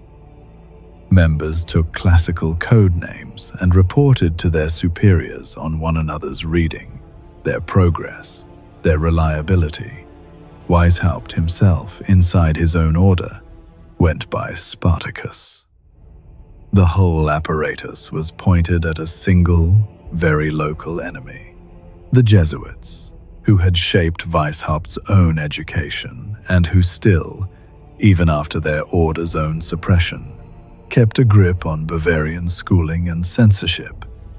He meant to grow a rival network of enlightened men who would quietly advance one another into the offices the Jesuits held and reform the country from the inside. It was ambition, certainly, a professor's ambition, run on subscriptions and reading lists. It was not, by any measure yet, a plan to govern the world. Now, if you want to grow a secret society quietly, you do not build a new house in an open field. You move into one that already has thick walls and a locked door. And in the Germany of the 1770s, the building already fitted with thick walls and a locked door was Freemasonry. So in March of 1777, Weishaupt himself was initiated into a Masonic lodge under the borrowed name Sanchuniathon, an old Phoenician sage, the sort of alias a professor picks. And from 1778 onward, his Illuminati did to the lodges roughly what a clever tenant does to a rented house. They moved in, filled the rooms, and slowly began deciding who else got a key. They joined existing lodges and worked to dominate them from the inside. They even raised a lodge of their own to serve as a front and named it, with a careful eye to local favor, Theodore of the Good Counsel, after the reigning elector himself, Karl Theodor. Flattery, built in the shape of a lodge. The order's real leap came in 1780, when Weishaupt recruited Baron Adolf Knigge, an already prominent Freemason who brought two things Weishaupt lacked: organizational talent and a ready book of Masonic contacts. Under Knigge, the order grew and structured itself, borrowing the graded, ceremony-heavy shape of the very masonry it was colonizing. By the end of 1784, the Illuminati had perhaps 2,000 to 3,000 members. The figure varies by who is counting, and how generously they count a lightly controlled lodge brother, scattered across as many as 9 countries. That is a genuinely impressive number for a secret society run out of a Bavarian professor's ambitions. It is also, I want to be plain, nowhere within 1,000 miles of controls the governments of the earth. It was a subscription network of curious, bookish, reform-minded men, and it was already, in 1784, beginning to come apart. Because it ate itself first, before any government laid a finger on it. Weishaupt and Knigge, the founder and the organizer, fell out badly over the order's direction in 1784, and Knigge, the man who had made it grow, simply left. The most capable node walked out the door, and it was into that weakened, quarreling order that the hammer finally came down. Elector Karl Theodor of Bavaria, the very man the Illuminati had tried to flatter with the name of their front lodge, did not care for secret societies of any kind, and he moved against them with a thoroughness that left nothing standing. He issued edicts, one in 1784, then the decisive one on the 2nd of March, 1785, which named the Illuminati directly, and 2 more after that, in 1787 and in 1790, as if to make certain the grave was properly filled. Weishaupt fled Bavaria before the authorities could take him, and was stripped of his university chair and banished. Over 1786 and 1787, Bavarian officials raided the homes of the remaining leaders and carried off the order's internal papers, its rituals, its correspondence, its membership lists. And then the state did the one thing that guaranteed the order would never truly die. It published them. In 1787, the Bavarian government printed the seized documents itself. The secret rhetoric, the grand talk, the coded names, and put every unsettling private sentence into permanent public circulation as a warning. It was meant to bury the order under its own words. It embalmed it instead. After 1785, there is no further verified organizational activity by Weishaupt's Illuminati anywhere in the historical record. 9 years from founding to functionally dead. A short life, thoroughly documented, thoroughly over. But a printed ghost is a durable thing. In 1797 and 1798, more than a decade after the order had gone silent, 2 frightened books arrived and gave it a second life it had never earned. The first was by a French émigré priest, the Abbé Augustin Baruel, memoirs illustrating the history of Jacobinism. The second was by a Scottish physicist, John Robison, Proofs of a Conspiracy. Both men were writing in real terror of the French Revolution, groping for something large enough to explain a world that had turned over. And both landed on the same answer. The Illuminati had not died in 1785 at all. It had gone underground, survived, spread, and secretly engineered the revolution from the shadows. None of it was true. The order they described, vast, intact, invisible, pulling the strings of nations, had been dismantled and its papers printed years before either man set pen to page. But both books were bestsellers, reprinted and translated and argued over in pulpits and pamphlets on both sides of the Atlantic. And every modern claim you have ever heard about the Illuminati, that it survived, that it runs the banks, that it staged this war or that assassination, the whole borderless New World Order mythology traces back not to Adam Weishaupt's 9-year Bavarian club, but to Baruel and Robison inventing its afterlife. The lie took because it obeyed the oldest rule in this record. A closed door invites a story, and a door that slams shut all at once, an order that simply vanishes from the historical record inside a single year, invites the largest story of all. There was a real vacuum where the Illuminati had been, and into a vacuum the frightened will always pour a shape. The 2 authors, terrified by a revolution that had guillotined a king, needed the chaos to have an author, a hidden hand, a mind behind the mob. The dead Bavarian order was the perfect candidate, precisely because it was obscure, real enough to point to, gone enough that almost no one would trouble to check the 9-year timeline. It could be made to mean anything, because there was no longer anyone home to say otherwise. And once the shape was poured, it never emptied out again.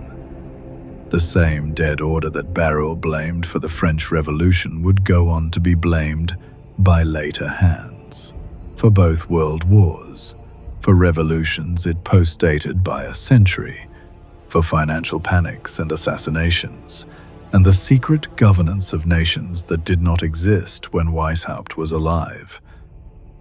It became conspiracy culture's permanent placeholder, the name you reach for when you need a hidden author and do not have one, endlessly refilled, endlessly resurrected, always just out of sight. A ghost is a useful thing precisely because it can be anywhere. This one has been put to work in every century since its death. There is a small, dry joke buried in all of this, and I will let you have it.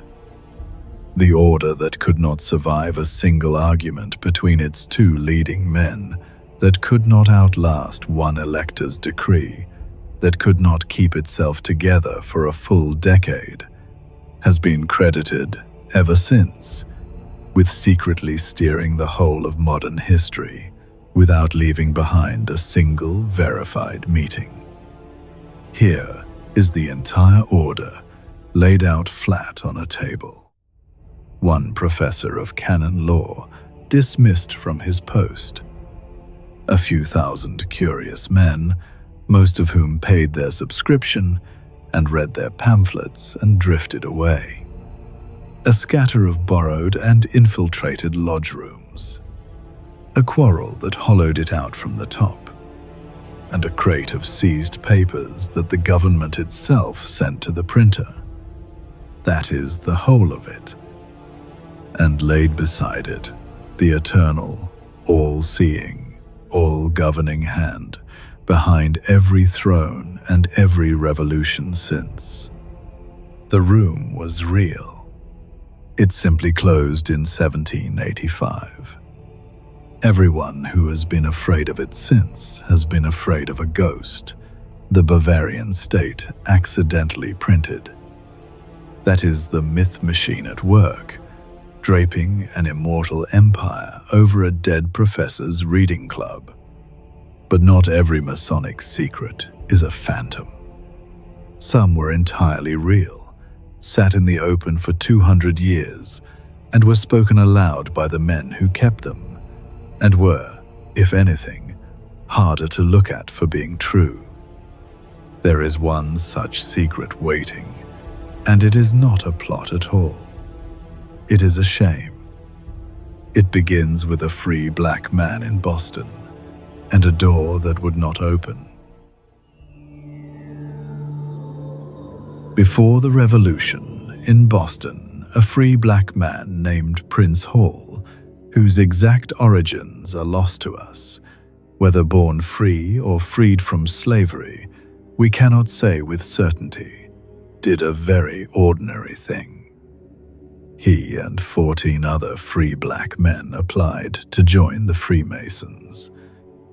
They petitioned the White Lodge in their own city, St. John's Lodge, to be admitted to the Brotherhood. They were refused.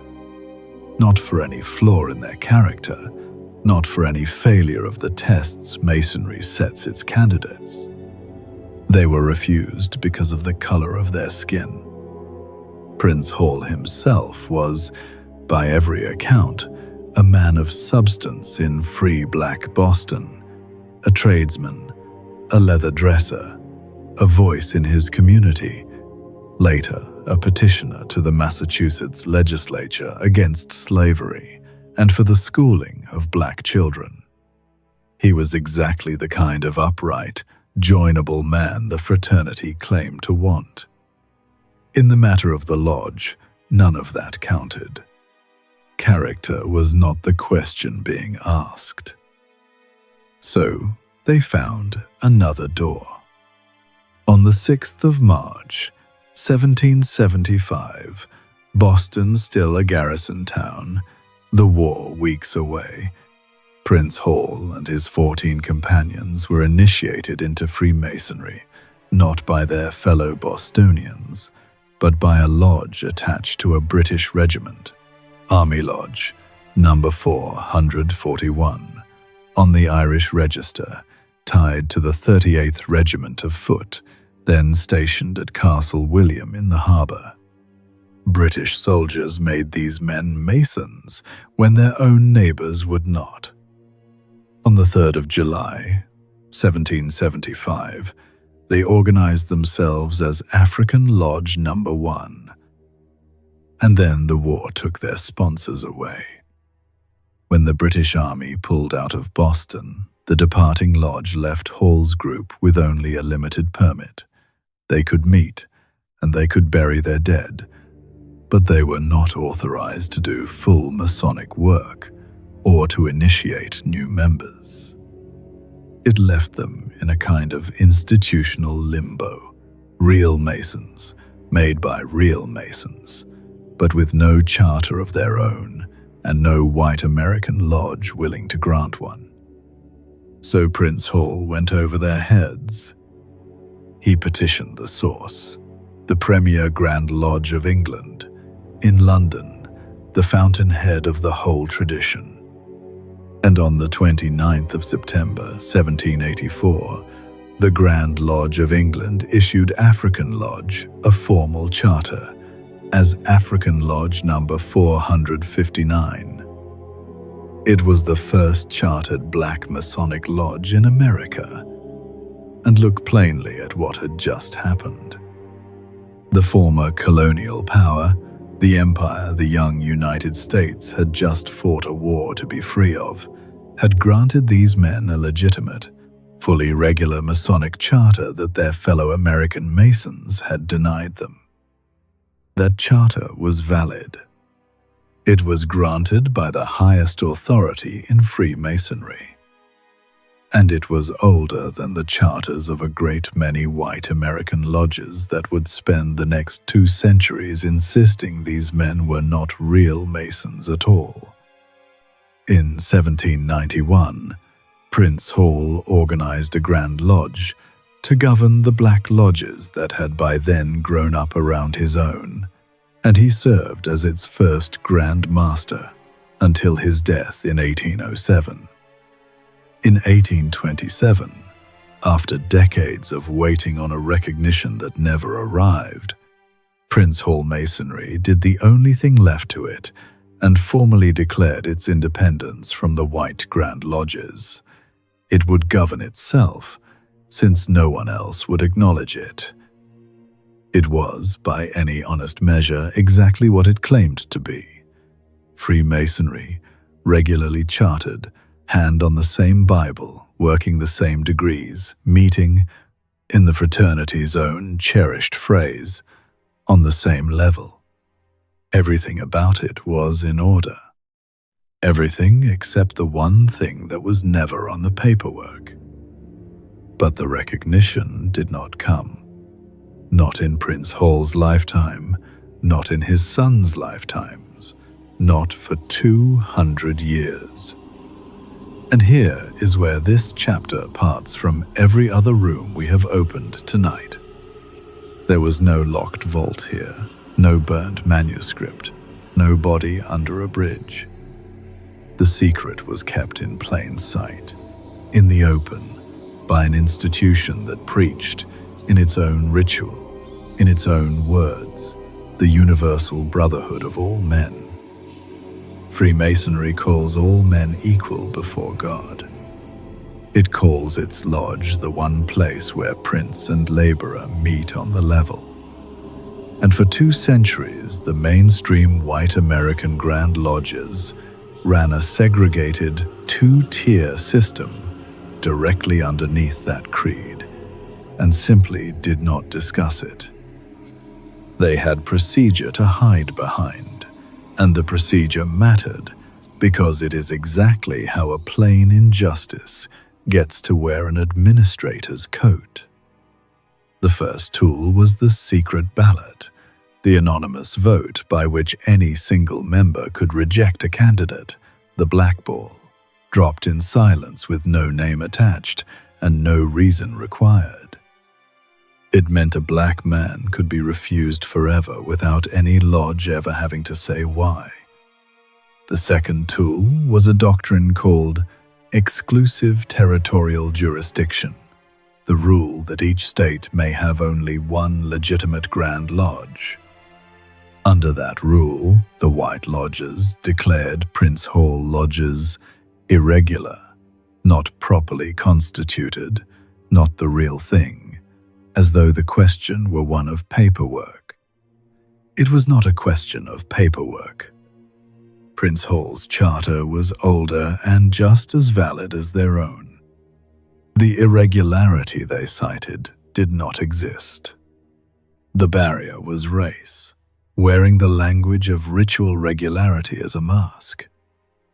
And every so often the mask slipped and the thing said itself out loud. In 1875, Albert Pike, Confederate general, and the towering Scottish Rite authority of his age, the most influential American Mason of the century, put it in writing, in a letter widely and consistently attributed to him, sent to an Ohio Grand Secretary named John Caldwell. Pike wrote that he had taken his Masonic obligations to white men, not to black men, and that when he had to accept black men as brothers or leave Masonry, he would leave it. There is the whole secret, stated plainly by the man best placed to state it. Not a coded ritual, not a hidden doctrine. A preference for segregation, defended in a private letter by a fraternity that told the world it met on the level. And the years that should have dissolved the barrier did not. The Civil War came and went. 4 million people were freed. The 14th Amendment made them citizens of the Republic. The Lodge's answer did not change. A black man could now vote, in principle, and hold office, in principle, and still be told by a fraternity of universal brotherhood that his lodge, older chartered than most of theirs, was irregular, and that he could not be received as a brother. Whatever was moving in the country outside, inside the lodge room, the door stayed shut, and the reason it stayed shut stayed the same, however the paperwork was worded. Lay the two objections side by side on the lodge secretary's desk. On one page, the reason given: these lodges are irregular, improperly chartered, not true Freemasonry, and so cannot be recognized. On the other page, the reason meant, written in Pike's own hand: I took my obligations to white men. The first page is procedure. The second is the truth the procedure was built to cover. For 200 years, the fraternity read from the first page in public and lived by the second in private, and the charter it kept calling irregular had been signed in London in 1784, before many of the accuser's own lodges existed. And the procedure was doing quiet, constant work all the while. Consider the mechanism the exclusion actually ran on: the anonymous ballot, the single black cube dropped into the box in secret. It is an elegant instrument for injustice, because it removes the fingerprints. No lodge ever had to vote, as a body, to keep black men out. No officer had to sign a policy of segregation. It was enough that any one member, on any given night, could reject any given candidate without giving a name or a reason. Individual bigotry, distributed across 1,000 secret ballots, produced an institution-wide result that the institution could then honestly say it had never formally decided. That is the deniability the closed door was built to protect. Not a ritual mystery, but the ability of a brotherhood to do a thing collectively that none of its members would have to own personally. The thaw came slowly and late.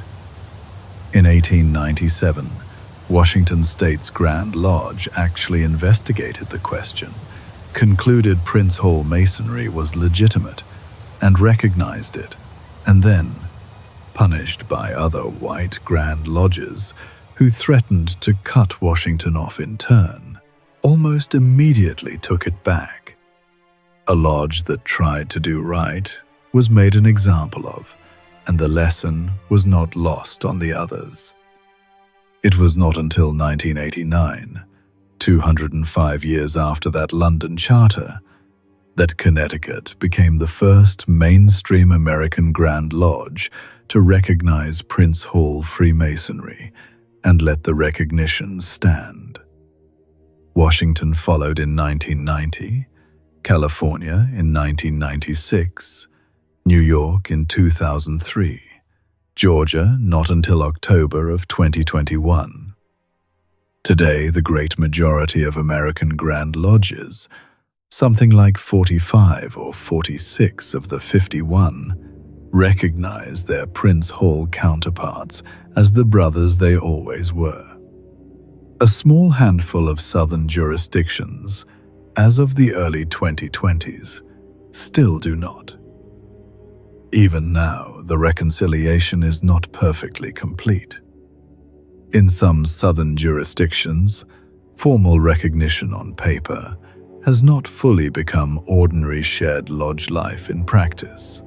The two traditions acknowledge each other's legitimacy without quite yet living as one.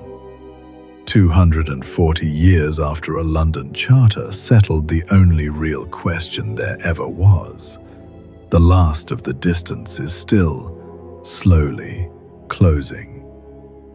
Prince Hall Freemasonry is, today, the oldest continuously operating black fraternal organization in America, hundreds of thousands of members strong, recognized by the United Grand Lodge of England and by nearly all its American cousins.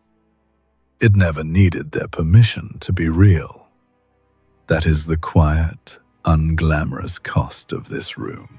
14 men were told they were not brothers by an order whose entire promise was brotherhood, and the paper proving they were right had been sitting in the drawer, older than the objections, the whole time. That was a faith the lodge kept about itself, the gap between what a brotherhood preached and what it practiced. But the lodge did not only judge itself. From the outside, the great faiths of the world looked at the same closed door and passed their own verdicts on it, and some of those verdicts carried the force of law over millions of lives. To reach the first of them, we leave the American lodge room entirely and travel to the holiest city in Islam in the summer of 1978. In July of 1978, in the city of Mecca, a council of Islamic jurists sat down to answer a question of religious law. What should Islam make of Freemasonry? The body was the Islamic Fiqh Council, the Jurisprudence Council of the Muslim World League, and on the 15th of July, 1978, it issued its ruling. Freemasonry, the council held, was incompatible with Islam. More than that, a Muslim who joined the lodge in full knowledge of its aims was, by the terms of the ruling, no longer to be counted a believer. This was not a mild disapproval. It was a formal religious legal judgment of apostasy, issued by one of the most authoritative jurisprudence bodies in the Sunni Muslim world. It helps to be clear about what such a ruling is, because the word fatwa has been badly worn by careless use. A fatwa is not a threat, and it is not a whim. It is a considered opinion on a point of religious law, issued by qualified scholars in answer to a question put to them, and a ruling from a council of this standing, in this city, carries real authority well beyond the room where it was signed. Muslim jurists had been circling the question of Freemasonry for decades before 1978. The lodges had spread through the late Ottoman world and the cities of the Arab East, and religious authorities had long asked what a believer owed to a secret brotherhood that admitted men of every faith.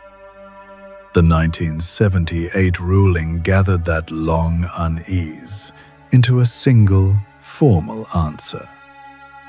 I want to be careful and exact here, because this is a real ruling by a real religious authority, and it deserves to be reported as what it is, a documented act of religious law, attributed to a specific council on a specific day, and not turned into a cartoon. Several of the reasons the council gave were the same reasons institutions across this entire record have given for distrusting the lodge, and they follow a recognizable logic. Freemasonry was secret. It bound its members with oaths. It gathered men of different religions together as equals under those oaths, which a council of Islamic jurists could read as a rival claim on a Muslim's ultimate loyalty, a brotherhood that placed the lodge's bond alongside, or above, the bond of faith. Those are the concerns of a religious authority guarding the boundaries of its own community, and they are the concerns that made the ruling legally serious. Its effect was and remains concrete. In the wake of such rulings, Freemasonry was banned or driven underground across most of the Muslim world, and it is illegal today in nearly every Arab-majority state, with a few exceptions. Lodges still operate in Lebanon and Morocco, and a Grand Lodge continues to meet in Turkey. Nor is it only the Arab world. Far to the east, in Malaysia, a separate prohibition took shape on its own. For a great many people, in a great many countries, membership in the lodge became a genuine legal and social danger, and it remains one. So far, this is documented history. A religious authority weighing a real question about secrecy and loyalty, arriving at a serious and consequential answer. But the ruling did not rest only on secrecy and oaths. Woven into its stated rationale was another claim, and this is where a documented religious judgment picked up a thread that did not belong to it. The fatwa's reasoning asserted that Freemasonry's roots were Jewish, that its secret global leadership was Jewish, that its activity was Zionist, and that its true hidden aim was the destruction of Islam. Now, we have stood in this exact place before tonight, and we named it plainly then. That claim, a secret Jewish administration operating the world through the machinery of the Masonic Lodge, is not a fact about Freemasonry.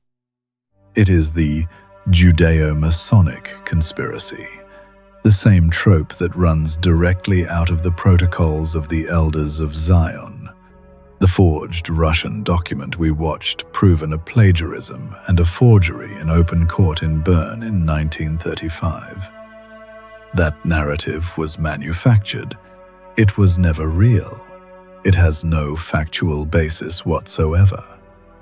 And yet, by 1978, it had traveled far enough to be recited, as if it were established fact, inside a formal religious ruling. It was not established fact. It was a forgery wearing the robes of doctrine.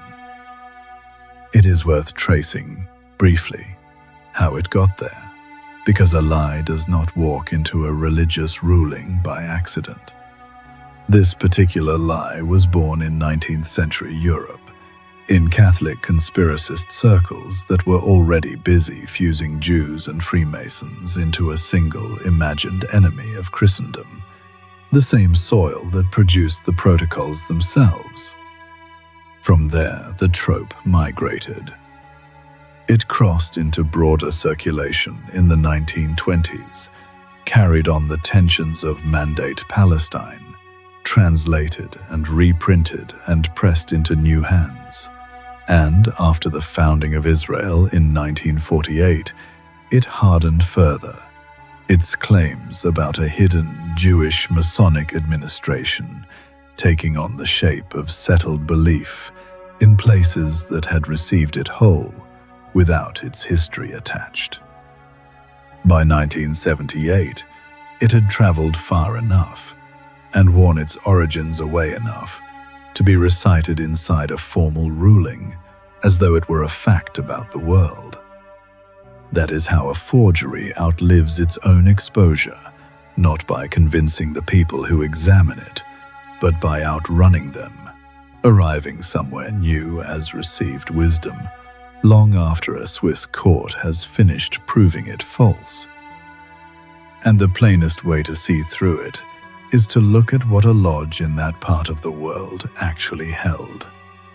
Walk into the room the conspiracy describes: a hidden Jewish command center, a Zionist engine built to devour Islam. Then walk into the room the historical records describe. In the late Ottoman era, the lodges of that region were, by the documentation, genuinely mixed in faith. The scholars who have counted the rolls of one such fraternal society found it to be roughly 40% Muslim, about a third Jewish, and close to a fifth Christian. A single brotherhood holding all three of the region's great faiths at once. Picture it plainly: a Muslim merchant, a Jewish lawyer, and a Christian clerk in the same room, under the same oath, addressing one another as brother across every line their societies drew outside the door. That mixed membership was a real and ordinary and well-recorded fact. Now set that beside the conspiracy's claim, and watch the two refuse to fit. The forgery said the lodge was a Jewish machine built to devour Islam. The records show a room in which Muslims were the largest group present, sitting as equals beside Jews and Christians alike. The leap from Muslims and Jews sit together in this lodge to, therefore the lodge is a Jewish plot against Islam, is not a conclusion drawn from the fact. It is the trope laid over it, the forgery's fingerprints, pressed onto a room that held the precise opposite of what the forgery claimed. The very mixing the conspiracy pointed to as proof of a hidden Jewish hand was, in truth, the evidence against it. Here is the cost, and it is a present tense cost. The ruling's force is real and current. In dozens of countries, ordinary people, not conspirators, not agents of anything, men who joined a fraternity, carry real, legal, and social risk to this day. And part of the reasoning that put them at that risk is a claim that historians, including the scholars of the Holocaust, class as a debunked hoax. That is the whole tragedy of this room, a faith's genuine concern about secrecy and divided loyalty, which it had every right to weigh, arrived at its judgment carrying a forged document it had no way of knowing was forged, and real people have been living under the weight of that borrowed lie ever since. If these stories are keeping you company tonight, I should mention, gently, and then we will move on, that there is a version of them you can watch as well as hear. The animators and the editors who build it pour a genuine, painstaking sort of care into every frame, and if you ever find yourself awake in the daylight and curious, it is worth a look. But not now. Now the room is dark, and there is one more institution to visit. For that, we leave Mecca and the summer of 1978 and travel back to Rome, and to a man who kneels at Mass on Sunday and sits in lodge on a weeknight, and cannot by the ruling of his own church be both. Picture an ordinary Catholic man who is also a Freemason. He goes to Mass. He believes. He also, on certain evenings, puts on an apron and takes his place in a lodge among men he trusts. He has never seen a contradiction in it. He keeps his faith and he keeps his brotherhood, and to him they are two different rooms in the same honest life. His church has been telling him for nearly 3 centuries that he cannot have both. The first word came on the 28th of April, 1738, from Pope Clement XII in a papal bull called In Eminenti Apostolatus, the first papal condemnation of Freemasonry there ever was. Its logic was not complicated, and it was not, in that first bull, a claim about any conspiracy. It was a claim about loyalty and secrecy. The lodges, Clement wrote, were secret. They bound men by oath. They admitted men of every religion and every sect as equals, and they were spreading fast.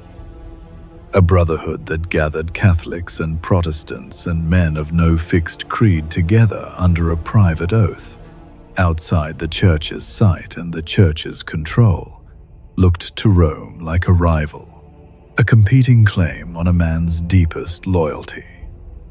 And so Clement forbade Catholics to join, on pain of excommunication.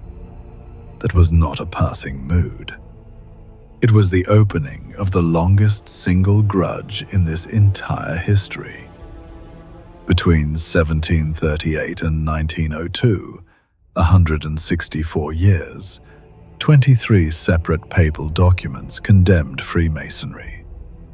Pope after pope after pope returning to the same closed door. 7 condemnations in the first stretch, before Pius IX, then 6 from Pius IX himself, across his long and embattled reign as the papal states crumbled beneath him, and then 10, the heaviest barrage of all, from a single pope, Leo XIII. The most sweeping of them came from Leo XIII on the 20th of April, 1884, in the encyclical Humanum Genus.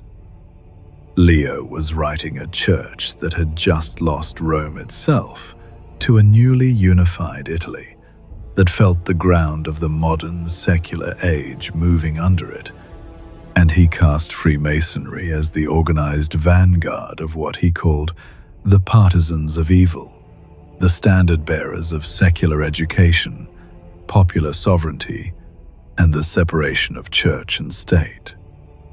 To Leo, these were not political preferences. They were dangers to the soul, and the lodge was their engine. Catholics were, once again, absolutely forbidden.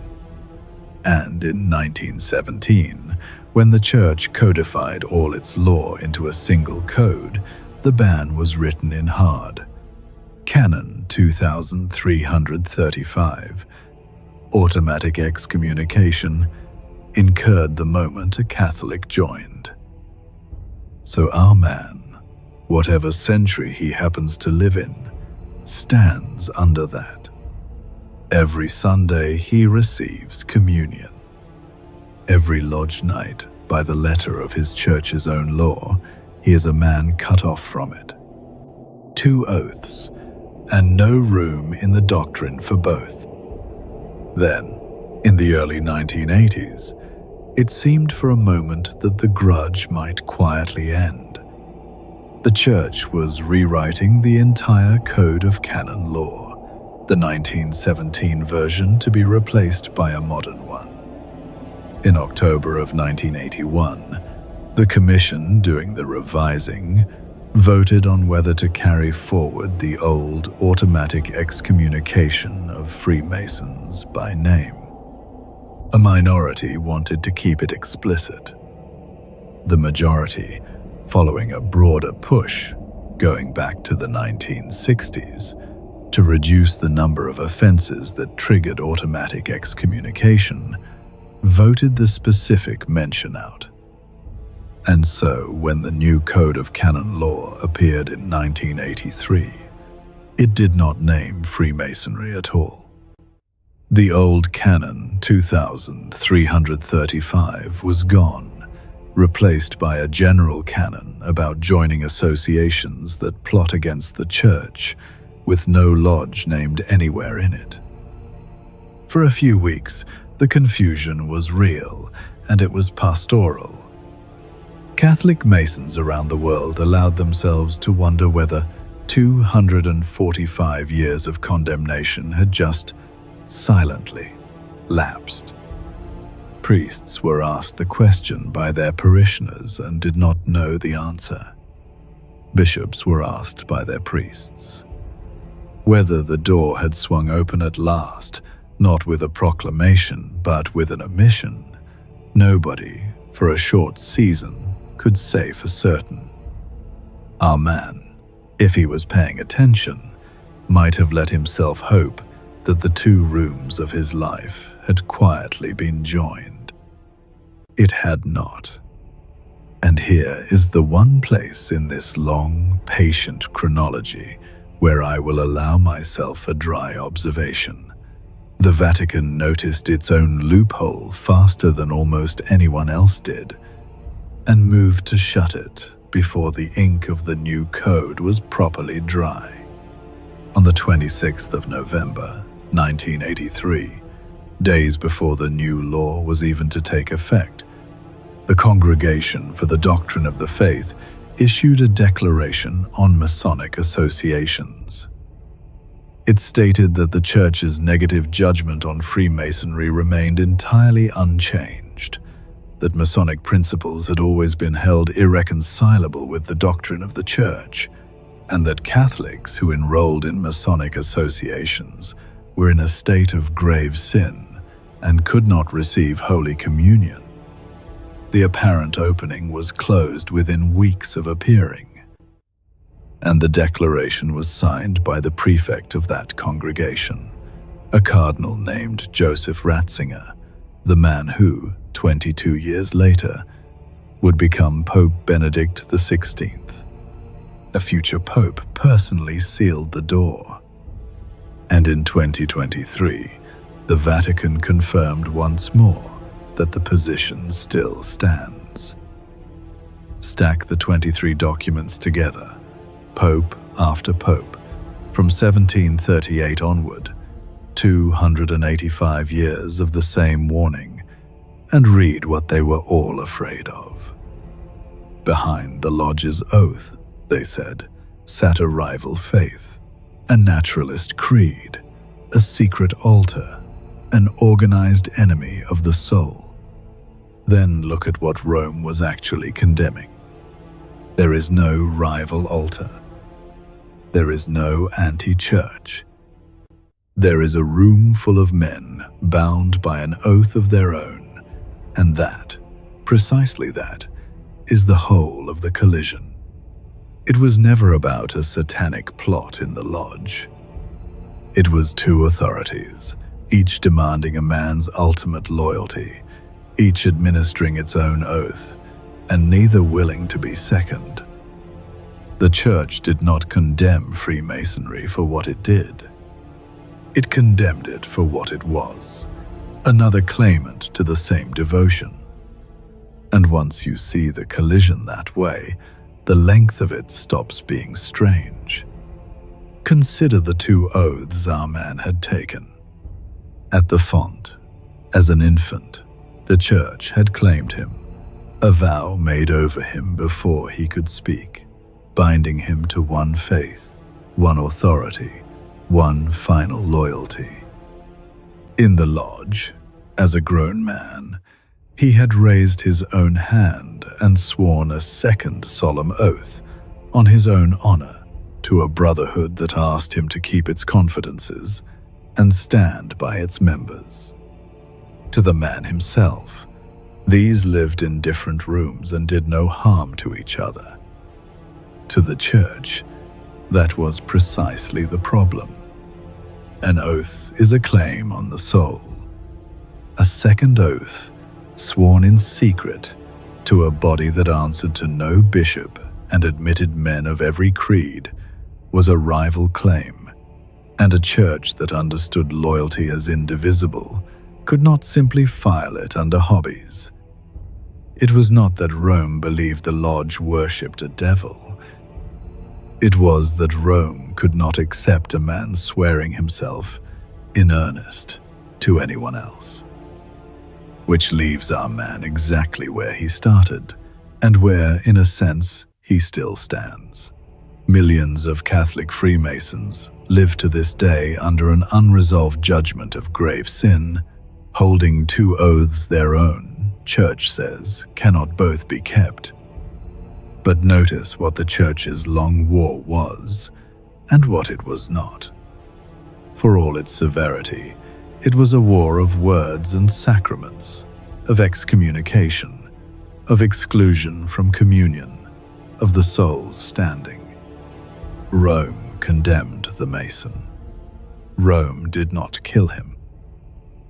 There was one country, though, where the Church's abstract verdict was handed to something that did not deal in the soul's standing at all. A state with courts and prisons and firing squads that took the old conspiracy about the lodge and gave it the machinery to act. In that country, a Catholic priest's private index of names became a tribunal, and the tribunal became a sentence. We cross the border now into Franco's Spain. Franco believed in a conspiracy. That is the first fact, and it has to be said plainly, because everything else in this chapter grew out of it. Francisco Franco, Generalissimo of the Spanish armies, Caudillo by the grace of God, believed genuinely, and to the end of his very long life, that his country had been attacked by a single hidden hand with 3 fingers. He had a name for it. He called it the Contubernio Judeo-Masonico Comunista, the Judeo-Masonic communist cohabitation. In his understanding of the world, the Jews, the Freemasons, and the communists were not 3 separate things at all. They were one enemy wearing 3 coats, one machine with 3 levers, and that machine had caused the Civil War, and, victory or no victory, it went on working against Spain from the dark. Now, I have to be careful here, and I am going to be careful for the length of this whole chapter. I am telling you what Franco believed. That he believed it is a matter of record. He wrote it, said it, and built a state on it.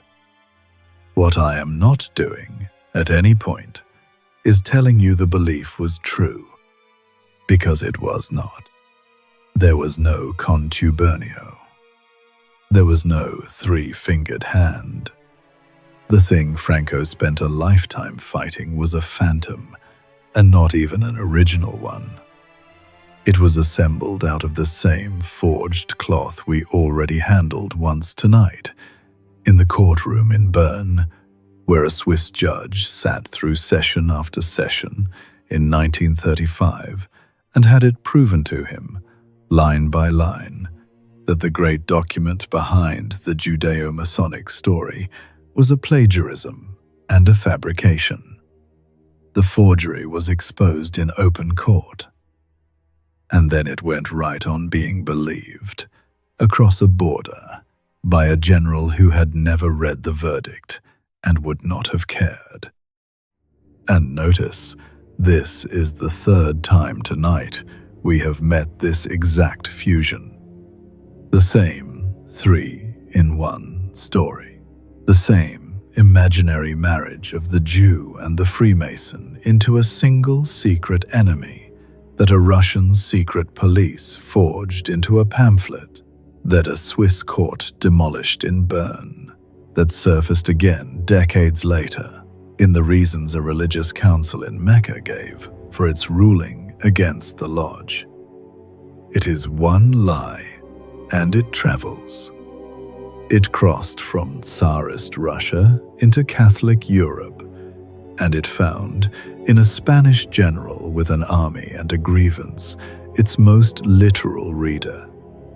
Where others had used the forgery to frighten, Franco used it to govern.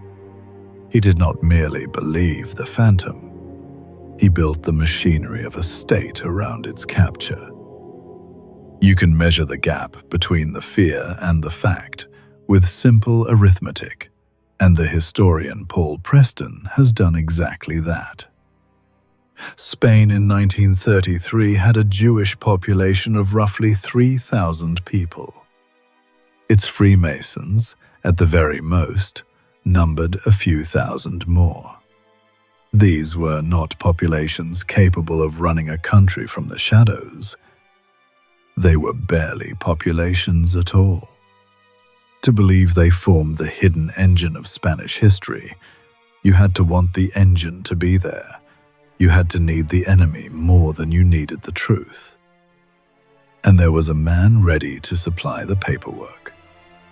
His name was Juan Tusquets Terrats, and he was a priest, a Catalan cleric, not a soldier, not an intelligence officer. He was a self-appointed researcher into the Masonic menace, and he had read his forgeries closely. Out of them, and out of denunciations, and old membership rumors, and whatever scraps a man can gather when he is certain of his conclusion before he begins, Father Tusquets assembled an index, a card file, a running list of the names of suspected Freemasons in Spain. By the time it mattered, that list is reported to have held around 80,000 names. And it was not an academic exercise. Tusquets' index did not sit on a shelf as one crank's theory of the world. It went to war. As the nationalist forces advanced through Spain, that index and lists like it traveled with them, a ready-made map of the enemy, so that when a column entered a town, it did not have to discover who the Freemasons were. It could simply consult the file. A priest's private suspicion had been turned into an operational instrument, a catalogue of targets, handed to men whose job was to act on catalogues. The distance between a theory of a conspiracy and a list of names to be rounded up is, it turns out, very short. Tusquets had closed it. 80,000. For a brotherhood that had, on its very best day, perhaps 5,000 actual members, some sources allow it might have brushed 10.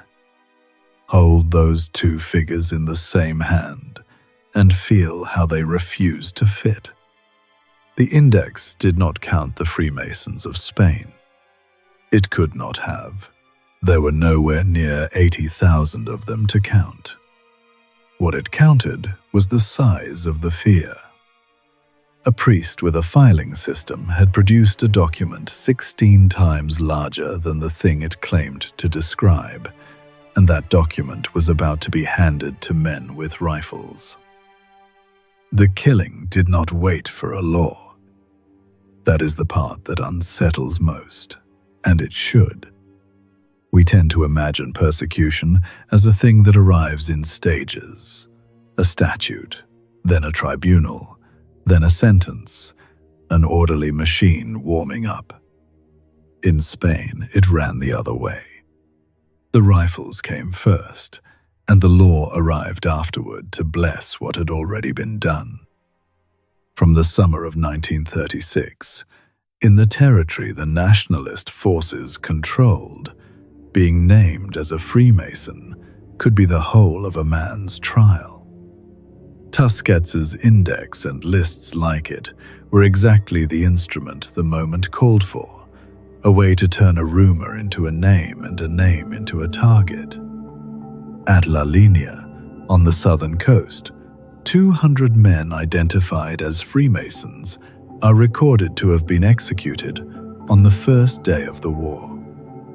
In Huesca, in the north, around 100 people were shot as suspected Masons, in a town whose actual lodge when anyone bothered to check the records later, had held fewer than a dozen members. Do that subtraction. 100 shot for a society of 12. The other 88 were arithmetic, names that had ended up on a list or in a neighbor's mouth, and that was enough. I am not going to walk you through those killings. There is nothing in the detail of them that would tell you anything the numbers do not, and a great deal that would only be cruelty to dwell on. So I will give you the numbers and let them stand. By 1937, historians record essentially every Freemason who had not managed to flee nationalist territory had been killed. The most careful estimate of the total put to death during the Civil War itself is around 4,000 men. 4,000, against a national membership that never reached 5. The persecution in those first years came very close to executing more Freemasons than Spain actually had. In a real war against a real conspiracy, you would run out of conspirators. You would work down the list, arrest the plotters, and the list would end because the plot was finite. This list did not end. It could not end because it had never been a record of anything real to begin with. Tusquets had not written down the Freemasons of Spain. He had written down his suspicion, and suspicion has no flaw. When the actual Masons were dead or gone, the machinery did not stop and declare victory. It kept its files open, because the enemy it was built to find had never been on any list. It had been in Franco's head, and you cannot execute your way to the bottom of a man's fear. By 1939, the war was won. The three-fingered hand had not surrendered, because it had never existed to surrender, which left the new Spanish state with an interesting problem. It had defeated a phantom, and the phantom was still, by definition, at large. What do you do when your founding enemy cannot be captured because it was never anywhere? You do the only thing a bureaucracy can do with an enemy that will not die. You make it permanent. You give it a courtroom. On the 1st of March, 1940, Franco signed the law for the repression of Freemasonry and communism. The signatures beneath his are worth naming, because a law like this is never one man's hand. Ramon Serrano Suña, his brother-in-law and the regime's chief ideologue, Marcelino Ulibarri, Isaías Sanchez Tejerina. 4 men putting their names to a document that made a form of thought into a crime. And to enforce it, the law created a body with a name so long it reads like a sentence being passed: the Tribunal Especial para la Represión de la Masonería y el Comunismo, the Special Tribunal for the Repression of Freemasonry and Communism. It was established that June, on the 4th, with Ulibarri at its head. Read what the law actually punished, because this is the line where it stops being like anything else and becomes purely itself. It did not punish a plot. It did not punish an act. It punished membership. To have been a Freemason was the offense, not to have done anything as a Freemason, simply to have been one, and the penalty attached to the bare fact of belonging was a minimum of 12 years in prison. For those of higher rank, the 18th degree and above, the law reserved the words aggravated circumstances, and aggravated circumstances could carry death. A man could be sentenced for a handshake he had learned 30 years earlier. The crime was not what you had done. The crime was what you were. There is a phrase for what this law did, and it is worth saying it precisely. It criminalized the past. A man could be prosecuted in 1948 for having belonged to a lodge that had been legal, ordinary, and unremarkable in 1928. A lodge the law itself had not existed to forbid at the time he joined it. The offense was applied backward, over a life already lived, and there was no innocence available to a man who had once, in a wholly lawful decade, shaken the wrong hand. This was the ideological architecture Serrano Suñer and his circle had built, a peace that could never be at peace, because its founding enemy could not be captured, only administered. The war against the contubernio was declared permanent by design. If the hidden hand was everywhere and nowhere, then the tribunal that hunted it need never close. Follow a single file through the machine, not a named man, because the tribunal's arithmetic never much cared whether the names were true, and I will not hang a real person on a record I cannot verify. But the pattern is documented, and it went like this. Somewhere in Spain, a man is denounced. Often, the denunciation has nothing to do with any lodge at all. It is a business rival, a neighbor with a grudge over a wall or a debt or a woman, a way of settling an old score by dropping the right word to the right office. The word is Mason. A file is opened. An expediente. And now the man is inside a process that presumes his guilt and asks him to disprove a membership he may never have held. The tribunal sat 3 days a week. It processed something on the order of 30 defendants a session. There was a form. The sentence, when it came, was read out, a fixed number of years, printed and pronounced, and the folder was closed and shelved, and the man was taken to serve it. Now scale that single folder up. Between 1940 and 1964, the tribunal instructed more than 64,000 of those case files. 64,000, a separate figure from Tusquets' 80,000 name index, and pointed at the same few thousand real Masons. You cannot explain 64,000 prosecutions of a 5,000-member society as an excess of zeal, or a war measure, or a hard peace. It is only explicable as what it was, a state that had decided the size of the enemy in advance, and then went looking for enough human beings to fill the total. The files were not counting Freemason. The files were manufacturing them. Two numbers, set beside each other, hold the entire tribunal in the palm of a hand. On one side, 80,000 names in a priest's index, 64,000 folders in a state archive, a courtroom running 3 days a week for 23 years.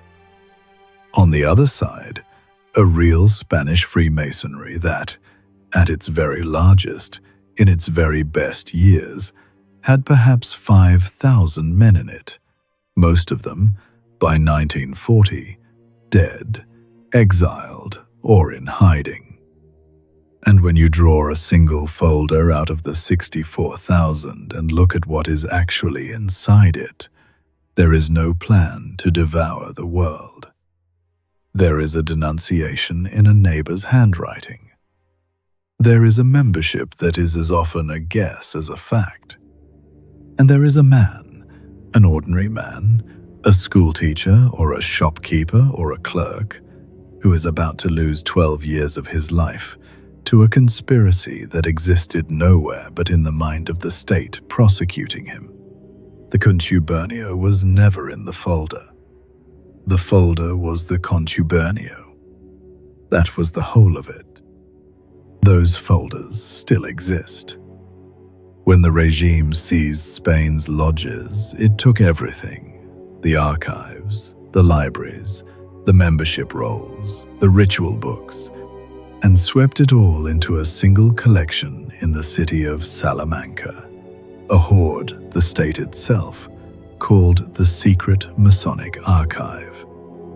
It is still there.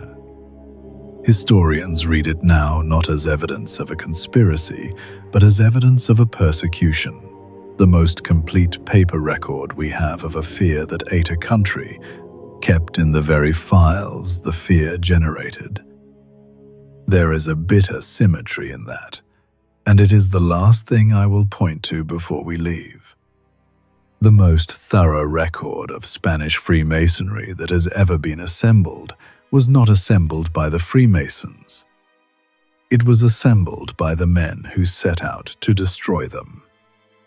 If a historian today wants to reconstruct who the Masons of Spain actually were, their names, their lodges, their meeting places, the modest civic reality of them, the place to go is the archive of their persecutors, because the Brotherhood itself was too small, too scattered, and too thoroughly hunted to have preserved its own story.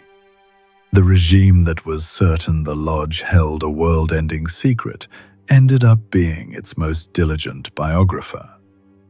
It looked for a monster, catalogued every ordinary man it could find, and left behind a filing cabinet that proves, folder by folder, that the monster was never there.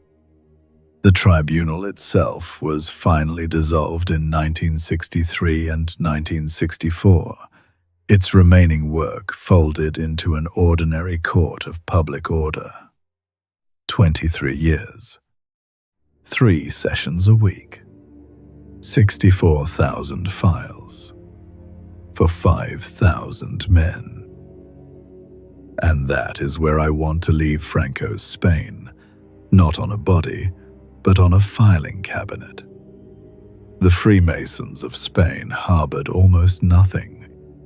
The secret in this story was invented, whole, by the people who claimed to be exposing it.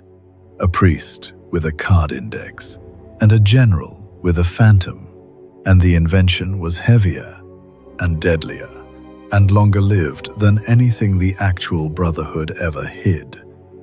The persecutors wrote the dark secret themselves, and then killed and imprisoned tens of thousands of people for it.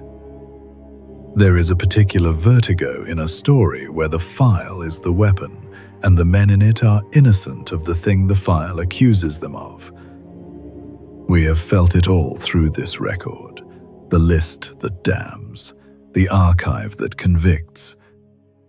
And it would be a comfort, a real comfort, to be able to say that the Freemasons were only ever on the receiving end of that kind of paperwork, that the card file was always something done to them. It was not. Cross the mountains north, into France, into the first years of the 20th century, and the same instrument appears again, the same secret dossier deciding men's futures on the strength of their private faith. Only this time, the hand holding the pen belongs to the lodge. For 15 chapters, the Freemason in this story has mostly been the hunted one, the man dragged from a jail cell, the name on Franco's list, the prisoner in the red triangle, the society blamed for the plague, the murder, the revolution, the flood. We have watched the closed door get read as a conspiracy so many times that it is easy to forget the door has 2 sides, that a society organized around secrecy and disciplined in keeping it is not only good at being suspected, it is also, when it chooses, extremely good at doing the very thing it is forever accused of. France, at the turn of the 20th century, is where the lodge stopped being the accused and became the machinery. The men who built the secret file in this story were anti-clericals, Republicans who despised the Catholic Church's grip on French life, who feared exactly the kind of hidden network of loyal insiders that the Church, in their nightmares, ran through every institution in the country. To fight that phantom network, they built a real one. To break the confessional's hold on the army, they built a confessional of their own, a secret dossier system that recorded on individual Frenchmen, whether they knelt in church. They became the thing they were fighting, and they did it, for a while, brilliantly. Set the scene. The country is the Third Republic, in the raw years just after the Dreyfus affair, that convulsion in which a Jewish army officer was falsely convicted of treason, and the whole nation split into two camps over it. Out of that split, an aggressively secular, anti-clerical government had come to power under Prime Minister Émile Combes, and it looked at the French officer corps and did not like what it saw. A leadership class that was still, in its bones, Catholic and monarchist and old regime, the least republican institution in the Republic. The government wanted that changed. It wanted officers who went to Mass held back, and officers who did not go promoted in their place. What it needed was a way to know, reliably, secretly, which was which, who prayed and who did not, across the entire army. The Minister of War who took up that task was General Louis André. And to get his information, André turned to the one organization in France with a nationwide web of loyal, discreet, oath-bound members in every town where a garrison sat, the Grand Orient de France, the largest Masonic obedience in the country. The lodge became the government's eyes. Here is how the machine actually worked, because the mechanism is the whole indictment, and it is more mundane and more chilling than any invented cabal. Across France, ordinary members of local lodges were asked to observe the army officers in their towns and report back on them, not on anything the officers did in uniform, but on how they lived as private men. Did the captain attend Mass? Did he take communion?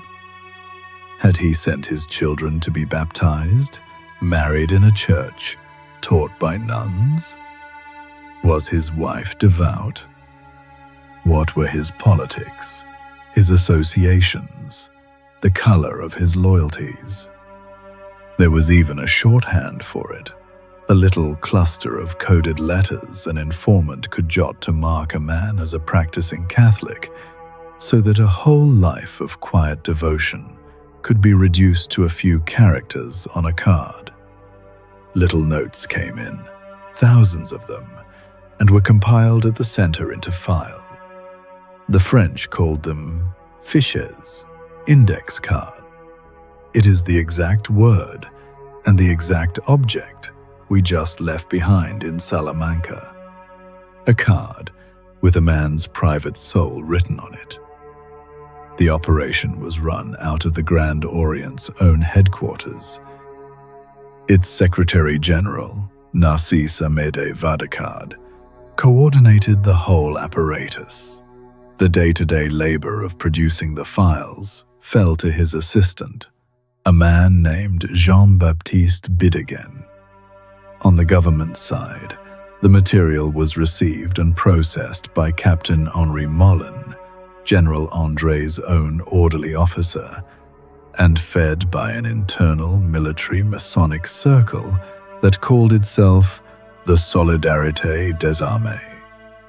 It was, in other words, a fully staffed intelligence bureau, with a filing system, a chain of command, and a purpose, operating in total secrecy, entirely outside the law, to decide who would command the army of France. And once a file existed, it got a verdict, in code. Each officer was sorted into one of two categories, and the two words the sorters chose have a bleak poetry to them. An officer who was irreligious, republican, friendly to the regime, a safe man, a promotable man, was filed under Corinthe. An officer who went to Mass, who leaned monarchist, who could not be trusted to serve the secular republic with his whole heart, that man was filed under Carthage. Corinth, the city that flourished. Carthage, the city that Rome swore must be destroyed.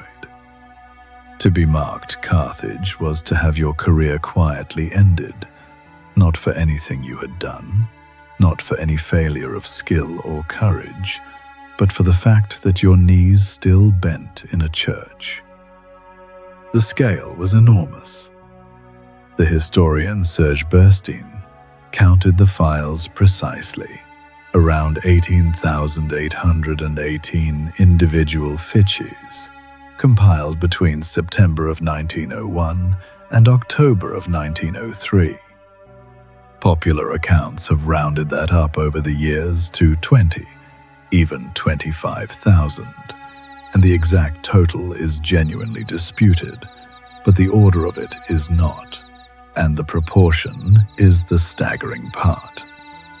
The French officer corps at the time numbered somewhere around 27,000 men, which means this secret Masonic filing system had touched, watched, and card-indexed close to 70% of the officers in the entire French army. Not a handful of suspects.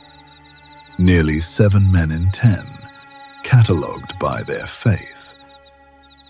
Here is the whole of what that great secret machine actually recorded about a French officer, the sum total of the intelligence the Grand Orient of France gathered at national scale, for the purpose of deciding who would lead the nation's soldiers. It recorded whether his knees touched the floor of a church on Sunday. That is the secret. Not a plot, not a code, not the movement of armies, a pew. The most sensitive personnel machinery in the Republic ran on a single fact about each man, and the fact was where he spent his Sunday mornings. A captain of 20 years' service, decorated, competent, loved by his men. He could find every promotion mysteriously closed to him for the rest of his career because a stranger, 2 towns over, had watched him walk into Mass and written it on a card. His faith, not his fitness. A prayer entered as a disqualification. And here is the particular cruelty in the design of it, the thing that separates a secret file from an honest injustice.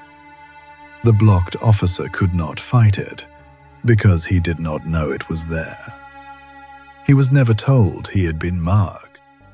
He simply watched, year after year, as men junior to him, men he had trained, men he privately knew to be his lesser, rose past him toward the ranks he would never reach, and he was left to invent his own explanations for a wall he could not see. Bad luck. A superior's dislike. Some flaw in himself he could not name. He could not appeal a verdict that had never been read to him, could not answer a charge that had never been laid, because the whole apparatus depended on his never learning it existed. That is what a fraternal oath of silence, turned to this purpose, actually purchased. Not merely the power to ruin a man, but the power to ruin him without his ever knowing why. The secret was not only kept from the public, It was kept, most carefully of all, from its own victims. A machine like that survives exactly as long as its keepers stay loyal. The vault does not crack from the outside. Investigators do not break in. It cracks because someone on the inside decides to walk out with the papers. Jean-Baptiste Bidegain, the assistant who had spent his days producing the fiches, who knew precisely what they were and what they were doing, began, quietly, to copy them. And in August of 1904, he sold what he had copied to an anti-Masonic Catholic priest, Father Gabriel de Bessones. The price he was paid is one of those small facts the sources cannot agree on. The figure runs anywhere from a modest 500 francs to a small fortune of 40,000, depending on who is telling it. But the amount hardly matters next to what he sold. He sold the proof. And a man like that, once he has crossed over, rarely stops at the crossing. The following year, Bidegain would reportedly put his name to a book of his own, an insider's account of the whole conspiracy he had spent his working life helping to run, published for a public now hungry to read exactly how the sausage of the fiches had been made. The clerk who filed the secret became the clerk who narrated its exposure.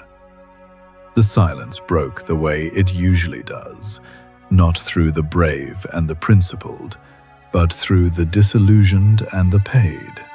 A man who kept the vault, then opened it, then sold tickets to the opening. The proof moved fast. It reached the nationalist opposition. It reached the press. The revelations broke in the newspapers that autumn, in Le Figaro and in L'Echo de Paris, and on the 28th of October, 1904, a nationalist deputy named Jean-Guillaume de Villeneuve stood up in the Chamber of Deputies and did the one thing the whole apparatus had been built to prevent. He read the files aloud, in the open, on the floor of the Parliament of France, the private religious observances of French officers, the Corinthe men and the Carthage men, the secret verdicts of the lodge, were spoken into the public record, one card at a time. And then, a week later, the vault did not just crack, it broke in front of everyone. At the session of the 4th of November, Guillaume de Villeneuve produced original fiches that pointed directly at General André himself. In the uproar that followed, a nationalist deputy named Gabriel Siverton crossed the floor of the chamber and struck the Minister of War across the face. A sitting cabinet minister, slapped in open session in front of the assembled government of the Republic over a secret file. The fall came the way these falls actually come, not in a single instant, whatever the dramatic version wants. General André, disgraced, held on for a few more days and then resigned his ministry on the 15th of November, 1904. The wound to the government did not close. It widened through the winter into a full crisis of confidence. And in January of 1905, the Combes cabinet itself came down, brought low not by one slap or one document, but by the slow arithmetic of a coalition deciding it could no longer stand behind what had been exposed. The secret Masonic filing of the French army had cost a minister his post and a prime minister his government. The wreckage did not stop at the cabinet either. The affaire des fiches broke at the exact moment France was already tearing at the seam between church and state, and the scandal poured straight into that wound. Within the year the Republic passed, its landmark 1905 law formally separating the two, ending the old arrangement between the French state and the Catholic Church for good. The historians who study the period do not treat the Fitches as the sole cause of that rupture.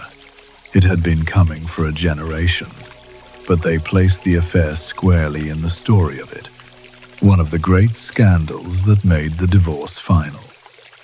A secret run out of a lodge, meant to loosen the church's grip on the army, ended by helping loosen its grip on the entire French state. The lodge's covert dossier did real, lasting political work. That, too, is a secret the Freemasons genuinely kept and genuinely used. I want to be exact about what this scandal was and what it was not, because it sits at a hinge this whole record turns on. It was not a myth. There was no forgery here, no invented sect, no burn courtroom waiting years later to prove the whole thing a fabrication. The affaire des Fiches was real, a documented, dated, named, admitted operation in which an organized Masonic body ran a covert religious surveillance system inside a national army to discriminate against men for their faith. When people say the Freemasons kept dangerous secrets, this is the story where they are simply verifiably right. Some of the Fitches survive to this day, around 2,800 of them, 600 originals, and the rest copies in Bidagain's own hand, kept now in the French National Archives, where you can go and read a man's soul reduced to a code word. There is a further consequence to it, and it is one worth naming clearly, because it complicates every other story in this record. For a century afterward, the affaire des Fiches became the great exhibit in the case against Freemasonry, the one every anti-Masonic writer could reach for, the one that did not require a forgery or a satanic altar or an invented priestess, because it was simply boringly true. And here is the uncomfortable part. On this one, they were not lying. When the anti-Masons of the 20th century pointed to France and said, "Look, they infiltrated the state. They kept secret files on men's faith. They used the lodge to decide who holds power." They were, for once, describing something that had actually happened. The tragedy of the Fitches is not only what it did to the Catholic officers of the French army, it is that it handed every future bigot a real, documented grievance to hide his invented ones behind. A single true story of Masonic overreach became the alibi for 1,000 false ones. But it was also not the other thing, the thing certain corners of the internet would like to make it. It was not proof that the Masons secretly ran France, or run it now. It was a bounded episode, a specific machine, built by specific men for a specific purpose, in a specific decade, and it was smashed. And the deepest irony of it, the one worth sitting with as we leave, is that the anti-clericals who built the Fitches had set out to break the power of secret confessional loyalty over French life. And to do it, they built a confessional of their own, a system for knowing the private devotions of men and holding those devotions against them. They became exactly the hidden inquisitor they had been fighting. Though I will grant them this much dry credit, when the state finally shut the practice down for good under Minister Millerand in 1913, it had by then passed out of Masonic hands entirely and into the ordinary machinery of the prefectures. The lodge invented the file. The government simply kept it. So the blade cuts both ways, and we have now seen it cut in both directions on the same instrument, the secret card index. In Salamanca, it convicted innocent men of a conspiracy that did not exist. In Paris, it recorded a conspiracy that did. The Freemason can be the man on the list, and the man who wrote it. Which is where this record turns next, because within a generation, the file as a weapon would be turned back on the lodge itself by a regime determined to erase Freemasonry from the earth. That regime is the one you already feel arriving, and I am not going to pretend otherwise. But I want to reach it from an unexpected direction, not through the flags and the marching, but through a filing cabinet. Because everything the Nazis came to believe about Freemasonry, they inherited. They did not compose a single original line of it. We have met this exact lie 3 times tonight already. We met it first as a forged pamphlet, the Protocols of the Elders of Zion, copied out of a French political satire, stitched together by clerks in the pay of a Tsar's secret police, and proven a plagiarism and a forgery, line against line, in a courtroom in Bern in 1935. We met it a second time in Franco's Spain as the contubernio, the imagined marriage of the Jew and the Freemason and the communist into one hidden enemy, indexed by a priest who was not even a real intelligence officer. Both times, the fusion was invention. Both times I told you plainly, and I will tell you once more so there is no drift in it. There was no such plot, because the enemy it described had never existed anywhere on earth. Here is that same lie a 4th time, and this time it has an army. The difference is not in the lie. The lie is word for word the one we have already taken apart. The difference is in what stands behind it. The protocols had a forger and a printing press. Franco's contubernio had a priest and a card index and a firing squad. But this 4th time, the same fantasy of a hidden Judeo-Masonic hand acquires a modern security service, a dedicated research bureau, a camp system, and an entire occupied continent on which to be enforced. The myth does not get truer. It only gets bigger and better resourced, and far more lethal. This is what it looks like when the empty room is furnished not by one frightened author, but by a state with the industrial means to act on what it has imagined. Nazi hostility to the lodges was not an afterthought of power. It was in the ideology from the beginning. Freemasonry was cast, in the propaganda, as one of the working instruments of a Jewish plan for the world. The Judeo-Masonic fiction we have already watched be manufactured, and already watched be disproven, and it was braided into the stab-in-the-back myth, the poisonous claim that Germany had not truly lost the First World War on the battlefield, but had been betrayed from within by hidden hands. The Freemason, secret by his own admission, made a convenient face for a hidden hand. He had a locked room. That was enough. So the violence started early, and it started before the law caught up to it. Attacks on Masons and lodges began almost as soon as the Nazis took power in the early months of 1933. By the 8th of January, 1934, Authorities in several German states had already ordered lodges disbanded and their property seized, reaching for the Reichstag fire decree as the pretext. Then it was made total.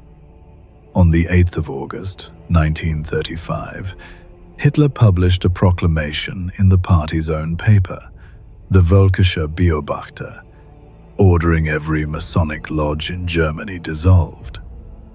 9 days later, on the 17th, Interior Minister Wilhelm Frick issued the administrative order that finished the job. Every remaining Masonic body dissolved across the country, every asset confiscated. And because German Masons, like German Jews, had been made to declare their membership on the public record, the state already knew exactly who they were. The register that a man had signed in good faith years before to join a charitable brotherhood was now a list in the hands of the people hunting him. Freemasonry's whole outward crime in the Nazi telling was that it was secret, a society of hidden men with hidden aims. And yet the thing that made its members so easy to gather up was the exact opposite of secrecy. They had registered openly as a lawful society in a lawful country, and that honest paperwork was simply inherited by a regime that read it as a target list. Now, here is the part that verges on the theological. The Nazi state did not merely ban the lodges and burn what it found. It studied them. It built, inside its own security apparatus, a permanent department whose entire purpose was the enemy it claimed did not deserve to exist. Within the Reich Security Main Office, the RSHA, there was a section known as Amt the Seventh, Ideological Research and Evaluation. From late 1941 and from the spring of 1943, under an SS officer named Paul Dittel, it ran the regime's research and archive operation against Freemasonry, against Jewry, against every current the ideology had named as its foe. And it collected. Beginning in 1936, the SD and the Gestapo had been seizing Masonic and occult libraries and lodge records across Germany. As the war spread, a looting agency named for Alfred Rosenberg swept the lodges of occupied France and the Low Countries and funneled the spoils back to Berlin. By the end, the state had amassed something on the order of 160,000 volumes, books, minute ledgers, ritual manuals, membership rolls, much of it warehoused in the commandeered buildings of 2 liquidated Berlin lodges. Sit with the shape of that for a moment. A regime that insisted Freemasonry was a hollow front for a monstrous conspiracy spent enormous effort assembling the largest Masonic library it could reach, not to preserve it, but to know it, to catalogue it, to build what were, in effect, museums of the enemy, exhibitions of the very thing they were exterminating. It is the behavior of a man who has told everyone the locked room is full of demons, and who then breaks in and finds only furniture and correspondence, and who cannot admit what he has found, and so takes an inventory of the furniture instead, and files it, and guards it, and calls the filing proof. Because that is what the 160,000 volumes actually were. Not the machinery of a world government. The paperwork of a fraternity, dinner minutes, charity accounts, degrees conferred, the ordinary sediment any old society leaves behind. They stole a mountain of it, and never once found the thing they had promised was inside, for the plain reason that it was not there to find. and they displayed it. This is the detail that curdles. The regime mounted exhibitions of the seized material, cases of aprons and jewels and ritual instruments laid out for the public like specimens of a captured disease, so that ordinary Germans could file past and see, at last, the secret face of the enemy. Except that the enemy, uncased and pinned to the wall, turned out to be a lambskin apron and a compass and a book of minutes about who had paid his dues. The exhibitions were meant to prove the conspiracy. What they actually proved, to anyone honest enough to look, was how little there had ever been to find. Registered Masons were vulnerable to the roundup, and Masons were among the millions swept into the concentration camp system. I am going to tell you this as documented fact, and I am not going to walk you through the machinery of the camps, because the fact is heavy enough, carried plainly, and the dignity of the people in it does not need me to stage their suffering for effect. In the camps, prisoners were sorted by category, and each category wore a colored cloth triangle sewn to the uniform. It was a whole taxonomy of the condemned, a color for every kind of person the state had decided it could not tolerate. Freemasons were classed as political prisoners, and they wore the inverted red triangle, the same badge as the communists, the social democrats, the trade unionists, the whole population of men imprisoned for what the regime considered dangerous belief. There was no special Masonic mark, and that absence tells you something true, and something the whole night has been circling. To the machine, the Freemason was not the master of a world conspiracy. He was simply one more variety of the politically unforgivable, filed under red with the rest, reduced, like everyone around him, from a man to a color on a chart. The power that was supposed to be steering the whole of history was, to the machine that had caught it, indistinguishable from any other prisoner it had decided to destroy. And here I have to be honest with you about a number, because the honesty is the point of this whole record. And this is a place where a lesser telling would reach for a big round figure and hope you did not check. You will find it said, in a great many Masonic histories, that somewhere between 80,000 and 200,000 Freemasons were killed across Nazi-occupied Europe. You will also find, cited against it, a far narrower figure, around 1,265, presented as the number for which there is solid, name by name, documentary evidence. I cannot give you a confident count, and neither can anyone else, and the reason is itself part of the story. Masonic identity overlapped, constantly, with the other identities the regime was hunting. A man could be arrested as a Jew and have been a Mason, arrested as a social democrat and have been a Mason, die under a category that never recorded the lodge he had belonged to at all. The clean number does not exist because the killing did not sort its victims into clean columns.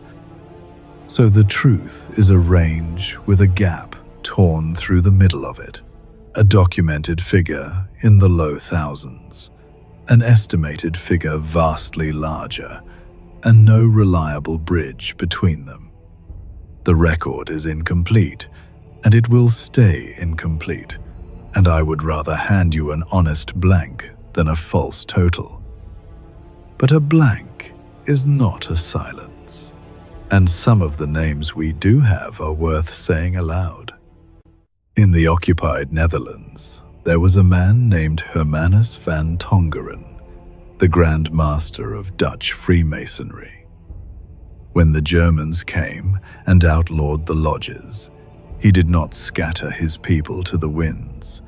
He kept the fraternity quietly alive, its members meeting under the cover of ordinary coffee clubs, hidden in plain sight, while he saw to it that the order's money and resources were spirited out of reach or dissolved before they could be seized. He was arrested in October of 1940, deported to the Sachsenhausen camp, and died there in the spring of 1941. And the wealth he had smuggled away from the regime did not die with him. His own daughter, Jacoba, used a great part of it to fund one of the more effective Dutch resistance networks of the war. That is one name with one date and one grave the record can actually point to.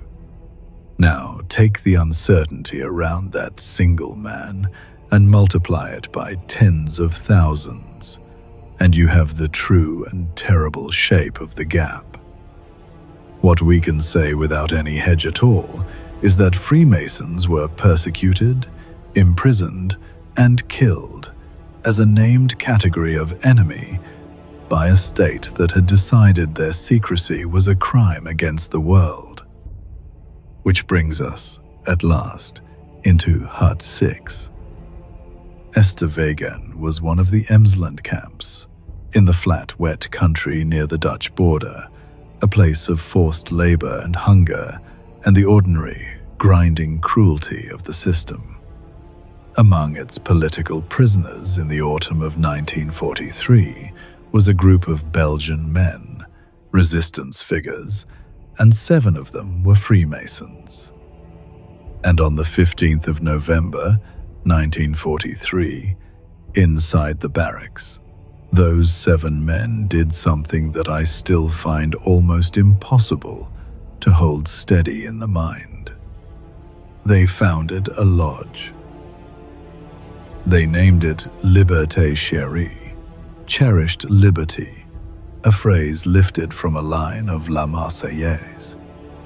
Its worshipful master was a man named Paul Hansen, and around him were the brothers Rochat, Sugg, Hannekart, Sommerhausen, Degeldre, and Miklot. They had no lodge room. They had no regalia, no aprons, no jewels, none of the furniture the fraternity had spent 2 centuries perfecting. Most of all, they had no books. Not one ritual manual, not one page of the printed word that Amt the Seventh was, at that very moment, hoarding by the 100,000 in Berlin. They had only what was inside their own heads, the words of the ritual, carried in memory, and each other, and the terrible knowledge of what discovery would cost them. Understand what they were spending that risk on. This was not a council of war. It was not a resistance cell plotting an escape or a sabotage or a killing. It was a lodge, men meeting to keep a ritual, to speak the old words in the old order, to sit together inside a form older than any of them and be, for the length of a meeting, something other than prisoners.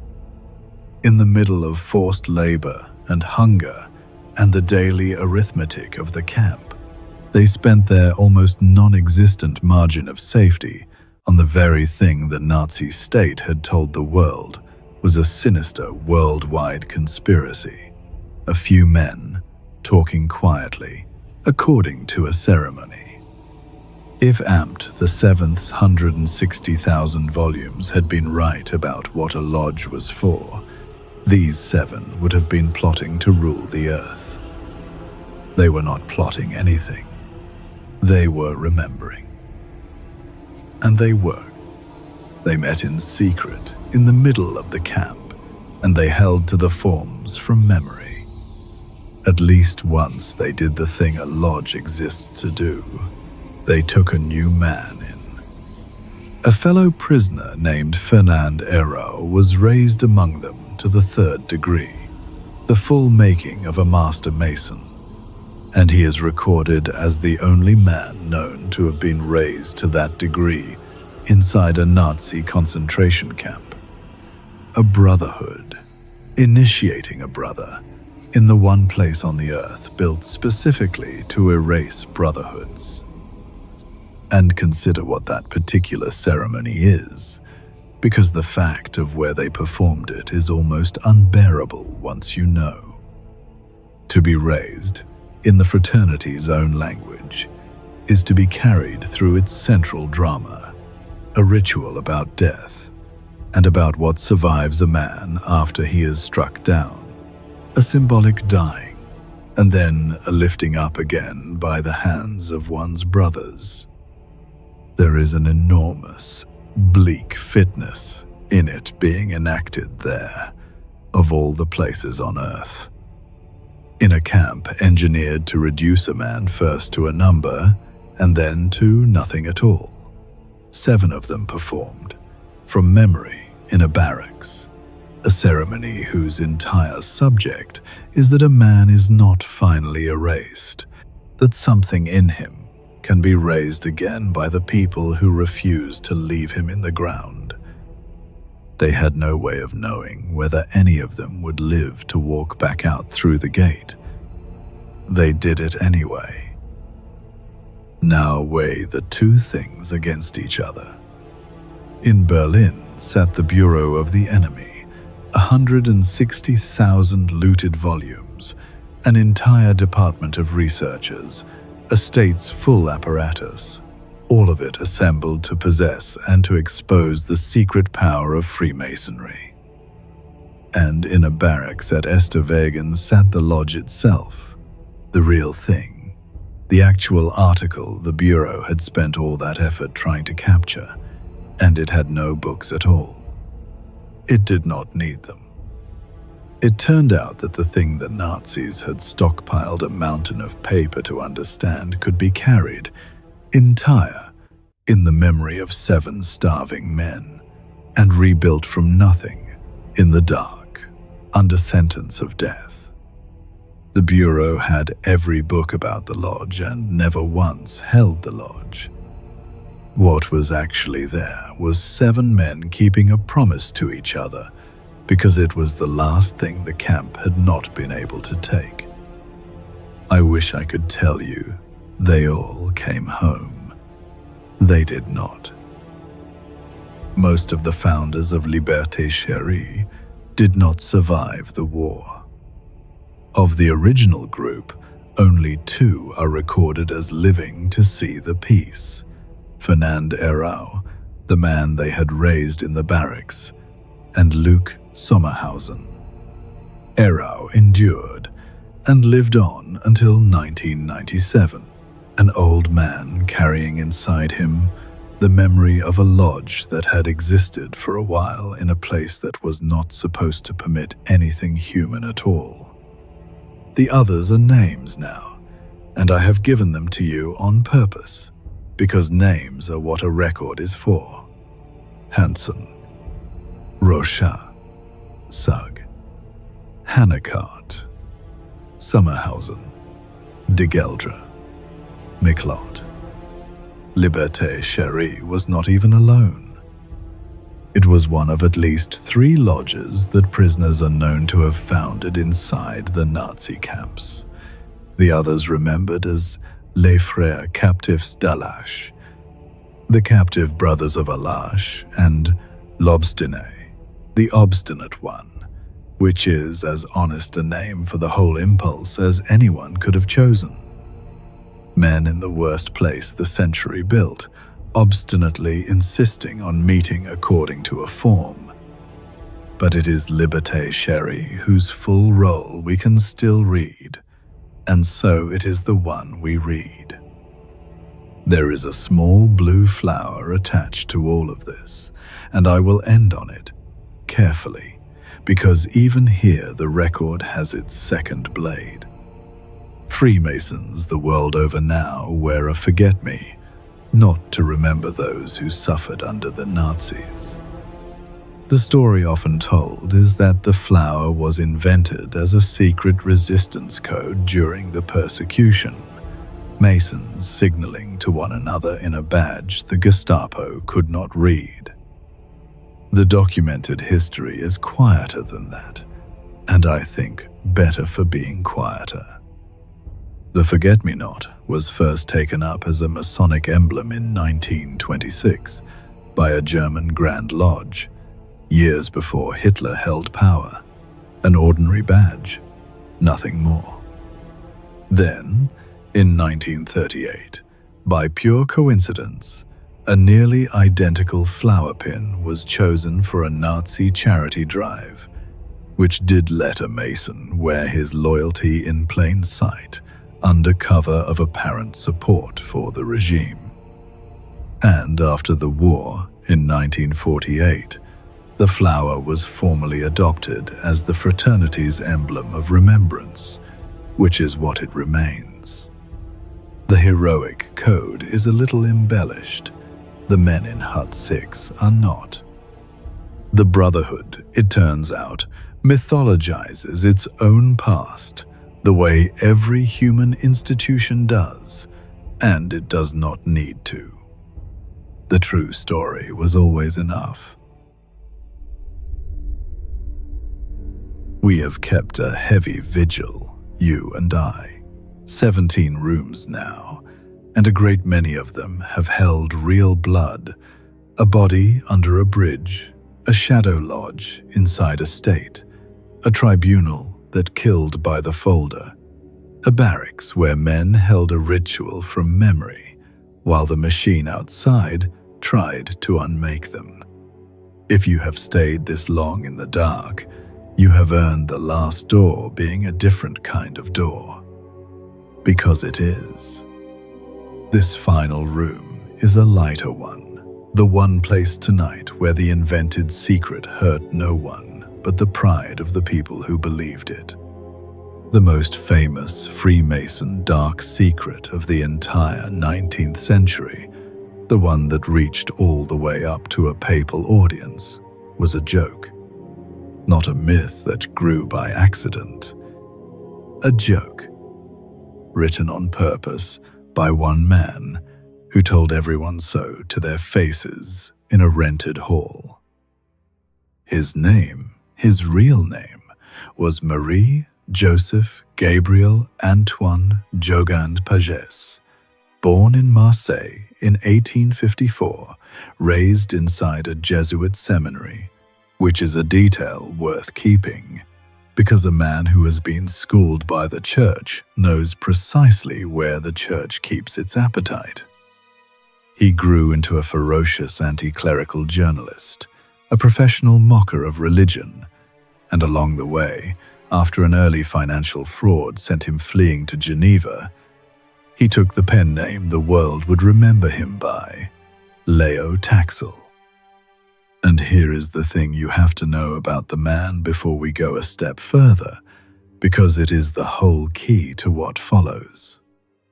Taxil was, by temperament and by trade, a hoaxer, and he had been one since he was a boy. In 1873, when he was 19, the city of Marseille was thrown into a panic by reports of a great infestation of man-eating sharks gathered just off its coast. Fishermen wrote to the newspapers with harrowing accounts of their narrow escapes. The alarm grew so loud that the authorities finally dispatched 100 soldiers on a tugboat to hunt the monsters down. There were no sharks. When someone at last examined the fishermen's letters, they were all found to be written in a single hand, Taxil's, and an official inquiry concluded the entire city had been played by one young man with a pen. A few years later, he did it again, seeding a story of a sunken ancient city on the floor of Lake Geneva, until respectable archaeologists were leaning over the sides of boats and swearing they could make out its drowned walls beneath the surface. There was no city. There was only Taxil, watching learned men furnish an empty lake with Atlantis. He was a journalist by profession and a prankster by nature, and he had already proven, twice in public, the exact proposition he would spend 12 years proving a third time, that people will see whatever they have been told to expect, and will defend it against the plain evidence of their own eyes. And then, in 1885, Leo Taxil did the last thing anyone expected. He converted. Publicly, tearfully, completely, he reconciled with the Catholic Church he had spent his career attacking, renounced his old anti-clerical sins, and announced that he now turned his pen against a new enemy, one he claimed to have belonged to and been expelled from: Freemasonry. The timing was perfect, and Taxil knew exactly how perfect it was. Just the year before, in 1884, Pope Leo XIII had issued Humanum Genus, the most comprehensive papal condemnation of Freemasonry ever written, casting the lodges as the vanguard of the partisans of evil. And that encyclical did not come from nowhere. We stood in that room earlier tonight, Rome's long war on the lodge, running unbroken from Clement XII's first excommunication in 1738 down through the centuries. By 1884, the Church had spent 150 years insisting that the Freemason was the enemy of the soul. It had built, over 6 generations, an enormous and official appetite for exactly one product, proof of how wicked the Masons truly were. All that was missing was the evidence. The doctrine had described a monster and never once produced its body. And Leo Taxil, former fraudster, former seminarian, professional supplier of whatever a market wanted, walked in to fill the order. What he supplied was a masterpiece of invention, and I want to lay out how completely he made it up, because the scale of the fabrication is the joke. Beginning around 1887, Taxil, writing partly under a second invented persona, a supposed insider he called Dr. Bataille, published a torrent of lurid serialized exposés claiming that the higher degrees of Freemasonry practiced something he named palladism. Palladism was Satangent worship, Lucifer worship, complete with demonic visitations, unholy rites, altars to the adversary himself, women initiated into the diabolical inner circle. Let me be as plain as the record allows. Palladism never existed. Not as a real Masonic practice, not as a fringe one, not as a thing that some believed. It was manufactured, whole, by a man at a desk who had decided the Church would buy a devil if he built one well enough. And then he built its witness. In the early 1890s, Taxil introduced his greatest character, Diana Vaughan, a supposed American woman, presented as the descendant of a 17th century alchemist, a former high priestess of the Palladist cult, who had seen its horrors from the inside, and who had now, gloriously, converted to Catholicism and turned against her old masters. Her memoirs of an ex-Palladist ran through the mid-1890s, and Catholic readers devoured them. Here was the eyewitness, the penitent insider, the living proof. She was, of course, entirely fictional. The name was real enough. Taxil had borrowed it from a French woman who typed his manuscripts, a sales agent for an American typewriter company. But the palladist high priestess herself was made entirely of ink. There was no ex-priestess of any cult. There was a typewriter, a borrowed name, and Leo Taxil. For a woman who did not exist, she was remarkably well-staffed. The memoirs that ran under her name were ghost-written. The lurid illustrations that filled the exposés, the altars, the apparitions, the ceremonies no living person had ever attended, were commissioned from hired artists working from hired models.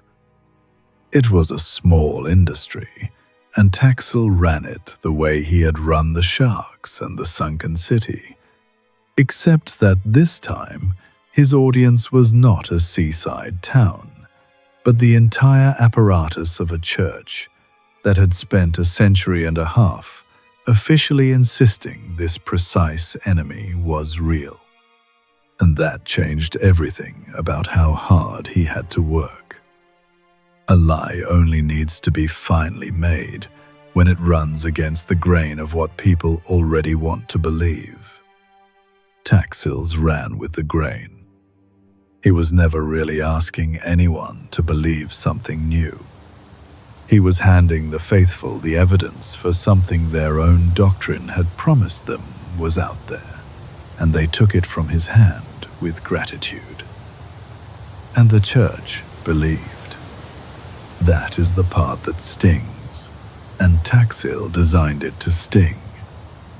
A leading bishop, Armand Joseph Favre, the Archbishop of Grenoble, publicly championed the Vaughan story and hoped aloud to host her in his diocese.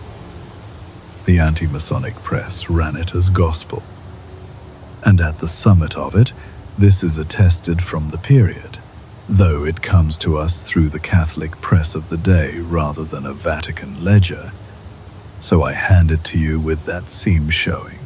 Pope Leo XIII himself is said to have received Taxil in a private audience, to have read the devotional writings of the invented Diana Vaughan, and to have responded with a papal blessing, the highest office in the church, blessing the memoirs of a woman who did not exist, describing a cult that had never met, denouncing a Satanism that one anti-clerical hack had typed up for money.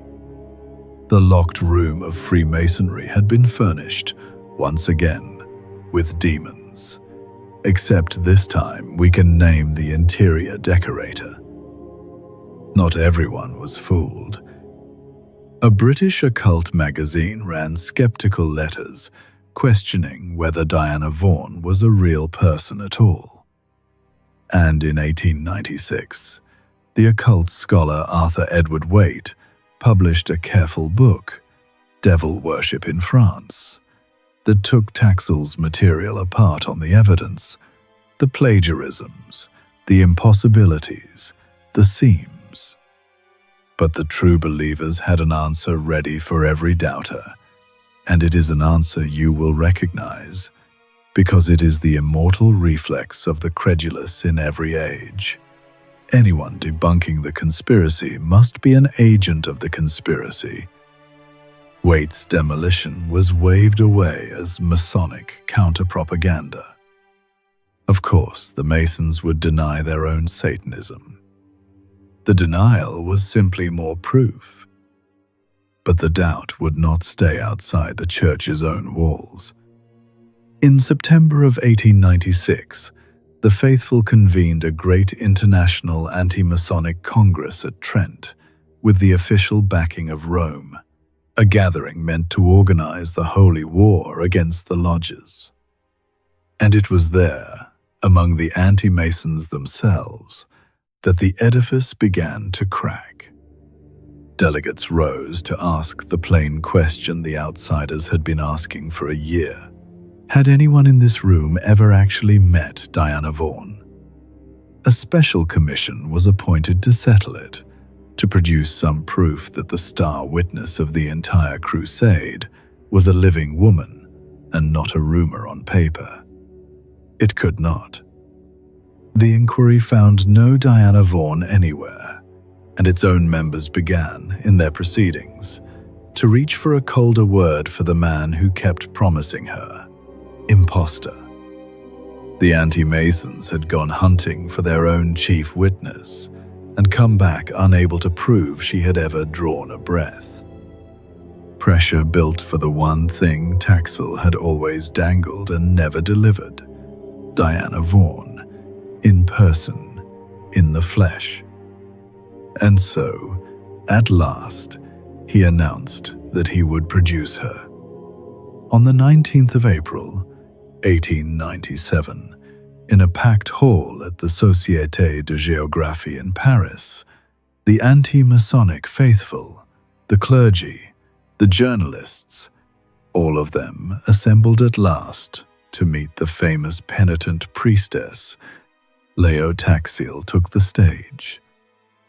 The room was a cross-section of everyone the hoax had touched. There were journalists who had traveled from several countries to be there. There were priests and monks. There were free thinkers, and there were Freemasons, come to see how the strange business would finally end. And there were, seated among them, representatives of the Pope himself and of the Archdiocese of Paris, present in an official capacity to witness the great convert produce her proof. And to open the evening, I promise you I am not embellishing this, though its author would have been delighted if I were. There was a raffle. The prize was a fine typewriter, presented as a gift from Miss Diana Vaughan herself. So the audience sat and put in for a chance to win the personal typewriter of a woman who had never drawn a single breath. Then the man who had invented her stood up to speak. And what he actually had behind the century's most notorious Masonic secret, the satanic altars, the priestess, the papal blessing, the 12 years of headlines, was a rented lecture hall, a hoaxer with a good speaking voice, and a room full of people who wanted, more than they wanted the truth, for the devil to be real. That was the whole of the cult. There was no Diana Vaughan waiting in the wings, because there had never been a Diana Vaughan. There was no palladism to renounce, because there had never been any palladism. And Taxil, standing in front of the audience that had come to be terrified, told them so. He confessed. All of it. The conversion, the cult, the priestess, the memoirs, the whole diabolical apparatus was his invention, from the first word to the last. He had made it up. He had spent 12 years feeding the church a fantasy of Masonic evil, he told them, precisely to demonstrate how eagerly the credulous would swallow any horror at all about an enemy they already hated. And he thanked them, more or less, for proving his point so thoroughly. He called it the grandest humbug of his life. The full confession ran a few days later, on the 25th of April, under a title that translates as 12 Years Under the Banner of the Church, The Prank of Palladism. And he was not humble about it. By the accounts of that night, he explained his method to the very people he had fooled, step by step, the way a magician explains a trick to an audience that has just paid handsomely to be deceived. This is how I made you believe it, and this is how little it took, and the ease of it is the entire point. The seminary boy who had been raised inside the church's certainties had spent 12 years demonstrating that those certainties would accept almost anything at all, so long as it flattered a fear they already held. It was, in its cruel way, the most complete argument he could have made, and he had made it not with a pamphlet, but with the church's own belief, handed back to it as the instrument of its embarrassment. The room, by every account, went from laughter to fury and back again, some delegates roaring, some walking out, the priests and the papal representatives sitting in the wreckage of a story they had carried all the way from Rome. He had promised them a priestess and handed them a mirror. Why did he do it? He was asked, near the end of his life, in an interview a few months before he died in 1907. And his answer was almost disappointingly human. It had begun, he said, as amusement, pure and simple, mockery of the mutual credulity of the Church and the anti-Masons, each so ready to believe the worst. And then, once the readers took the fiction for fact, and the money began to come in, he had continued for the money. Amusement, and then profit. That is the entire engine of the century's most famous Masonic dark secret. A bored anti-clerical having fun, who noticed the fun was lucrative. You would think a confession that public, that total, that thoroughly witnessed by the world's press would have killed the material stone dead. It did not. And this is the last strange turn of the whole affair, the one that lifts it out of comedy and hands it quietly back to the theme of everything we have done tonight. The satanic Freemasonry that Leo Taxil stood up and admitted in front of representatives of the Pope to inventing out of nothing the altars, the pacts, the Luciferian priestesses did not die with his confession. It kept circulating. It surfaced again in the 20th century's panics about satanic cults.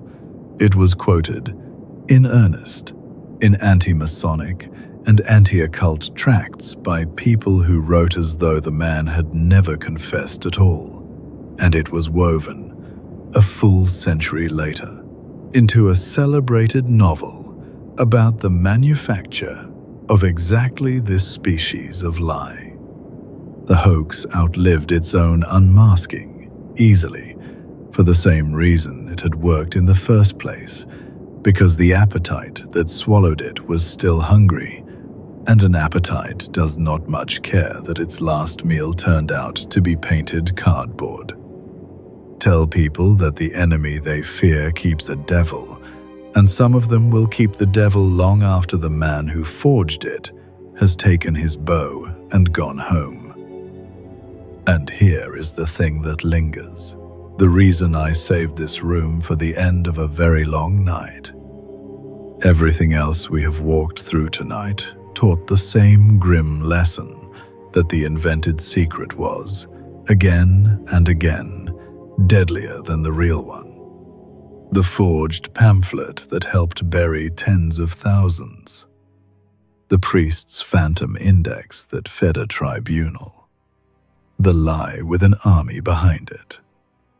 The empty room, furnished with demons, kills. Taxil is that same machine, the identical machine, the credulous appetite that will believe any evil of a hated enemy, running for once at no cost to anyone but the dignity of the people who fell for it. Nobody died of paludism. The only casualty of the grandest humbug was the certainty of the men who had been so sure they knew what was behind the locked door. Not every empty room ends in a courtroom or a camp. Because sometimes, not often, but sometimes, the secret the world invents to fill a silence it cannot see into turns out to be harmless. Sometimes the demon in the empty room is just a joke the world told on itself, and then had to sit still and hear explained. And after everything else we have inventoried tonight, I find I am grateful the last door opened on a man taking a bow instead of a body.